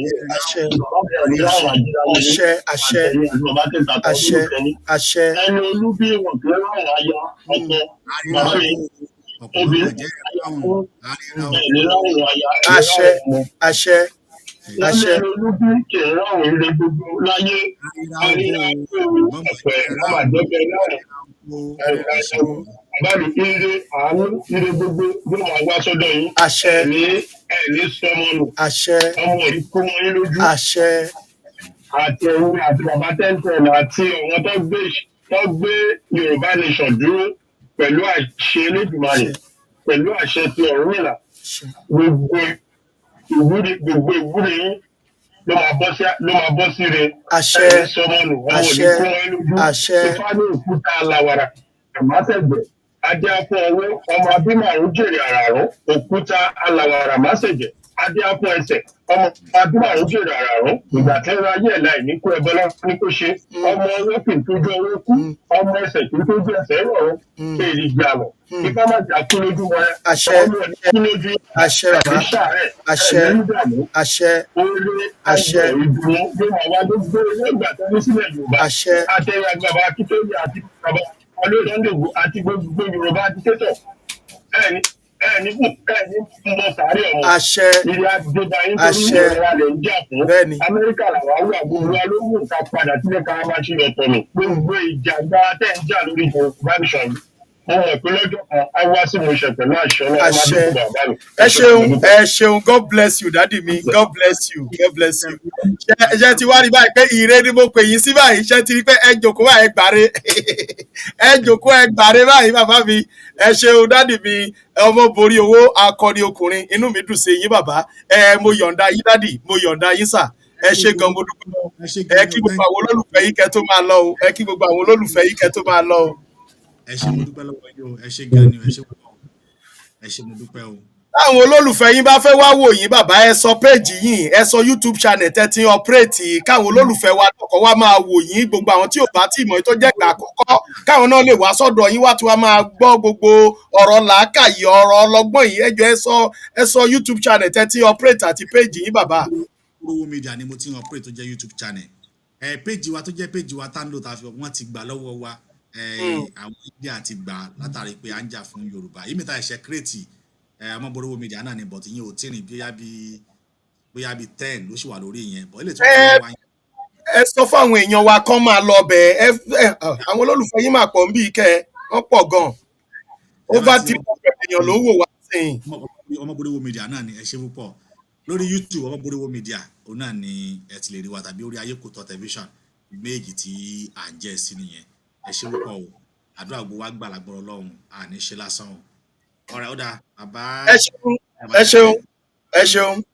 ẹ ṣeun dádì mi mo dúpẹ́ ẹ̀yin èèyàn mi lórí gbogbo nǹkan tá a ti ń sọ látẹ̀ẹ̀kan lórí gbogbo nǹkan tó ń ṣẹlẹ̀ sí ọmọ Yorùbá mo ní fídíò kan tí mo fẹ́ fún yín fídíò yẹn mo kàn fẹ́ kẹ́ ẹ rí kẹ́kọ̀ọ́ wo fídíò yẹn kẹ́ ẹ rí itú tí àwọn Fúlàní tí wọ́n ń fi èèyàn wá ń pa ìṣọlọ́pàá ní ìṣe ọ̀rọ̀ tí bàbá wa Ayékòótọ́ sọ ni mo fẹ́ fi fún yín ní fídíò yẹn o ó ti ṣe díẹ̀ tí fídíò yẹn ti jáde mo fẹ́ fún yín kẹ́ ẹ lè wo nǹkan tó wà ńlẹ̀ lọ́wọ́lọ́wọ́ ìdí tó yẹ pé tí wọ́n bá mú Fúlàní lọ sí àgọ́ ọlọ́pàá tó yẹ pé wọ́n máa release ẹni tó mú wá yẹn wọ́n máa tì mọ́lé then Fúlàní gangan wọ́n máa release ẹ̀ tó tútù ń ṣẹlẹ̀ nísinsìnyí ẹ farabalẹ̀ dáadáa ẹ bá mi wo fídíò ẹ gbọ́ ọ̀rọ̀ lẹ́nu ọlọ́pàá yìí ṣé mo pé à ń sọ pé kò sí nǹkan kan tá a ní nílẹ̀ Yorùbá mọ́ àlọ́ba àníjòyè ìjòyè ò dáa àwọn ọba kọ̀ọ̀kan gan ò sunwọ̀n àdẹ̀lọ́lọ́pàá àníjọba àlẹ́ni tá a lè fi ọ̀rọ̀ wa lọ. ó ti yé ohun tó ṣẹlẹ̀ ní Ìlọ́ra tí wọ́n fi arrest ẹni tó lóko tí Fúlàní tún fi lẹ́yìn tó fi ẹran jókòó ẹ̀ ó tún fi ọlọ́pàá tún gbé tó tún ti arákùnrin yẹn mọ́lé bàbá àgbàlagbà ẹ má jò ó yà yín lẹ́nu gbogbo ṣẹ́rí system of government wa Fúlàní ló operate inú ẹ̀ gbogbo system yẹn Fúlàní ló ní kọ́ra ilẹ̀ Yorùbá Fúlàní ló ń operate nílẹ̀ Yorùbá nínú ọlọ́pàá nínú gbogbo ẹ̀ wọ́n ti ẹ̀yin èèyàn mi ẹ jẹ́ fún yín ní fídíò yìí ṣe rò pé ẹ máa kí ẹ jẹ́ kọ̀ fún yín ní fídíò ẹ farabalẹ̀ ẹ jẹ́ gbé fídíò yẹn wọlé ká ẹ lè rí nǹkan tó ń ṣẹlẹ̀ nílẹ̀ Yorùbá ó ṣeé ṣe ká ẹ ti rí fídíò yìí ṣùgbọ́n mo fẹ́ kọ́ ẹ gbọ́ ọ̀rọ̀ lẹ́nu arákùnrin ká ẹ lè fi mọ̀ bí ilé ṣe rí ń sìn ká ẹ lè fi mọ̀ bí ilẹ̀ Yorùbá ṣe rí lórí pé ọlọ́pàá lè lé nǹkan kan ní nǹkan kan mọ́ nílẹ̀ Yorùbá kò sọ ọlọ́pàá kò sí nǹkan kan ìyà ń jẹ everybody ni. ẹ máa gbọ́ nǹkan tí odidi ọlọ́pàá ni o tó sọ lórí ọ̀rọ̀ Fúlàní èyí tí ọlọ́pàá sọ lórí ọ̀rọ̀ Fúlàní òun ni mo fẹ́ fún yín kẹ́ ẹ wò yìí èyí tí ọlọ́pàá sọ lórí ọ̀rọ̀ Fúlàní mo kàn fẹ́ kẹ́ ẹ gbọ́ ó ṣe ṣe kẹ́ ẹ ti rí fídíò yóò dẹ̀ ṣe kẹ́ má ì tí ì rí tẹ́ bá ti wá rí ó ní ìkọ̀kọ̀ tí mo fẹ́ mú jáde nínú fídíò yìí ká tó pa kẹ́kọ̀ọ́ mo kàn fẹ́ kẹ́ wo nǹkan tó lọ kẹ́ lè mọ̀ pé ilẹ̀ Yorùbá kò sí nǹkan kan mọ́ ju pé ká gba Yorùbá nation kò sí nǹkan kan mọ́ bí kò ṣe pé ká pè fún Yorùbá nation lọ ẹ jẹ́ ká jọ gbọ́ nǹkan tó ṣẹlẹ̀ ń bí kẹ́ lè wo nǹkan tó ń ṣẹlẹ̀ gangan. ni màálù ń lọ èèyàn ló ń da màálù sínú oko ṣùgbọ́n tí àgbẹ̀ bá wá lọ mú àdá tó ṣámá. kó lè yé yín dáadáa ṣe rí mítì tí àwọn ọlọ́pàá pè yìí ní ìlú yẹn bí àwọn Fúlàní ṣe ń bẹ́ apá èèyàn ni wọ́n ń gé orí èèyàn bí àwọn Fúlàní ṣe ń gé ẹsẹ̀ èèyàn ọmọ Yorùbá ni o nílẹ̀ Yorùbá ni o ni wọ́n ń gé apá èèyàn bọ́lẹ̀ tí wọ́n ń pa àgbẹ̀ sínú oko so ìdí nìyẹn wàhálà yẹn wá pọ̀ tó bẹ́ẹ̀ gẹ́ nígbà yẹn àwọn ọ̀dọ́ ti wá dìde àwọn bàbá àgbàlagbà ti wá dìde tó ti di pé tí màálù wọn bá wọnú igbó wọ́n bẹ́ màálù wọn wọ́n ṣe màálù wọn léṣe wọ́n wá dìde wọ́n wá bẹ̀rẹ̀ sí ní fa ọ̀rọ̀ yẹn dé Àbújá dé gbogbo ẹ̀ ó wá ti fẹ́ diran tó bí àwọn ọlọ́pàá ṣe pe ìpàdé gbogbo torí àwọn ọmọ Yorùbá ti dìde nígbà yẹn láti máa gbẹ̀san bí àwọn ọlọ́pàá ṣe pe ìpàdé yẹn nìyẹn ìpàdé tí wọ́n pè ẹ gbọ́ nǹkan tí ọmọ Yorùbá yìí tó wà nínú ọlọ́pàá ẹ gbọ́ nǹkan tó bá àwọn ọmọ Yorùbá sọ nígbà tí wọ́n pe ìpàdé yẹn kẹ́kọ̀ọ́ fi mọ bí ilẹ̀ Yorùbá ṣe rí ń sìn. màálù tó a ṣe kéèsì kan láìpẹ́ náà pẹ̀lú àwọn ṣẹpẹtẹrì kéèsì yẹn tẹ̀fẹ́ dá wàhálà lẹ̀ wọ́n ti bú màálù pẹ̀lú àwọn àmọ̀tẹ́kùn náà ni pé òbó ni ọkùnrin sọ lẹ́ẹ̀kan èyí tí ò yé tí ò hàn sáwọn èèyàn ó pọ̀ ju tó hàn sí wọn lọ ọ̀rọ̀ tẹ́ láwọn àmọ̀tẹ́kùn sọ tẹ́ ṣe lẹ́ẹ̀kan tẹ́ ní kò yẹ kí wọ́n tún wà bí pẹ̀lú tẹ́ ṣe sámọ̀tẹ́kùn àmọ̀tẹ́kùn ló misbehave kò hàn sẹ́yìn tó bá ṣe kéèsì yẹn àwọn àmọ̀tẹ́kùn ò forí kó tó pọ̀ kò hàn sí ìyàn mi sì jẹ́ ó hàn síyàn kódà èmi mo mọ bóyá paná ẹ̀ lọ́dọ̀ area commander ọ̀gá wọn bàdàn gbọ́ ọkùnrin gíga tó kọlà tó ga yẹn tó jẹ́ igbákejì ó wá bá mi nulẹ̀ ni tí ń dọ̀bálẹ̀ ṣùgbọ́n kò hàn sẹ́yìn ẹja fìbẹ́lẹ̀ ṣe rí kí àgbẹ̀ ó mú àdá kó ṣá màálù kó ṣá kó ṣe gbogbo ẹ̀ kó ti wúndì màálù kó tún wá sí station pé màálù jẹ oko òun ẹ dákun ṣé kò tí mo fi lò lọ́wọ́ rẹ̀ àbí ó ti ṣá màálù dáadáa kúkú fara mọ́ oko rẹ̀ tán jẹ ni bọ̀ tí Fúlàní bá wá padà wá lẹ́yìn tó wá bá wa pé àgbẹ̀ ṣá màálù òun ládàá á mú àgbẹ̀ yẹn o mo fẹ́ mọ bí ilẹ̀ Yorùbá ṣe rí. ìbá àmọ́ wa ní Fúlàní jẹ́ oko òun ó ṣe gbá ó ṣe kẹ́ẹ̀kọ́ mọ́. kọ̀ọ̀kan anybody mọ́ because o report pé Fúlàní jẹ́ oko ẹ̀ Fúlàní ló wá report wípé àgbẹ̀ ṣá màálù òun ládàá so ibi tí àgbẹ̀ ti wá ṣá màálù ládàá tó ti ṣe gbogbo ẹ̀yẹn nígbà tí àwa bá investigate láwa débẹ̀ ṣùgbọ́n kí investigation tó débẹ̀ àgbẹ̀ ó ti wọ sẹ́ẹ̀lì o àgbẹ̀ wọ sẹ́ẹ̀lì because nítorí ẹ kó o ṣe lásìkò o ò ṣe so tí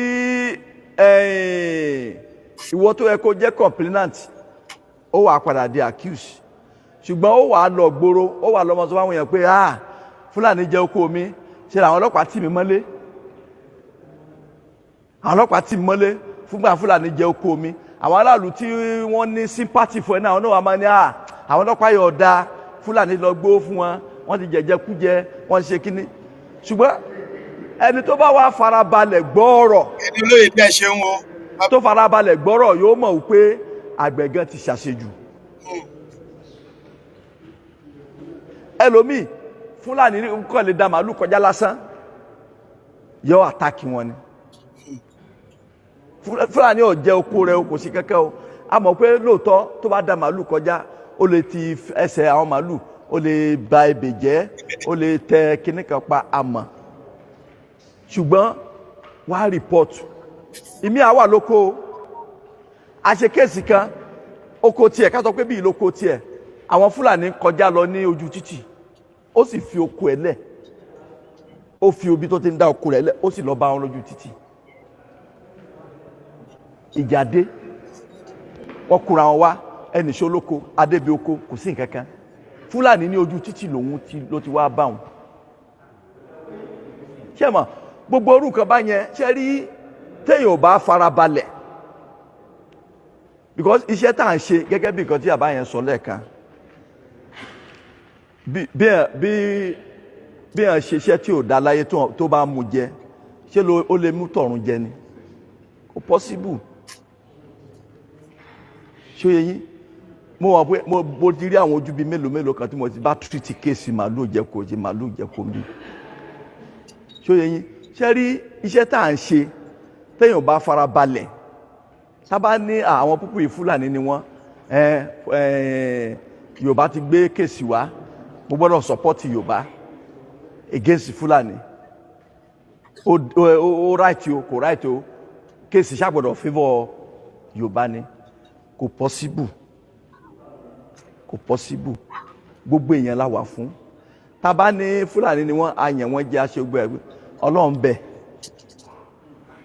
torí táwa náà bá ṣe àwọn kan wà náà tí ó tù wò tí Fúlàní bá lọ tó lọ rìpọ́ọ̀tù pé kéèsì bábà wọn ó kọ lẹ́tà sí wa wọn ní kéèsì bábà tá à ń ṣe àwọn fẹ́ rí fáìlì àtàwọn parties nígbà tá a bá kó fáìlì àtàwọn parties débẹ̀ tá a bá ní ìgbésẹ̀ tá a gbé nì tó bá wá ń bi wá pé eléyìí ṣé òórí ni eléyìí ṣé ò rí ni ṣé o fẹ́ ní ò rí pé wọ́n ṣá màálù ládàá àbó fẹ́ rí pé màálù ò jẹ poison ó kú sóko lágbájá.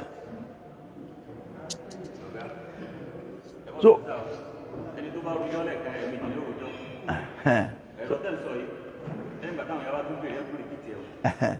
So ọ̀dà máa dúró so ẹ dákun ìlú ò ní bàjẹ́ Ọlọ́run mọ̀ wà pẹ̀lú wa ẹ ṣe wọlé.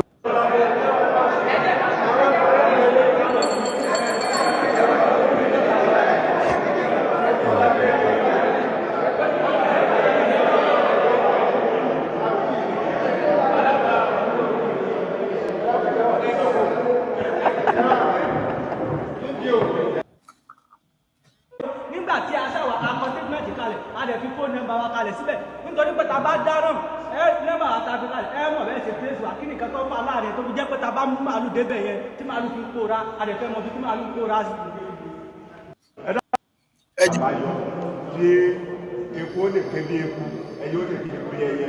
So ẹjọ́ ta gbé ní kóòtù ní oṣù mẹ́fà oṣù méje ní nǹkan ẹjọ́ jẹ́ pé kọ̀yẹ́ kó gba oṣù kan. So ó dàbẹ̀ ni pé nǹkan ní ìyíwọ̀ kò là fẹ́.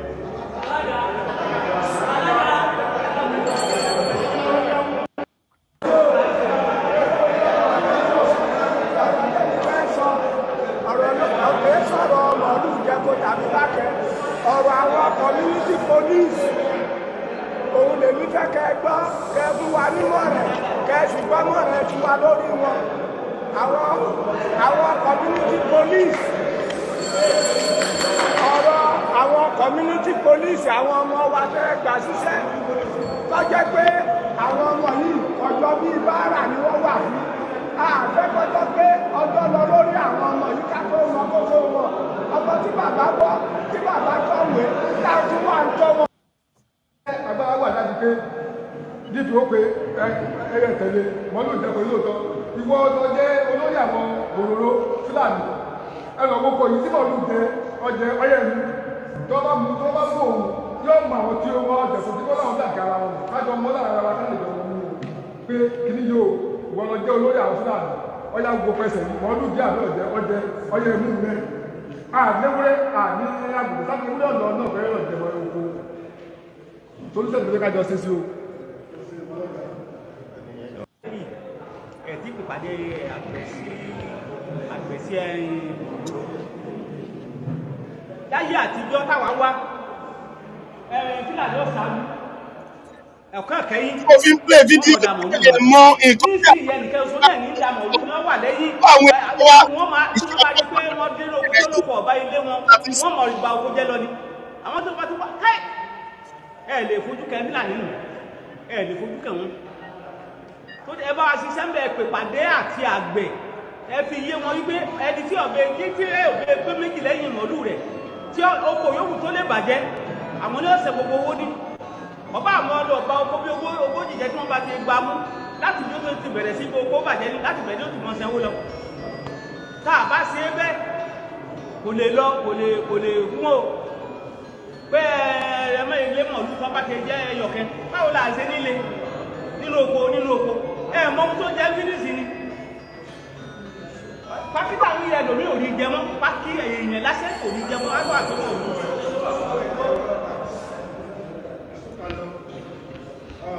Ìbéèrè mẹ́ta tó léwu ní sáà bẹ́ẹ̀ àkọ́kọ́ yìí wípé mo ti aṣọ ní pẹ́lẹ̀ ibi tá a bá ti kórè oko ìjẹ́ Fúlàní ní right láti gbé bẹ́ lẹ́yìn wa ìkíní nìyẹn èkejì ní wípé tí a bá mú wọn bẹ́ẹ̀ sí sọ fún wọn. Bàbá wa Idris ẹ káàbọ̀ sábà ẹ káàbọ̀ fún kí yín o. Tẹ bá lọ tẹ bá sọ sí 10,000 naira ẹgbàá lọ́wọ́ wọn padà síbi oko yẹn wọ́n sì bá nǹkan tó gbọ́ 100,000 jẹ́ níbẹ̀ wọ́n ti ń ṣe o wọ́n sì ń ṣe èdè lónìí ìjẹ́ ọ̀nà àbáyọ wà lórí eléyìí ẹ̀kẹta ní wípé ẹ̀yìn bàbá mi oko ti ti wá fún àpẹẹrẹ bẹ́ẹ̀ni kásẹ̀tù torí tó wá bẹ́ẹ̀ nìkan wọ́n bẹ́ẹ̀ nìkan tí ó fi ṣùgbọ́n ní midnight pẹ́pẹ́ fẹ́ dá sétò ẹgbẹ́ òṣèlú bí a ń gbọ́ yín bàbá ẹ gbóhùn sókè. Ọlọ́run wà pẹ̀lú wa. Ilẹ̀ Yorùbá ò dúró lágbára Ọlọ́run. Àṣẹ Ìdùmarè. Ṣùgbọ́n ìgbà tí CSI wálé, wọ́n sọ nǹkan kan tí mo sì rò pé ó yẹ kí a wò ká dẹ̀ wò ká mú lò. Wọ́n sọ wípé ká kọ́ gbìyànjú gbogbo àwọn gbó wa tí ò jẹ́ káwọn èèyàn wa ó lè dáko wípé kí wọ́n ká organize àwọn youth, àwọn akọni ọmọ láti lè clear igbó yẹn tí igbó tí security bá ti wà nínú igbó táwọn èèyàn lè lọ inú igbó tá lè ṣe kiri pé létà ẹsẹ̀ tó kù á ó gbé. Mo rò wípé ó yẹ kí a lè ṣe nǹkan kan lórí ẹ̀. Àwọn lọ́balọ́ba tí wọ́n dẹ̀ ṣe sọ́mìtì tí wọ́n pè é, mo rò pé wọ́n mọ tí wọ́n fẹ́ ṣe láàrin yẹn. Iṣẹ́ yẹn lè mí wò pé ká tètè jíjà àwọn tí wọ́n tètè ṣe.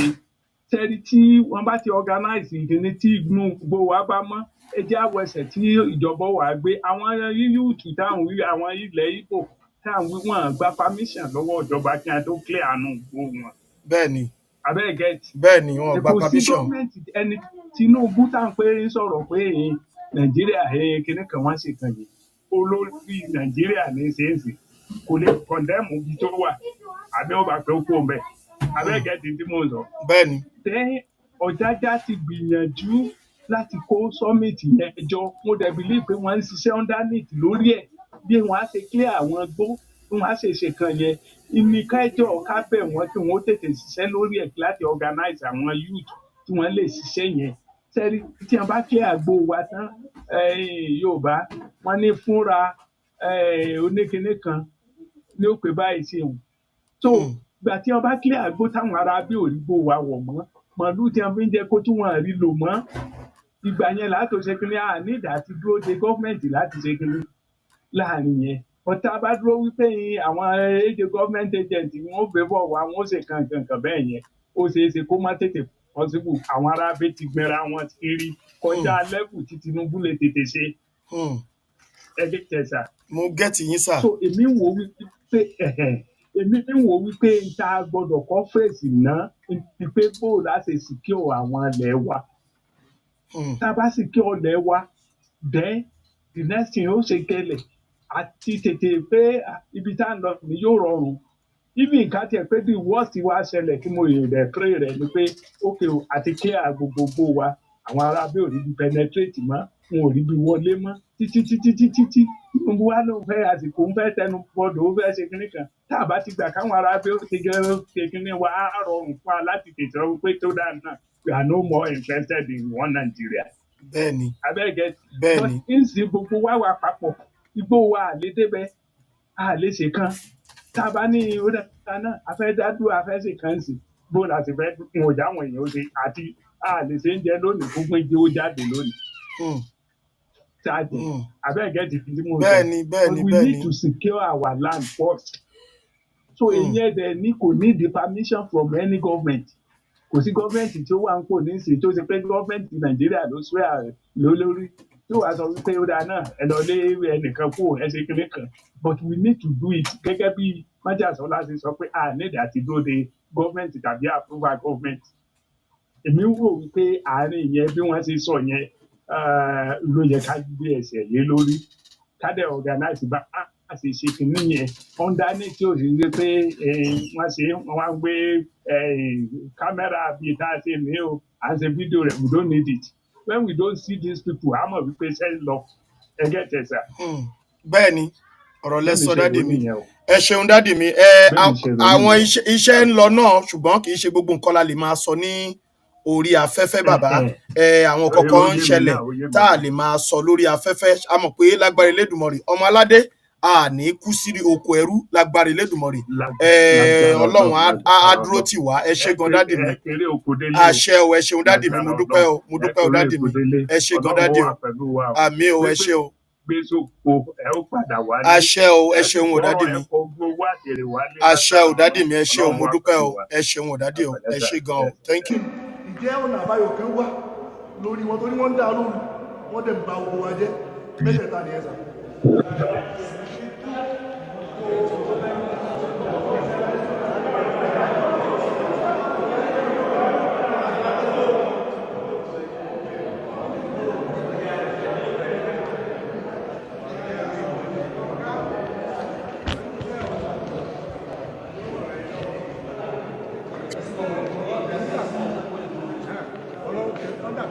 díẹ̀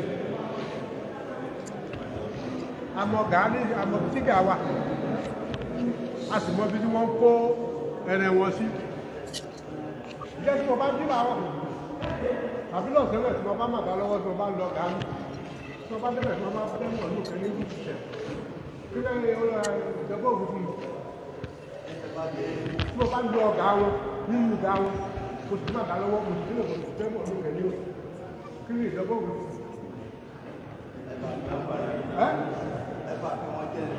Lẹ́yìn àbàkọ́lé oko wa ta dá níjọ́ tí àwa ti gbọ́ tí wọ́n ti gbé wa ta àgbà sí bí ìdìbò ṣe gbọ́dọ̀ orí ìṣe tó yìí ibi tí bàbá mi rògbò bẹ̀rẹ̀ mọ̀ àti mọ̀.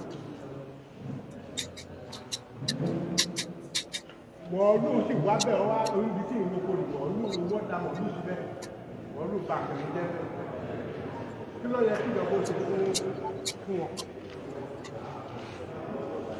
Porque oko òbí oko tí wọ́n dá ó parí oko òbí tí wọ́n dá oko òbí ò gbé sẹ́kọ̀ọ́ òrí bẹ́rẹ̀ ní ojú pẹ̀lú tí wọ́n dá sí ilẹ̀ lọ́wọ́.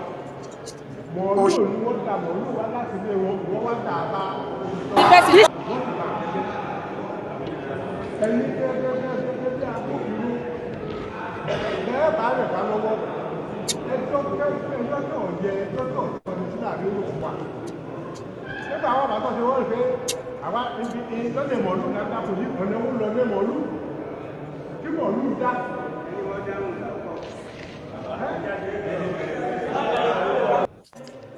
So àwọn ni wọ́n dá mọ̀lú káàkiri kò sí ẹni tó láyà nínú wa tó lè lọ́gà wọn tí ó mú àdá lọ́wọ́ tí ó bẹ́ àgùntàn wọn tàbí ẹran wọn tí wọ́n sì kú ò ní gbà.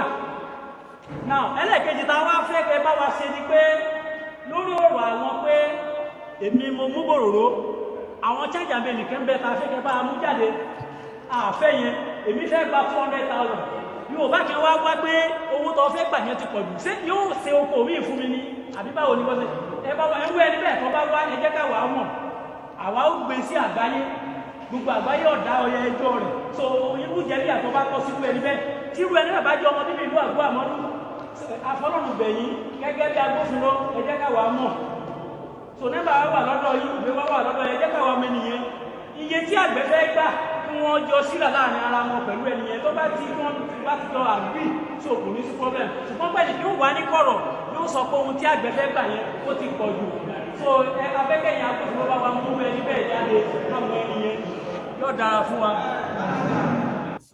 nígbà tí màá padà dé station mi bá máa lù ń bẹ̀ ọlọ́pàá ò pè mí pé màálù tó mú wá àárí àwọn ènìyàn báwo la ṣe màálù ẹ ṣe màálù bó ṣe wù ú àkọ́kọ́ nìyẹn ẹlẹ́ẹ̀kejì ni wípé nígbà tẹ́ ẹ ṣe màálù bó ṣe wù ú yẹn ṣé ọlọ́pàá ní ọ̀sánwó oko ni àbí màálù tẹ́ ẹ ṣe níbo ni màálù wà àti pé kí nìkan tó fà tẹ́ ẹ fi pé àgbẹ̀ sí màálù pétọ̀ màálù tó mú wá ọ̀pá ìlódò nígbà tí a ṣàwà akọ statement kalẹ̀ a dẹ̀ fi fóònù nọ́mbà wa kalẹ̀ síbẹ̀ nítorí pé ta bá dáràn nọ́mbà àtàbí kalẹ̀ mọ̀ bẹ́ẹ̀ ṣe trace wa kí nìkan tó fà láàrin tó fi jẹ́ pé ta bá mú màálù débẹ̀ yẹn tí màálù fi kóra a dẹ̀ fẹ́ mọ bí tí màálù kóra sí.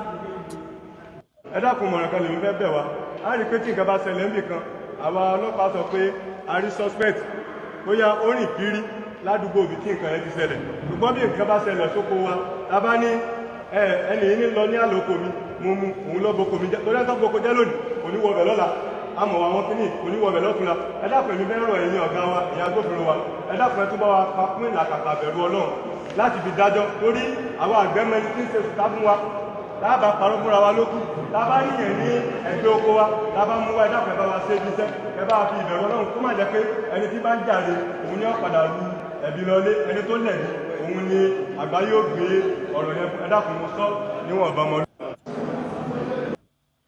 mo sọ lẹ́ẹ̀kan mo ní àwọn lapses lè wà. ẹ̀yin èèyàn mi ṣebí ẹ gbọ́ gbogbo kan tí àwọn àgbẹ̀ tó fi ẹ̀rúnú hàn pẹ̀lú bọ́n ṣe ń boko wọn jẹ́ bí wọ́n ṣe ń ṣe gbá wọ́n ṣe ń ṣàwo ẹ gbọ́ gbogbo kan tó sọ ẹ máa wá gbọ́ nǹkan tí ọlọ́pàá yìí tó wá máa fi reply wọn. ṣé rí ìdí tí mo fi mú fídíò yìí wá òun ni ọ̀rọ̀ tí a ti ń sọ bọ̀ látẹ̀ẹ̀kan wípé ǹjẹ́ gbogbo nǹkan tí àwọn ọmọ Ìgbò ń ṣe ní ilẹ̀ Ìgbò ǹjẹ́ àwọn ọmọ Yorùbá ìjà akájú ẹ̀ ǹjẹ́ a lè ṣerú ẹ̀ ǹjẹ́ bí ọmọ Ìgbò ṣe clean inú igbó wọn tó jẹ́ pé gbogbo àwọn ọlọ́pàá wọn náà jọ ń ṣiṣẹ́ yẹn lábẹ́lẹ̀ tọ́jọ́ ń ṣe tó fi clean inú gbó wọn sìn iṣu wọn bàǹkọ̀bàǹkọ̀ báyìí nínú ilẹ̀ Ìgbò sìn wọ́n ń jẹun gbogbo ìgbà tí Yorùbá ń sọ ebi ń pa wá o àwọn ọmọ Ìgbò ń fi wá ṣe yẹ̀yẹ́ ni ọmọ Nnamdi Kanu ó fi wá ṣe yẹ̀yẹ́ ni.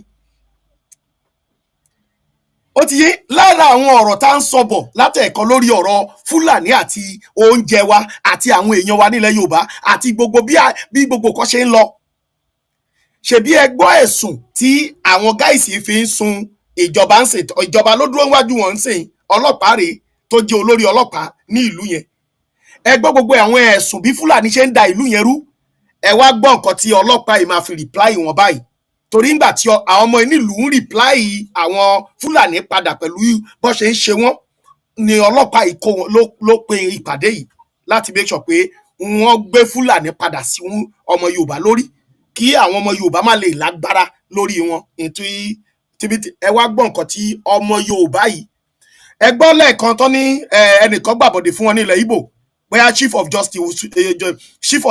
justice sí wọn àbí ìkan wọn lọ pamọ́lé wọn ló gbàbọ̀dé fún wọn ṣé ẹ mọ̀ pé nílẹ̀ Ìgbò wọ́n máa ń lọ ọbẹ̀ tó yẹ pé àwọn ọba wọn tó bá ṣe báyìí wọ́n á lọ fáyà ojú ẹ̀ wọ́n á fi ìbọn fọ́ ojú ọ̀tún àbíkọ́ fọ́ ojú òsì ẹ̀ dànù àbíkọ́ tẹ̀ kú yanjú ẹ̀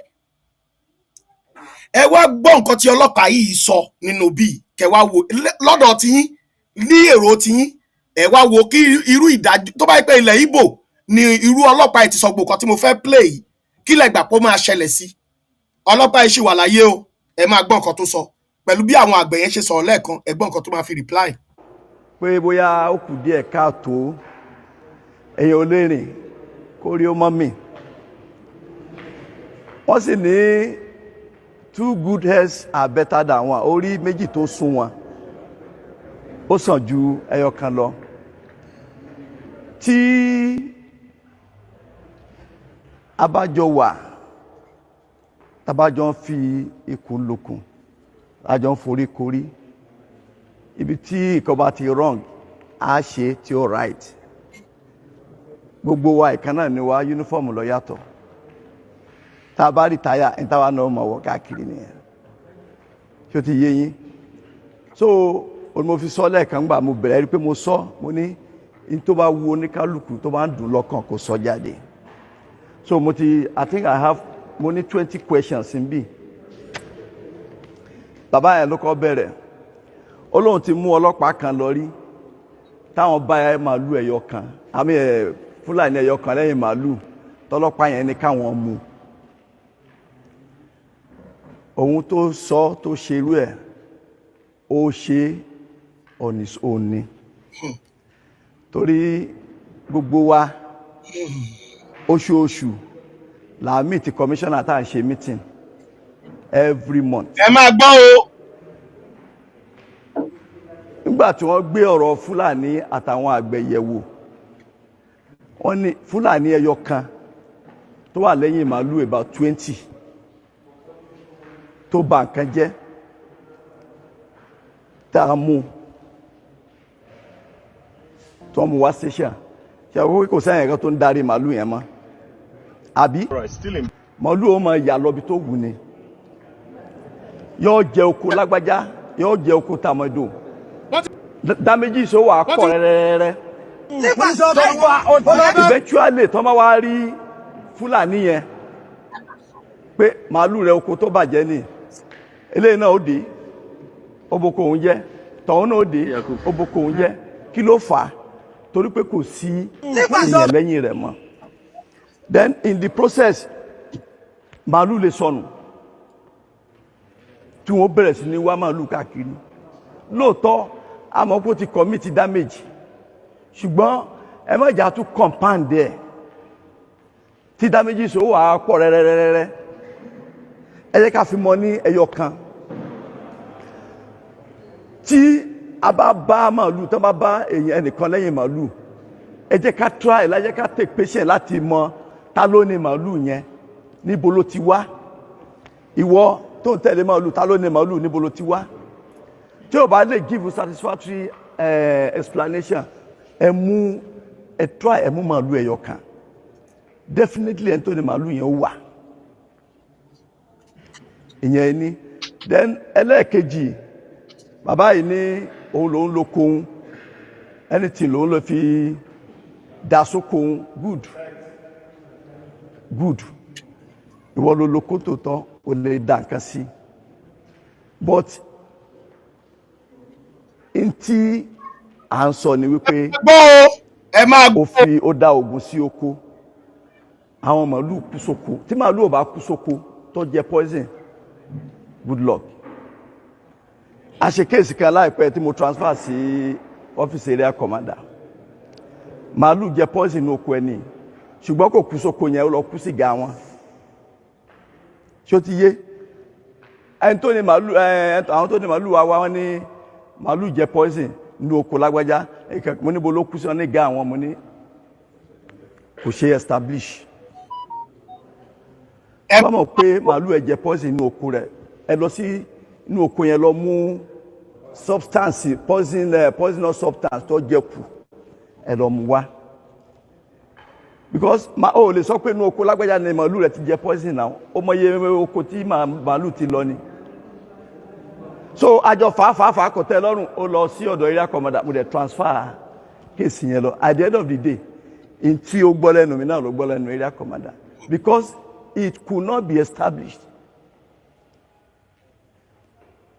But tí màálù inú oko èèyàn màálù 5 kú síbẹ̀ tí a bá ṣọ́ra kò ní ṣe establish mọ́ pé màálù jẹ oko ló kú síbẹ̀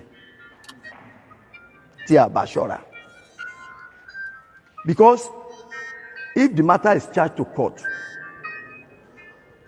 ó béèrè wípé kí ni nǹkan tó bàjẹ́ lóko tẹ́ ọ pé àwọn kóòtù náà máa wá visit oko wọ́n wá wo tí màálù bàjẹ́ wọ́n wo value iye màálù tó kú wọ́n wo value iye nǹkan tó bàjẹ́ wọ́n treat kéèsì kọ̀ọ̀kan according to its merit ṣé yẹ yín iṣẹ́ tá à ń ṣe is a very difficult and very complex job tó yẹ pé tí kéèsì ò bá ti favour ẹlòmíì báyìí yóò take care for granted yóò ní àwọn ọlọ́pàá ò dáa wọ́n ti gba bribe wọ́n ti ṣe gbọ́n ṣàwó it's not like that it's not like that màálù tẹ́ ń sọ yẹn kì í ṣe fúlàní gangan ó lè jẹ́ fúlàní gangan tó ń dà ó lè jẹ́ òun kan ló ní màálù àwọn Yorùbá ara wa ní màálù ń bẹ àwọn ọba ní màálù ń bẹ. ṣé ń gbọ́. ṣé understand. fídíò wọ́n lè má yọjú nígbà tí màálù. gbogbo wọn lè má yọjú nígbà tí màálù bá ń commit atrocity. ẹ̀yin èèyàn mi mo ní kí n pọ̀ sí ẹ̀kẹ́ lè kó má dẹ̀ pé ẹ gbọ́ dáadáa mo ní ibi tó sọ ọ̀rọ̀ dé yẹn mo lóò ni mo fi ṣe fídíò kan tí mo ṣe tí ọba yẹn pè mí tó tú àṣírí fún mi pé àwọn ọba ilẹ̀ Yorùbá pé àwọn gangan ló ń ba yí everybody jẹ́ àwọn ló ní màálù tó pọ̀ jù tí wọ́n fi ń jẹ wá tó fi ń ba oúnjẹ wa jẹ́ nílẹ̀ Yorùbá òun lẹ gbọ́ lẹ́nu ọlọ́pàá yẹn òun mo yọ fún yín pé kẹ́ ẹ farabalẹ̀ ẹ̀yin kan ti lè rí fídíò yìí ó ti yé ẹ̀yin kan dẹ̀ ti lè má tí ì rí kẹ́ẹ̀kọ́ wo nǹkan tó ń ṣẹlẹ̀ ní ilẹ̀ Yorùbá ló jẹ́ ń play fídíò yìí fún yín kẹ́ ẹ lè wo nǹkan mo wá fẹ́ lè ń support gbogbo ọ̀rọ̀ tí bàbá mi bàbá mi ọmọ borí owó tí wọ́n ti sọ lórí ètò yìí kó tó di pé wọ́n jáde mo fẹ́ lè mo fi ń support kẹ́ ẹ lè rí mo fi ń back it up kẹ́ ẹ lè wo ìhà tí ilẹ̀ Yorùbá wà bàbá yẹn sọ ní nínú ọlọ́pàá wa àwọn Fúlàní bẹ́ẹ̀nbẹ́ nínú sójà wa àwọn Fúlàní bẹ́ẹ̀nbẹ́ àwọn ló ń destroy wa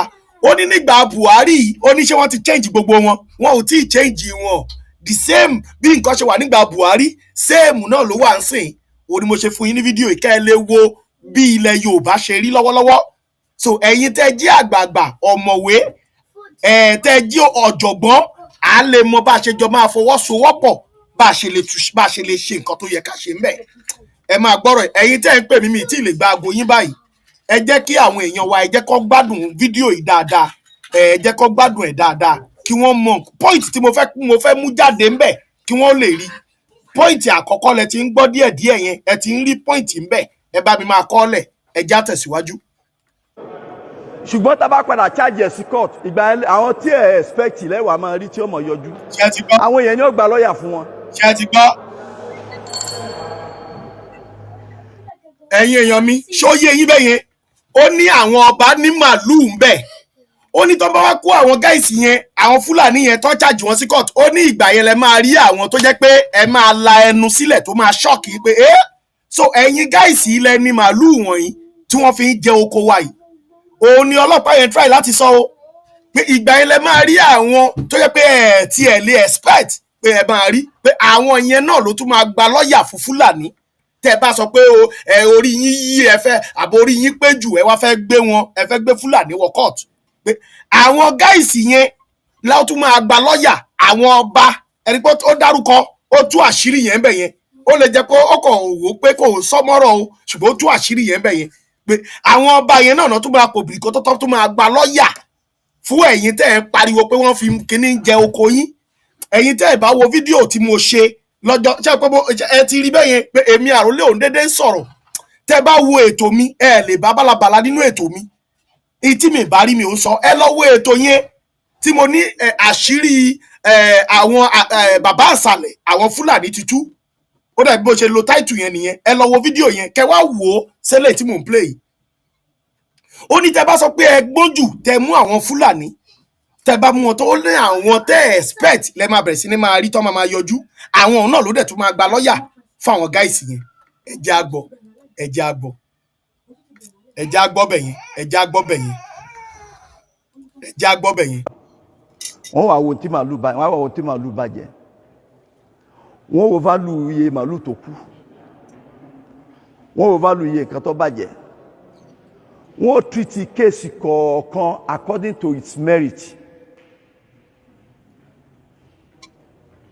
ṣé o yẹ yín iṣẹ́ tá à ń ṣe is a very difficult and very complex job. sọ pé tí kéèsì ò bá ti favour ẹlòmíì báyìí yóò take care for granted yóò ní àwọn ọlọ́pàá ò dáa wọ́n ti gba bribe wọ́n ti ṣe gbọ́n ṣàwó. It's not like that. mo fẹ́ kẹ́ ẹ túbẹ̀ yẹn gbọ́ ni o mo fẹ́ kẹ́ ẹ. It's not like that. màálù tẹ̀ ń sọ yẹn kì í ṣe fúlàní gangan ó lè jẹ́ fúlàní gangan tó ń dà ó lè jẹ́ òun kan ló ní màálù. àwọn Yorùbá ara wa ní màálù ń bẹ àwọn ọba ní màálù ń bẹ. ṣe understand? tí wọ́n lè má yọjú nígbà tí màálù. gbogbo wọn lè má yọjú nígbà tí màálù bá ń commit atrocity. ṣùgbọ́n tá a bá padà charge ẹ̀ sí court ìgbà àwọn tí ẹ̀ expect lẹ́wà máa rí tí ó mọ̀ yọjú. àwọn èèyàn ni ó gba lọ́ọ̀yà fún wọn. ṣé ti gbọ́ ṣé ti gbọ́ ṣó ti yé Yorùbá. Fúlàní kó AK-47 rìn tẹ́lẹ̀tẹ́lẹ̀ ní tó máa ń da màálù. ṣó kílíà. bóò ni AK-47 ṣe wọlé. ṣó kílíà. àbí bóò ló ṣe wọlé. ṣe bó ṣàní source tó gbà wọlé.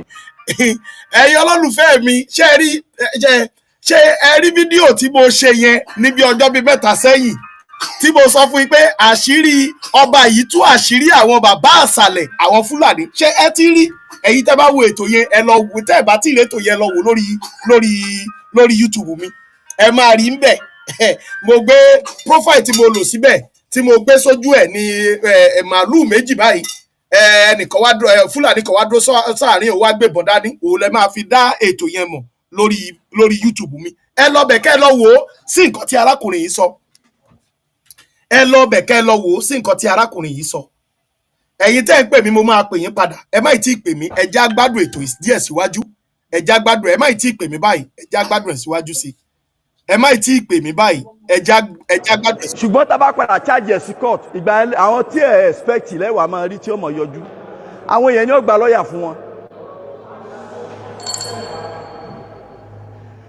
ṣé Fúlàní kó AK-47 rìn tẹ́lẹ̀tẹ́lẹ̀ ní tó máa ń da màálù. ẹ máa gbọ́ o. bóò ni AK-47 ṣe wọlé. àbí bóò ló ṣe wọlé. bó ṣàní source tó gbà wọlé. nǹkan ti ṣe wájú. so most of these Fulanis tẹ̀ ń wò yìí àwọn màálù tẹ̀ ń wò lẹ́yìn wọn àwọn èèyàn bíi tiyín báyìí náà ló kó fún wọn. ṣòye yín ọ̀rọ̀ màálù jẹko kò jẹko tí a bá tírìtì ẹ̀. ẹ̀yin èèyàn mi ẹ má bínú má máa sọ̀rọ̀ lórí pọ́ìntì yẹn àwọn ọba wa tẹ́ bá lọ wọrú program tí mo ṣe yẹn ní tí mo sọ fún yín pé mo ṣe yẹn ẹ gbọ́ ń bẹ̀ tí bàbá yẹn sọ pé àwọn ọba ló dìde tí wọ́n ṣe ìpàdé pẹ̀lú ibi tó ti ń kó kíní ìwà pé kó gbé ìbọn fún wọn àwọn ọba wa ilẹ̀ Yorùbá ni lórí kó gbé ìbọn fáwọn àwọn ọ̀daràn wọ̀nyí àwọn ọba ilẹ̀ Yorùbá gẹ́gẹ́gẹ́gẹ́ ló gbàbọ̀dé ìbọn tẹ́ èrí tó ń gbé kiri yẹn ọba ilẹ̀ Yorùbá wọ́n lọ́wọ́ sí bàbá tó ọba yẹn ó ṣàlàyé ọ̀rọ̀ yẹn fún mi pé àwọn top class ọba ilẹ̀ Yorùbá ni wọ́n gbàbọ̀dé ìbọn tí àwọn Fúlàní ń lò kiri ilẹ̀ Yorùbá pé wọ́n mọ̀ wọ́n dẹ̀ rí dáadáa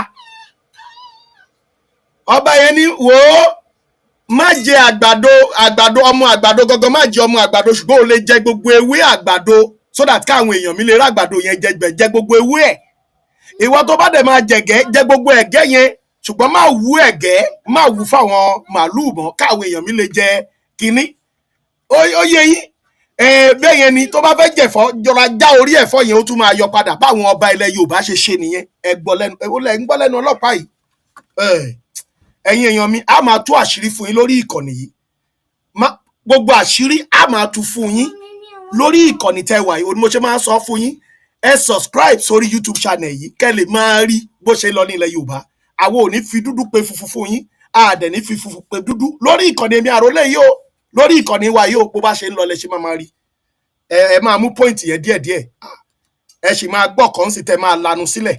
we are very careful pẹ̀lú bá ṣe máa treat ẹ̀ òun ló fa wàhálà elders farmers dispute nílẹ̀ Haúsá adúpẹ́ tí wẹ́ẹ̀ ò ṣẹlẹ̀ ń bí torí ọwọ́ tá a fi ń mú ni pé àgbẹ̀ Fúlàní ọlọ́pàá ẹ lọ sóko tó bàjẹ́ tó bá débẹ̀ tó bá ti jọ rí àgbẹ̀ àti Fúlàní wọn ó jọ jókòó wọn ó jọ sọ̀rọ̀ iye tó máa parí ẹ̀ sí Fúlàní ọ̀sán ọ̀rọ̀ bá parí. ó ga o. mo fi pé bá ṣe ń ṣẹ́tù ẹ̀ yẹn. jẹ tó yẹ kí ìlú òun ló dájú. ìlú jẹ owó yẹn nìkan làgbẹ̀ kọ̀ máa gbà wọ́n ní oúnjẹ yẹn jẹ wọ́n á fún oúnjẹ yẹn fìdí ẹran. because wọ́n á fi fìdí màlúù. tá a bá ní Fúlàní ó jẹ kó kankan ó yá mọ ṣe á ṣẹ́tù ẹ̀ náà ni bá a mú Fúlàní bá a gbé lọ kóòtù ara settlement náà ni kò sí bọ́lọ́pàá yẹn lè gbé kéèsì lọ́wọ́ dání tó kóòtù náà ni ó padà gbẹ̀yìn ẹ̀ tí two parties yẹn ò bá lè gbọ́ra wọn yé kò sí dọ́lọ́pàá lè ṣe ju pé kó charge case court but ibi tí àwọn méjèèjì bá lè jọ gbọ́ra wọn yé a máa ń fún wọn ní rúùmù yẹn láti bára wọn sọ̀rọ̀ ní tá à ń pè ní community policing nìyẹn gbogbo case kan la máa charge sí court gbogbo case kan la máa tìyàn mọ́lé ìyẹn ò settle dispute but a lè settle dispute ní round table in tí ò yé oníkálukú yóò yé in tí ò ẹ̀tọ́ ẹbẹ in tí ò mẹ̀tọ́ ẹ̀ yóò mẹ̀tọ́ ẹ̀ so kò ní lè ṣe irú ẹ̀ mọ́ ṣùgbọ́n tá a bá charge èèyàn sí kóòtù tó lẹ́wọ̀n tó dé ó tún lọ gbókun sí ni but kì í ṣe bí armed robbery o tàbí àwọn kéèsì ńláńlá but all these minor cases pé màálù jẹ ko màálù ṣe kíní kan a lè settle ẹ̀ láàrin ara wa because this Fúlàní àwọn èèyàn náà ló fún wọn nílẹ̀ ọlọ́pàá kan ló tulẹ̀ fún wọn o àwọn baálẹ̀ àwọn bìyẹn wa àwọn tó nílẹ̀ àwọn náà tulẹ̀ fún wọn. ṣé ẹ ti gbọ́. àwọn Fúlàní tẹ̀ ń sọ yìí a bá wọn láàrin yìí èmi bá wọn láàrin yìí ni a fi wọn lẹ̀ sáàrin yìí náà ni. so màálù jẹko màálù ò jẹko kì í ṣe sìn ló ẹ̀ṣẹ̀ ṣẹlẹ̀ ó ti ń ṣẹlẹ̀ tipẹ́tipẹ́ iná àsùnwọ̀n tó bá dẹ̀ sì ń gbé àárín wa yóò kọ̀tínú láti máa ṣẹlẹ̀ náà ni. ẹ jẹ́ bá mi share ètò yìí ẹ̀yin ọmọ aládé ẹ̀yin ọmọ aládé ẹ bá mi. ká mọ̀ jọ sẹ́tù tí dispute yẹn bá ṣẹlẹ̀ èmi fi pòun ló dájú òfin ọlọ́pàá ò lágbára sọ pé ó yá ẹ̀yin Fúlàní ẹ kẹ́rù yẹn máa lọ constitution ò fààyè yẹn lẹ̀ constitution ní anybody lè gbé níbi tó bá wù kó sì ní dúkìá ń bẹ ó wà ní constitution of Nigeria anybody lè gbé anywhere. fraud constitution kan. so yẹ yín so ọ̀rọ̀ Fúlàní ò ṣe Fúlàní mo sọ lẹ́ẹ̀kan mo ní is a national issue it's a national issue it's not peculiar to this place alone everywhere ni Ògbómọ̀ṣọ́ ni Ṣakí ni everywhere ni tó ń bá jẹ kó yín ẹ jẹ́ ká gbọ́ ọ̀rọ̀ àpọ́sìn yẹn òfin ò fààyè gba èmi ò ní parọ́ fún yín fa but tí tó bá jẹ poison tí ò bá kú sóko rẹ good luck èmi ò mọ nǹkan pa ẹ̀. ṣé ẹ gbọ́. torí màálù kú sóko rẹ̀ but màálù kú sóko rẹ̀ wọ́n rí poisonous substance tí wọ́n bá prove ẹ̀ ẹnìyẹn ó fèsì ẹ̀ o torí tó. ẹ̀yin èèyàn mi ṣé ẹ tuntun rí another point ń bẹ̀ yẹn àwọn èèyàn wá ń pariwo pé wọ́n fi ẹran jẹ oko lójoojúmọ́ wọ́n pa àwọn èèyàn wọ́n gé àwọn èèyàn lórí now the constitution yẹn sì dúró fún Fúlàní wípé tí ẹran yẹn bá tún lọ jẹ oko torí mo máa ń gbọ́ tẹ̀yìn ọ̀pọ̀lọpọ̀ èèyàn máa sọ pé ẹ̀yin àgbẹ̀ ẹ da poison sínú oko yín ẹ da kinní kan sínú oko yín ẹ da kinní kan sínú oko yín tó bá ti débẹ̀ tó bá jẹ́ tó bá kú òun ni mo ṣe bring fídíò yìí wá fún yín kẹ́ ẹ lè mọ̀ pé àwa ọmọ Yorùbá la gọ̀jù lágbàáyé láwọn a mọ̀ pé àwọn olórí wa àwọn ọba wa wọ́n ti ṣèkà fún wa wọ́n ti ṣe kíni o wọ́n ti ṣe ìkà fún wa àwa mọ̀ ṣùgbọ́n àwa ọ̀dọ́ àwọn bàbá yìí ṣé wọn ò bímọ ọ̀dọ́ ni ṣé àwọn náà ò lè foríkorí ni kájà fún ara wa òun ni mo ṣe sọ lórí program mi kan tí mo ṣe kọjá pé kí ló dé tí àwọn ọmọ Yorùbá fi gọ̀ tó léyìí kí ló dé tá a fi gọ̀ tá a gọ̀ báyìí ṣáwa la gọ̀ jù lágbàáyé ni ẹ wo nǹkan tí ọlọ́pàá yìí sọ jáde ń sìn nínú òfin 1999 constitution yẹn òun ló ti ń bring gbogbo nǹkan wọ̀nyẹn jáde o ó ní ìwọ tó bá kó da oògùn sóko ẹ gbàdúrà kí màálù kó má kú sínú oko ẹ ni o ó ní tí màálù bá kú sínú oko ẹ ẹnìyàn á ṣẹ̀wọ̀n ṣe ti rí pé ẹ ti rí pé òfin wọn yẹn òfin Usman Fodio ni 1999 constitution yẹn ṣe rí pé òfin Usman Fodio tó favour wọn láti gba ilẹ̀ wa ni ó dá nǹkan sóko ń sì torí gbogbo ala máa sọ pé ṣé àwọn bàbá wo lágbára mọ́ ni ṣé wọn ò lè sún àrá ni ṣé wọn ò lè ṣe gbá ni ṣé wọn ò lè ṣàwo ni ṣé wọn ò lè rẹ oko wọn ni ṣé wọn ò lè dá nǹkan sóko tó ń bá dá nǹkan ṣe bí ẹgbẹ́ ilé tó ṣẹlẹ̀ ní Ìlọ́ra tí wọ́n gbé àti bàbá yẹn àti olóko lẹ́ni tó dá nǹkan sínú oko ni o lẹ́yìn ìgbà tí Fúlàní tún fi ẹran jẹ oko yẹn wọ́n tún Fúlàní yẹn tún lọ ó tún ní agbára ó tún lọ rìpọ́ọ̀tù ẹ̀ pé ó dá nǹkan sóko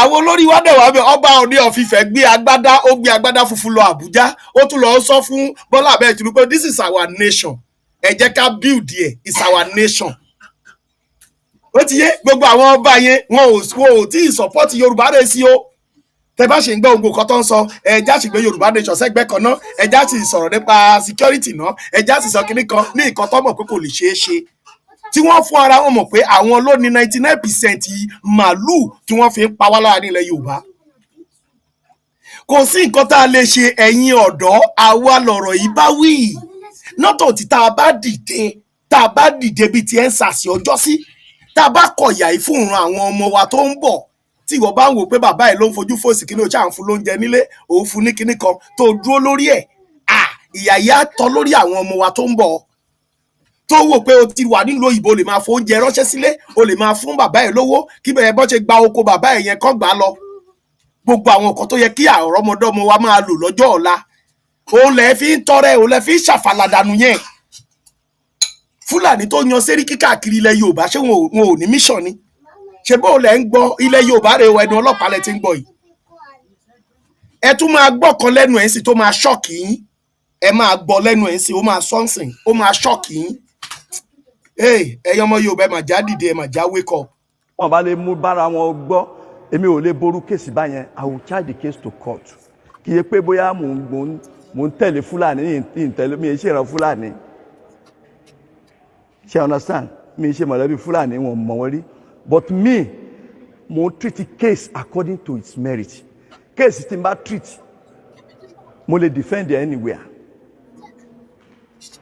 mo lè defend it anywhere because mi ní kọjá òfin tó fi wí tí má dẹ̀ máa charge case court máa kó ti tó fi wí síbẹ̀.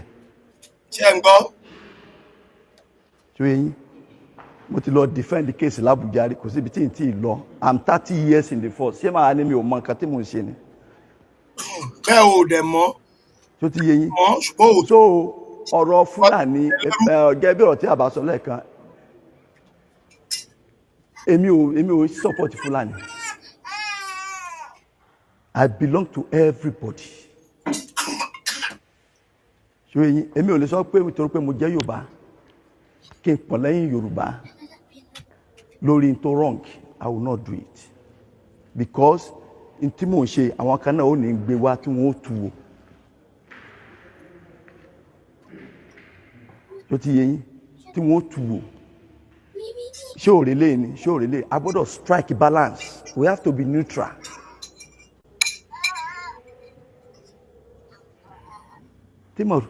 tí màálù bá jẹ kó ẹ report á ṣe nítorí ẹ ká ṣe ẹ jẹ́ kí question time na bàbá ẹ dísù ẹ dákun ṣóyè yín so then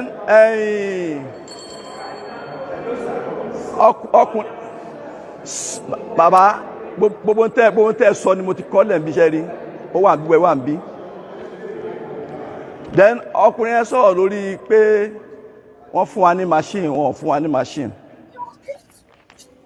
I requested for the motorcycle from the local government for the effective performance of our job wọ́n sì ti fún wa so àwa la mọ̀ bá ṣe ń lò motorcycle wa tá à ń lò tẹ́lẹ̀ before that one was given to us so it's pure administration it's not what you can dabble into you understand local government ló gbé fún wa and we sign for it good that answers that question then lórí ọ̀rọ̀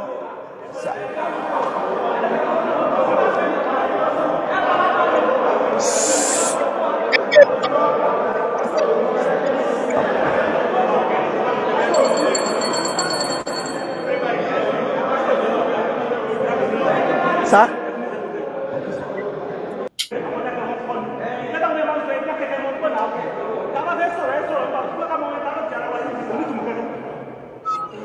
sẹ́rí àmì àyà ni wọ́n yá o tọ́ ní màálù wọ́n àgbà àyà.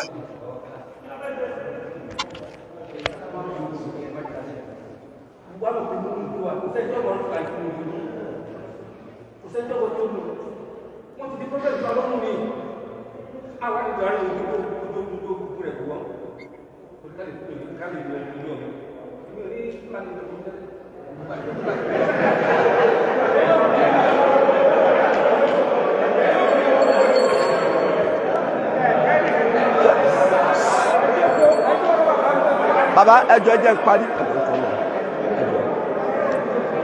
ṣẹ́rí ẹjọ́ sà ṣẹ́rí ìlú wo lọ́wọ́ mi ló jẹ́ kí n wá mo ní nǹkan tó yẹ kí n ṣe but ìlú wo tí n bá respect ìlú ta ni mo fẹ́ respect ṣó yẹ yín if there is anything you want to know you are free to come to me.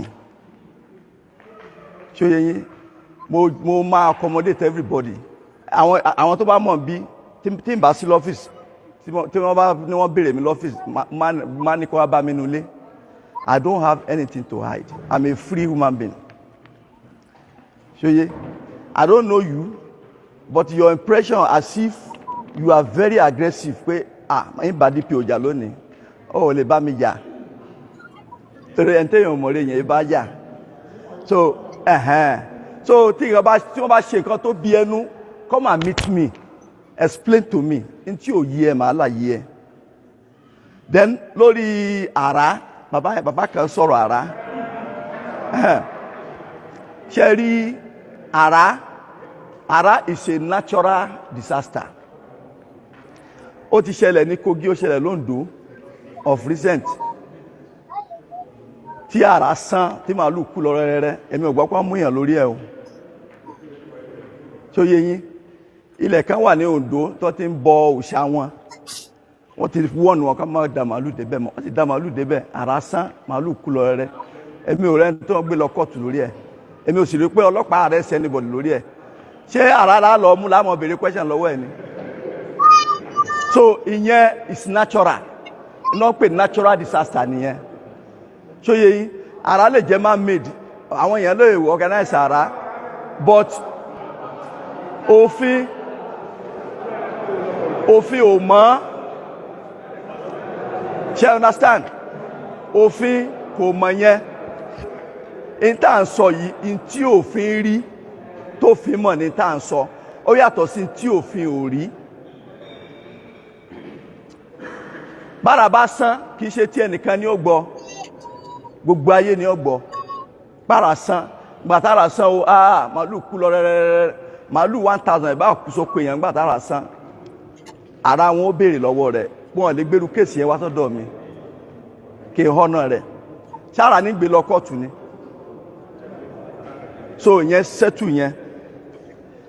then pé ẹnìkan tẹ̀lé màálù, a ti pè pàdé yẹn, a ti pè ní council bí, a ti ṣe gbogbo ẹ̀. even gan ní stakeholders meeting nìbàdàn, a ti sọ pé kó máa jẹ́ kí àwọn under age, àwọn ọmọ kéékèèké kó máa tẹ̀lé màálù, torí tẹ́ bá rà kí wọ́n sì nínú iṣẹ́ táwọn bí wọn sí ni ẹ pé ibi táwọn ti máa groom wọn nìyẹn tó fi máa dàgbà.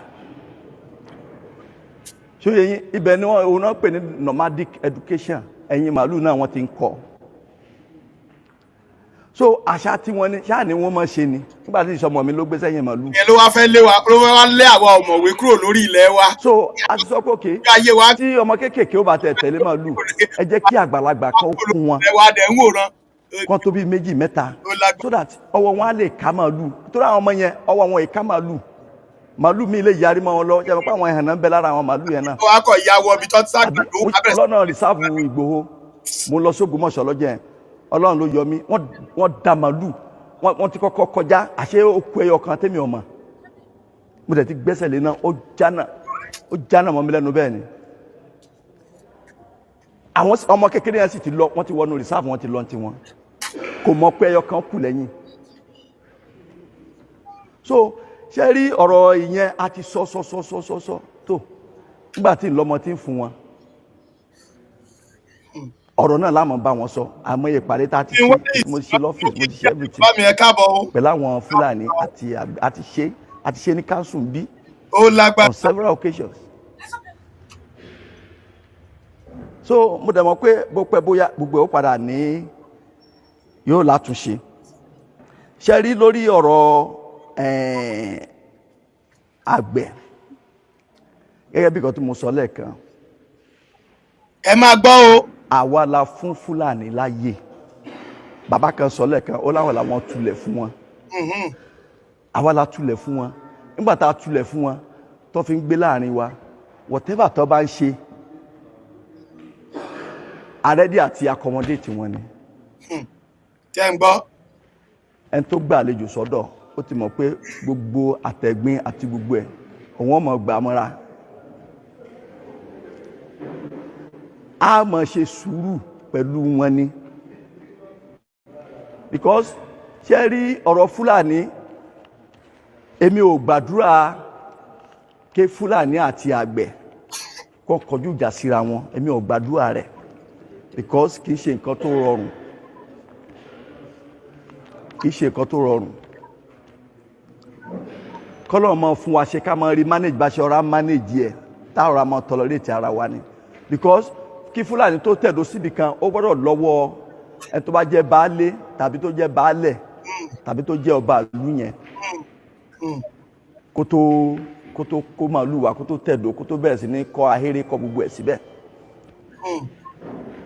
so ìwọ̀nba tí ọlọ́pàá bá lè ṣe á máa ṣe, at least to maintain peace láàrin gbogbo wa. àlàáfíà là ń fẹ́, àfẹ́ dàrúdàpọ̀. oko mi náà mo kú sọ fún yín pé wọ́n jẹ yẹn, wọ́n kú ti jẹ tán. oko mo dá, mi ò gbé má rí nǹkan bẹ́ẹ̀ mi bá dẹ̀ rí. oko kan wọ́n ní wá dá ńlẹ̀ èmi ní kémi náà gbìyànjú ni, báwọn sì jẹ́ ń dá èmi ò ti filẹ̀. ṣé ń gbọ́. àbí so ẹ dákun ẹja máa ká mọ máa then lórí pé wọ́n ṣe màálù léṣe, mo sọ lẹ́ẹ̀kan ẹ má jà ṣe màálù léṣe, ẹ mú màálù wá á treat ẹ bó ṣe yẹ ká treat ẹ kí tètè round up torí mo rí pé àwọn èèyàn ń kánjú. then lórí vicarious liability pé bàbá kan sọ lẹ́ẹ̀kan pé tí wọ́n bá rí Fúlàní kó lọ mú ọmọ ìyá rẹ̀ àbí kó lọ mú kíní ọlọ́pàá tẹ́nìkan bá ṣẹ̀ tí ò bá jẹ́ ẹ̀ṣẹ̀ tí bàbá àti ìyá rẹ̀ mọ̀ ń pa rẹ̀, vicarious liability náà ń pè ní òfin. èmi bí ẹnìkan ìlé ní lágbájá ṣẹ̀ ọmọ rẹ̀ ṣẹ̀ kí wá ní kí ẹ lọ mú bàbá àbí ẹ lọ mú ìyá. No, unless there is evidence pé nígbà tó ń ṣe ẹ̀ṣẹ̀ yẹn bàbá rẹ̀ àti ìyá rẹ̀ mọ̀ sí, torí bàbá rẹ̀ àti ìyá rẹ̀ ọ̀ràn ń ṣẹ́. tó tá bá ń wọ́ ọmọ ìka tó bá ṣẹ̀ lọ bá gé, òfin ò ní kó lọ mú yàn tí ó ṣẹ̀. so táwọn ọlọ́pàá kan bá ń ṣerú ẹ̀ mi o àgbà mo ti wọ sí ọlọ́pàá mi ò ṣe rí, kò sì sí ọ̀gá kan tó rán mi irú ẹ̀ rí. èmi bí ẹnìkan mi ò ṣe rí. so lórí pé tó bá mú màálù wá wípé wọn wá di àwọn ò ṣe kinní kan mọ́ àwọn ò ṣe kinní kan mọ́, ẹni bá mú màálù wá nǹkan kan wà táwọn èèyàn wá ń ṣe tí ọ̀dà. ẹ mú màálù wá ẹ níwẹ̀yìn wò mọ́ bóyá bíi after 4, 5, 6 months ọwọ́ àṣẹ wa dé mo mú màálù wá lọ́jọ́ báyìí, ẹ dákun ṣé mo jẹ́ ọ̀dọ̀ mi mo jẹ́ kára ni àbẹ́mi ní mọ̀ fún màálù ló ń jẹ kí n tèmi bẹ́ẹ̀. tó o bá mú màálù wá ó máa wẹ̀yìn ẹ̀ wò ó máa wá fún lóúnjẹ. tí Fúlàní ọba yọjú ṣé mi ní lọ́mọ fún màálù ló ń jẹ ni àbáwọn ọlọ́pàá mi tó wà lẹ́nu iṣẹ́ ni màá ní kọ́ mọ wọnú gbó lọ́mọ fún màálù ló ń jẹ. ọkàn gbé màálù wá ọsọ́lẹ̀ gbùrù ọlọ àárí ọmọ ìmí Fúlàní mi àdé àní màálù òun lélẹ́yìí nǹkan kan ìgbà wo ló mú wá. àwọn ọmọ ló ń tìrìtì kéèsì màálù, èmi kọ́ ni IPO. if you bring any cow sọ fún IPO pé èmi mo gbé wá o ìwà máa fún lóúnjẹ o. màmá kan wá da ewúrẹ́ sí ọ̀dọ̀ mi, ewúrẹ́ sì fẹ́ lo oṣù 2 wọ́n sì fẹ́ kú tán lórí ìdúró. ṣé mi ní máa lọ wọnú gbé lọ jẹ́ lọ fún ewúrẹ́ lóúnjẹ ni àbẹ́mi kí ni tèmi pẹ̀lú ewúrẹ́. àmọye màálù tó ti kú sórí ìnàró wa ń bẹ̀ yẹn nígbà tí o bá ró jẹjẹ kò rómi mú àsomọ́lẹ̀ ń bẹ̀. ìwọ tó gbé màálù wa ọ̀yọ́jú ààrí Fúlàní bóyá after bíi 6, 7 months ó wà dé àdé mo gbé màálù wa lọ́jọ́ báyìí ṣé owó á gbé màálù sọ mi ní àbí ọ̀dọ̀ mi jẹ́ kára. so ṣé ẹni tá a bá ń ṣe nǹkan ẹ̀yẹn máa wò ó pé àwọn ọlọ́pàá yìí èèyàn kan náà ni àwọn náà yúnífọ́ọ̀mù lọ yàtọ̀.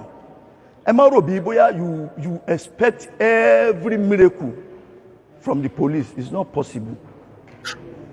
aráàlú náà ẹ̀yin náà nípa tẹ́kù kí a lè ṣe gbogbo ẹ̀ kó lè bá rí bó ṣe yẹ kó rí. tẹ́ bá mú ẹranko wá ìwọ náà máa wádìí ìwọ náà máa wá máa yọjú ẹran àti ìrì o bàbá kan mú ẹran wá lọ́jọ́ sí mo fi Ọlọ́run tó dá mi ṣẹlẹ́rìí mo padà rìlíìsì àgùntàn ńlá ló gbé wá tó lọ boko ẹja lọ ó boko ẹja ààrẹ ní tó lágùntàn títí ó sì bọ́ àgùntàn yẹn for more than 1 month. lójoojúmọ́ ló ń gbóúnjẹ wá àtomi. nígbà tó yá mo wá pè é mo ní ààrẹ tó ní ṣé o lè sin olóhùn lè sin gbà di sin ààrẹ tó ní ó ti di tiẹ̀ nìyẹn kọ̀ọ̀kan mi. so lórí tí bàbá yìí sọ wípé àwọn ta màálù nǹkan kan sórí èyí tá a ṣe nísìn ó wá síbí nísìn ọ̀sọ́ adẹ̀ help ẹni discretion ní gbogbo nǹkan ká tó lè dispose anything a gbọ́dọ̀ gba court order torí tá a bá dispose ẹ̀ tán tó ní bá dé yóò lè di problem but because of your persistent pressure pé ká help ẹ wá tóbìnrin yẹn mo pe Sẹ́ríkì Jamiu oní Sẹ́ríkì wọn mo ní ààrí Fúlàní tó ní kíní bó la sì fẹ́ ṣe àwọn pípù yìí owó náà yàtọ̀ fi ń dákú báwo la fẹ́ bù wọn a ní kọ́ lọ wáyàn wá ẹ̀yin náà lọ wáyàn wá tó rà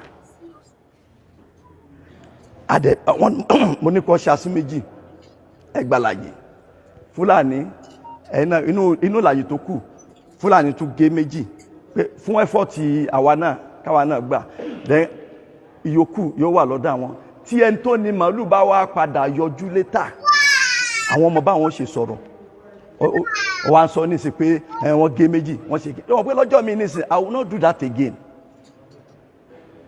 màá ní kó dúró kí n gba kọ́tọ̀ dà ṣó yẹ yín ibi tọ́lọ́pàá bá ti ń try láti help èèyàn ló ti máa ń ní problem honestly tó ti máa ní problem nìyẹn nísìnyí wọ́n sọ nísìnyí àsìfẹ́ ni pé mo kàn mọ́ pàṣẹ lọ́wọ́ ara mi sọ wípé ojoojúmọ́ ló ń wá sọ́dọ̀ mi tó ń bẹ̀ mí ká help ẹ wo bó ṣe sọ nísìnyí tó bá lọ́jọ́ mi ní ti bá ní mi ò ṣe wà ní mo burú.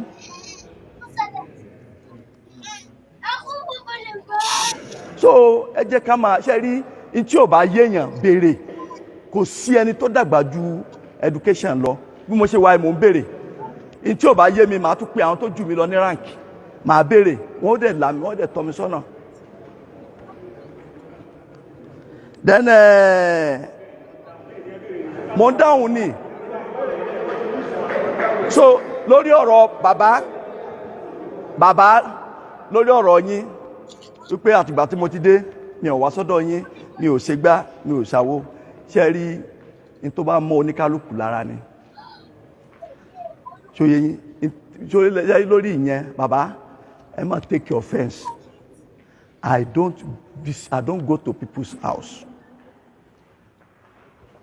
ṣòye yín ní tó bá mọ oníkálukú lára ni èmi wọlé yẹn káàkiri tí n bá nídìí yín tí mo mọ̀ pé bàbá mo nídìí yín màá wá bá yín ẹ ṣẹ̀ mí mi ò ṣẹ̀ yín ẹni tó lè sọ pé mo ń wá sọ́dọ̀ mo gbà nílẹ̀ yìí òun ni kábíyèsí because of his position torí n tí wọ́n sọ fún wa nìyẹn pé kábíyèsí is the major stakeholder and chairman wọ́n ní ká máa liaise pẹ̀lú wọn lóòótọ́ you are a committee PCRC chairman whatever mo agree I'm not disputing that you understand but tí n bá nídìí nǹkan pẹ̀lú yín I will call you tàbí kí wọ́n bá yín tẹ́ bá nídìí nǹkan pẹ̀lú mi ibẹ̀ ń wá sọ́dọ̀ mi pé DPO báyìí èyí tó bá jẹ́ kí n provide solution or suggestion máa sọ fún yín bọ̀ pé tẹ́ bá dúró ní dúró pé mi ò wá ok èèyàn mélòó mo fẹ́ wọlé ẹ̀ alága ni kálága náà wọ́n bínú pé ń wọlé àwọn ṣebí chairman community ni àwọn community stakeholders ni ṣé mo dọ́dọ̀ yín rí so èèyàn mélòó mo fẹ́ wọlé ẹ̀ nígbà tẹ́yìn nìkan bá bínú pé mi ò wá èmi ò ṣe kíní kan so please kí ó yẹ yín ẹ dákun so ṣe rí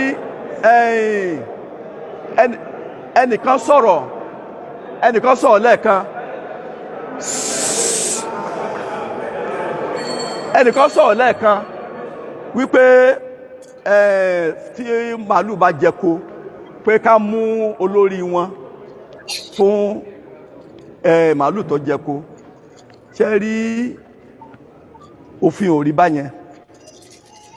báyẹn ẹ máa sọ pé máa ń tẹnu mọ́fin òfin ò rí báyẹn èèyàn jẹko ẹni ká lọ mú olórí wọn ọlọ́mọdé àdáràn kẹ́nìkan rọ̀bù nísìn nílẹ̀ yìí wọ́n ní ká lọ mú alága pé yóò lọ provide ẹ̀ mélòó lálága mọ̀ ilé èèyàn mélòó ló mọ̀. ó sì ní nǹkan tí mo fẹ́ kó.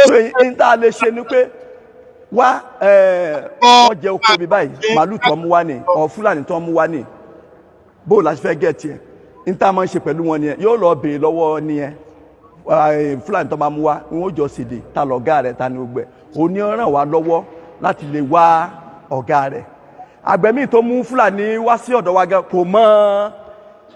kò mẹ́ntó ẹyẹ tó ṣu fúlàní àwágẹ́ ò mọ́ ṣé nǹkan mú fúlàní kan junu sẹ́ẹ̀lì ni for how many òfin dẹ̀ ní 24 hours ló fún wa mọ́ tẹ́wọ̀n bá kú sínú sẹ́ẹ̀lì mi within outside 24 hours wàhálà ni. bẹ̀tẹ̀ ń ti ọmọ Yorùbá mọ́dà ọ̀tún. ṣé àgbẹ̀ tó mú fúlàní wá tí fúlàní kú sínú sẹ́ẹ̀lì mi ṣé òun yóò rescue iṣẹ́ mi. ó ga ọ. so nígbà tí a bá rí ẹni á pe àwọn olórí wọn ẹ bá wa wọ́n á yanjú ẹ̀ ó ní period tá a lè detain yẹn mọ́ lórí malicious damage for God's sake so ẹ máa ronú tàwa náà pé ọlọ́pàá làwọn ilé náà òfin ló gáàdì iṣẹ́ wa tó bá gbọ́ iṣẹ́ tí òfin gáàdì jù láyé yìí iṣẹ́ ọlọ́pàá ni ìwọ tó bá jẹ́ kó fi máa rìn báwa ṣe lè ṣe àwọn ò lè ṣe báwọn àmọ̀tẹ́kùn ṣe ń ṣe àwọn ò lè ṣe bẹ́ẹ̀ torí òfin ló gáàdì ẹ̀ torí wọ́n mọ̀ nígbà tí lọ́ọ̀yà bá tí lọ́ọ̀yà bá nàró rẹ lórí kíní tó bá da question bú ọ ẹlòmíì ó lè ṣubú lulẹ̀ nígbà tí ó bá torí rẹ ò bá pé tó mọ tó ṣe. So to avoid that embarrassment we must be guided. Whatever action tí yẹn bá ṣe jẹ́ kí òfin recognize yẹ. Àwọn ọmọọṣẹ́ lè ṣe kí n bẹ̀bẹ̀ fọmọṣẹ́ ṣùgbọ́n ta ni ó bẹ̀bẹ̀ fún mi. Táwọn ọmọọṣẹ́ bá misbehave tí yẹn bá wá complain mo lè dọ̀bálẹ̀ kí n bẹ̀ òǹtì kí ni ká ṣe bó láṣẹ yanjú ẹ̀. Ṣùgbọ́n ta ni ṣé ọmọọṣẹ́ ni ó wà bẹ̀bẹ̀ fún mi. So I must be guided by my actions and inactions. So kí ẹnìkan máa tẹ̀lé fúlàní sọ yẹn then lórí pé tí àgbẹ̀ bá ti kéré oko ẹ̀ ẹnìkan ló bèè lẹ́ẹ̀kan pé ṣé fúlàní ní agbára àti wọbẹ̀ kò ní àṣẹ àti wọbẹ̀ ṣùgbọ́n àwọn èèyàn wa tó máa ti dáko tó máa ti kéré oko bẹ̀ àwọn àti fúlàní wọ́n máa ń bargain wọ́n máa ń ra oko wọ́n lè ra oko míì 20,000 25,000 kìnnìkan 1,000 àárín ara wọn nìyẹn. Then tí fúlàní bá ti wá pé fúlàní wá mọ̀ọ́mọ̀ ó wọbẹ̀ without your consent gẹ́gẹ́ bí nǹkan tá a sọ ká bẹ̀rù ọlọ́run ẹlòmíì ti harvest oko rẹ ó mọ̀ kó n ti harvest ẹ̀ yóò wà dé yóò ní fúlàní lọ jẹ gbogbo ẹ̀ wọ́n gba 1 million ẹ wà ní kọlọ́pàá ó gba 1 million fún ọ kò possible. Mo sọ fún àwọn ọmọ mi tí àgbẹ̀ àti fúlàní bá ń bargain lórí ọ̀rọ̀ iye owó tí wọ́n san don't be a partaker wọ́n dá sí yẹ kó jọ yanjú ara wọn tí wọ́n yanjú ẹ̀ iye tó ní tí wọ́n bá jọ gbà lọ́wọ́ ara wọn because tó bá dá sí fúlàní ó lọ yóò ní ọlọ́pàá ló fi agídí fún òun lókun lọ́rùn pé kó wọ́n san yẹn báyìí fagbẹ́ àgbẹ̀ náà ní fúlàní fẹ́ fún mi ní 1 million o ọlọ́pàá ló ní dandan kó fún mi 20,000. So that is why ẹ má máa dá sí ẹ jẹ́ káwọn méjì tí wọ́n bá gbọ́ra wọn yé compile your case file minute your case file to me I will ask you to charge the case to court I will remove my hand. Tó ti yé yín so bí ọ̀rọ̀ ṣe rí nìyẹn kò sẹ́ni tó ń sọ́pọ́tì fúlàní then fúlàní pé fúlàní ni ló ń da màálù sí oko lálẹ́ mo sọ lẹ́ẹ̀kan wọ́n ń ṣe ẹ̀mọ̀ mo fi sọ lẹ́ẹ̀kan tẹ́ bá rántí mo ní ṣe àgbẹ̀ ó sun oko ni nítorí pé òun dáko kí fúlàní wọn bá da màálù wọ̀bẹ̀ lálẹ́ tí fúlàní bá da màálù wọ̀bẹ̀ lálẹ́ tí Ọlọ́run bá fún yín mú ẹmu wá ṣé ok fúlàní jẹ oko ṣé mo mọ fúlàní mélòó mo mọ̀ lẹ́yìn àwọn olórí wọn kọ̀ọ̀kan tá a máa ń rí lò ṣé n bá rìpọ́tù fún mi pé fúlàní jẹ oko lálẹ́ ṣé wàá lọ máa mú gbogbo fúlàní tí n bá rí ni. ó ṣe ẹ dá sétò ni. ok. àbí wọ́n ní màálù fúlàní dá ṣé lóòótọ́ orí ọ̀nà ẹ mọ̀ pé national. ẹ jọ ibi tí mo fẹ́ kẹ́ ẹ gbọ́ gangan ló fẹ́ sọ yìí omi ní pẹ́ pọ́ọ̀sì prógrámù yẹn so yá ẹ gbóhùn sókè ìyá. mo fẹ́ bẹ̀rẹ̀ question mi. ok.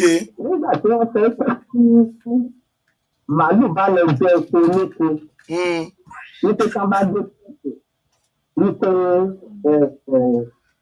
àbí tí màálù bá kú sórí epo yẹn wípé àìsàn ẹ̀yàn tàbí tí. ó sanwó màálù yẹn. ok tó bá ní èyí tí wọ́n mọ tó jẹ màálù yẹn tí wọ́n mọ tó jẹ epo yẹn kọ́ tí wọ́n rí màálù tó jẹ epo. ó lọ náà nìyẹn. ó lọ nìyẹn. sórí epo ẹni yẹn then ọlọ́pàá tó ń sọ̀rọ̀ yẹn tàbí ìjọba mi ò rò pé wọ́n ronú ta. mi ò rò pé torí tí wọ́n pé wọ́n ronú ni. ok ó lè gbà sí àwọn tó ń epo náà wọ́n máa ṣáàjì ojú bílíọ̀nù wọ́n máa ṣáàjì àwọn hardman àbí kí wọ́n máa pé ilé ìbẹ̀rù dùn mí ìpínlẹ̀ ọjọ́ ọkàn fún Yorùbá àwọn ìpínlẹ̀ ọkọ̀ máa ní ọ̀rọ̀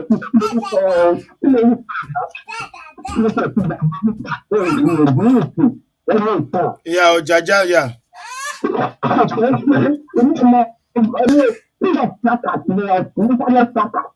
Wọ́n máa fún ìyẹn tẹ́ ìpèmí sílẹ̀ ìpèmí ní èsì èyí kábíyèsí kẹ̀kẹ́ ní ilẹ̀ Yorùbá àtàwọn díẹ̀ díẹ̀ tó ń dìde.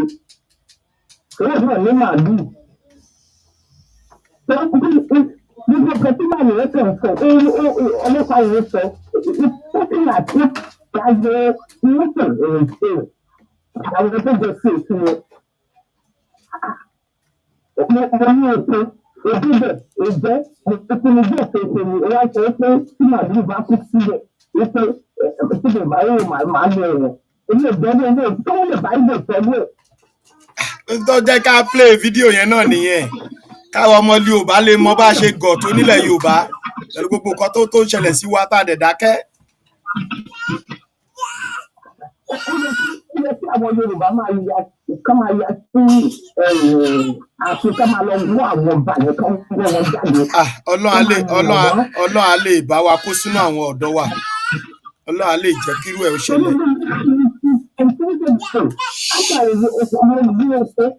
Ìwádìí ìwé tó máa yìí èmi kan lè gbé ọ̀sẹ̀ ọjọ́ ìbẹ̀rẹ̀ sí níta ìfẹ́ ṣe ní Èkìtì.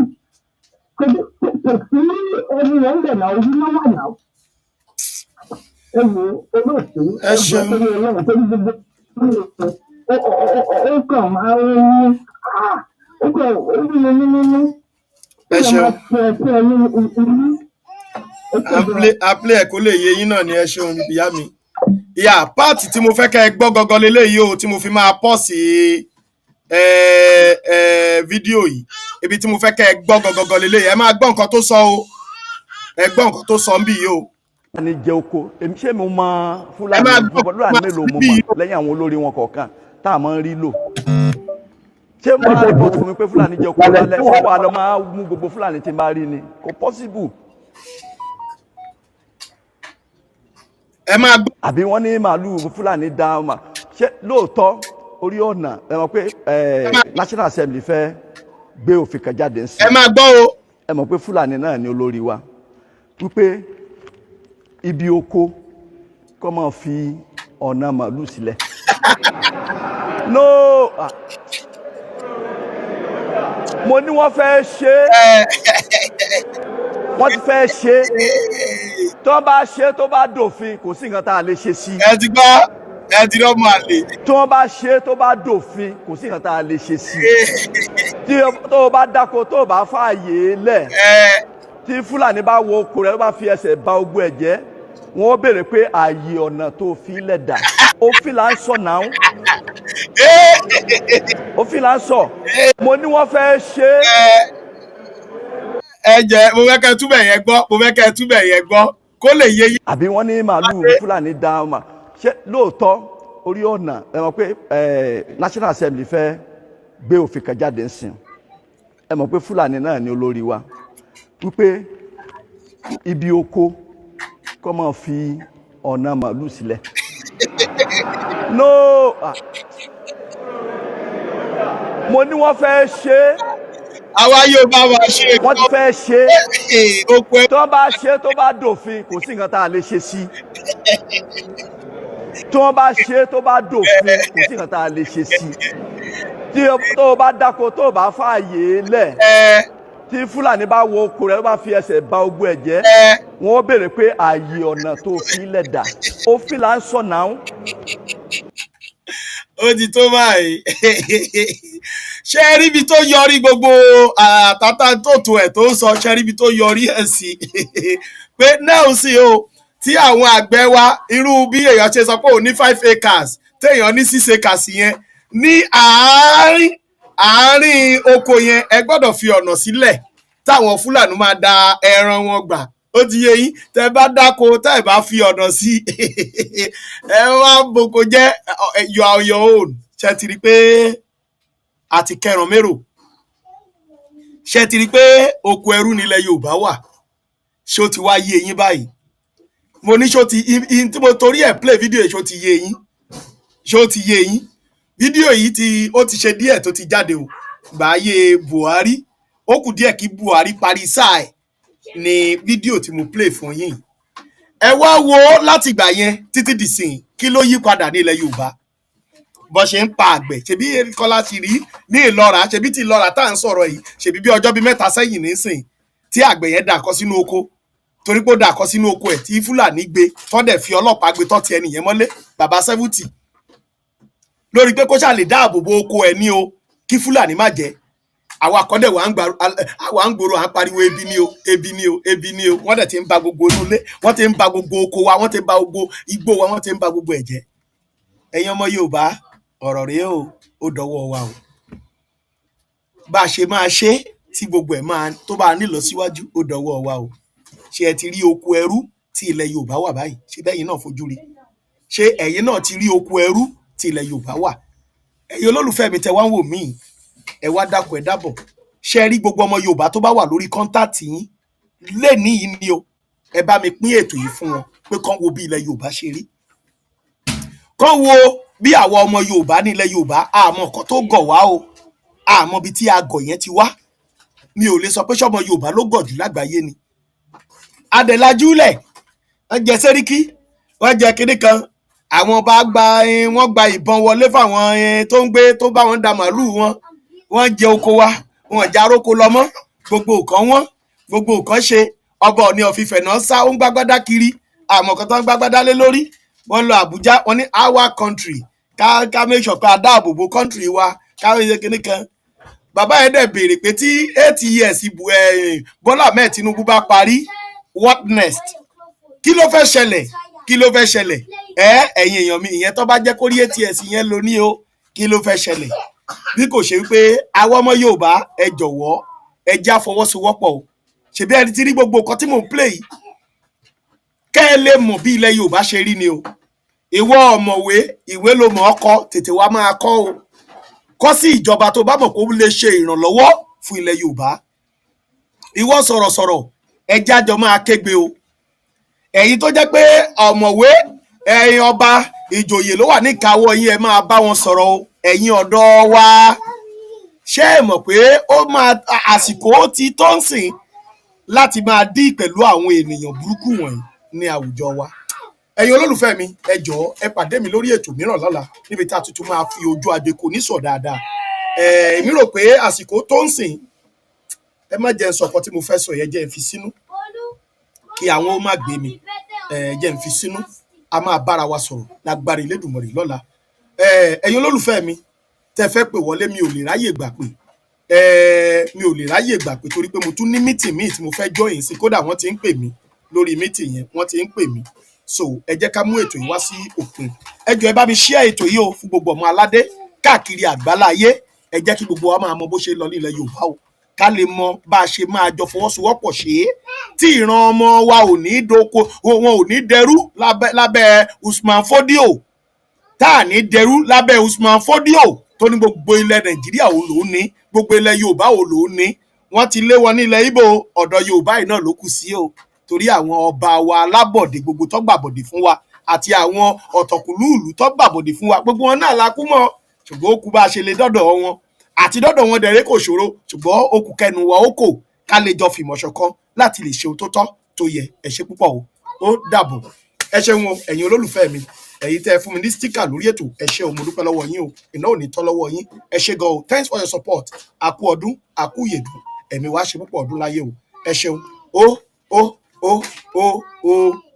dàbọ̀ ẹ ṣé o bye bye ẹ ṣeun ẹ tún pàdé wa lórí ètò láìpẹ́ láì jìnnà ẹ bá wa share ẹ o ẹ jọ̀ọ́ ẹ bá wa share ètò yìí ọba mi Èdùmàrè á dúró ti gbogbo wa o ẹ ṣé púpọ̀ o. Go and build your home, for we are going home. Nigeria cannot walk again. Build your home is your home. Me too, but go and build your home, for we are going home. Nigeria cannot walk again. Build your home is your home. I can also build your home. Don't allow your enemies to divide you. For we are going home. Build your home is your home. Why must we perish in one Nigeria? Why must we die in what is not working? The country white migrated for us. The country we don't know how she came about. We can also divide the peace. A call for referendum is not a call for war. But for in case you need war, we can also give it thanks to. We can also live as good neighbors. Share one thing in common. Let's help one another and make Africa to be great. The center cannot hold again. So let everybody go and view this home. Hold your leaders accountable. Build your home, make I build my home. We are going home to the land of rising sun.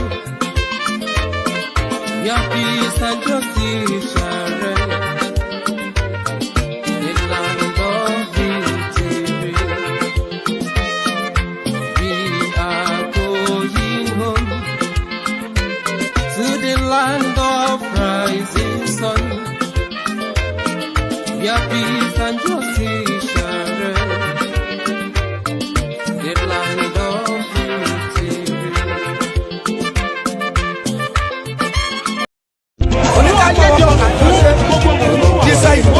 Kò sí Nàìjíríà mọ́.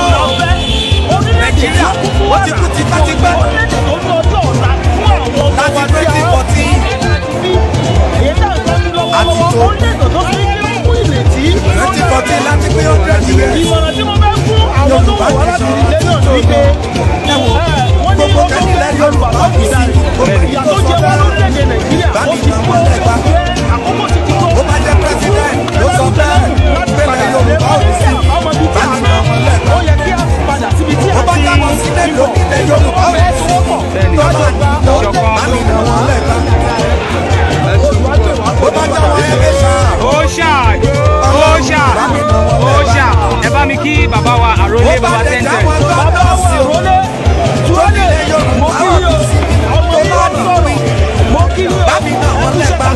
Iṣẹ́ yín tẹ̀síwájú àwọn náà ti kí yóò àjẹjú yín ọba mi òkè tó dúró tì yín kò ní padà lẹ́yìn yín. Àṣẹ àṣẹ.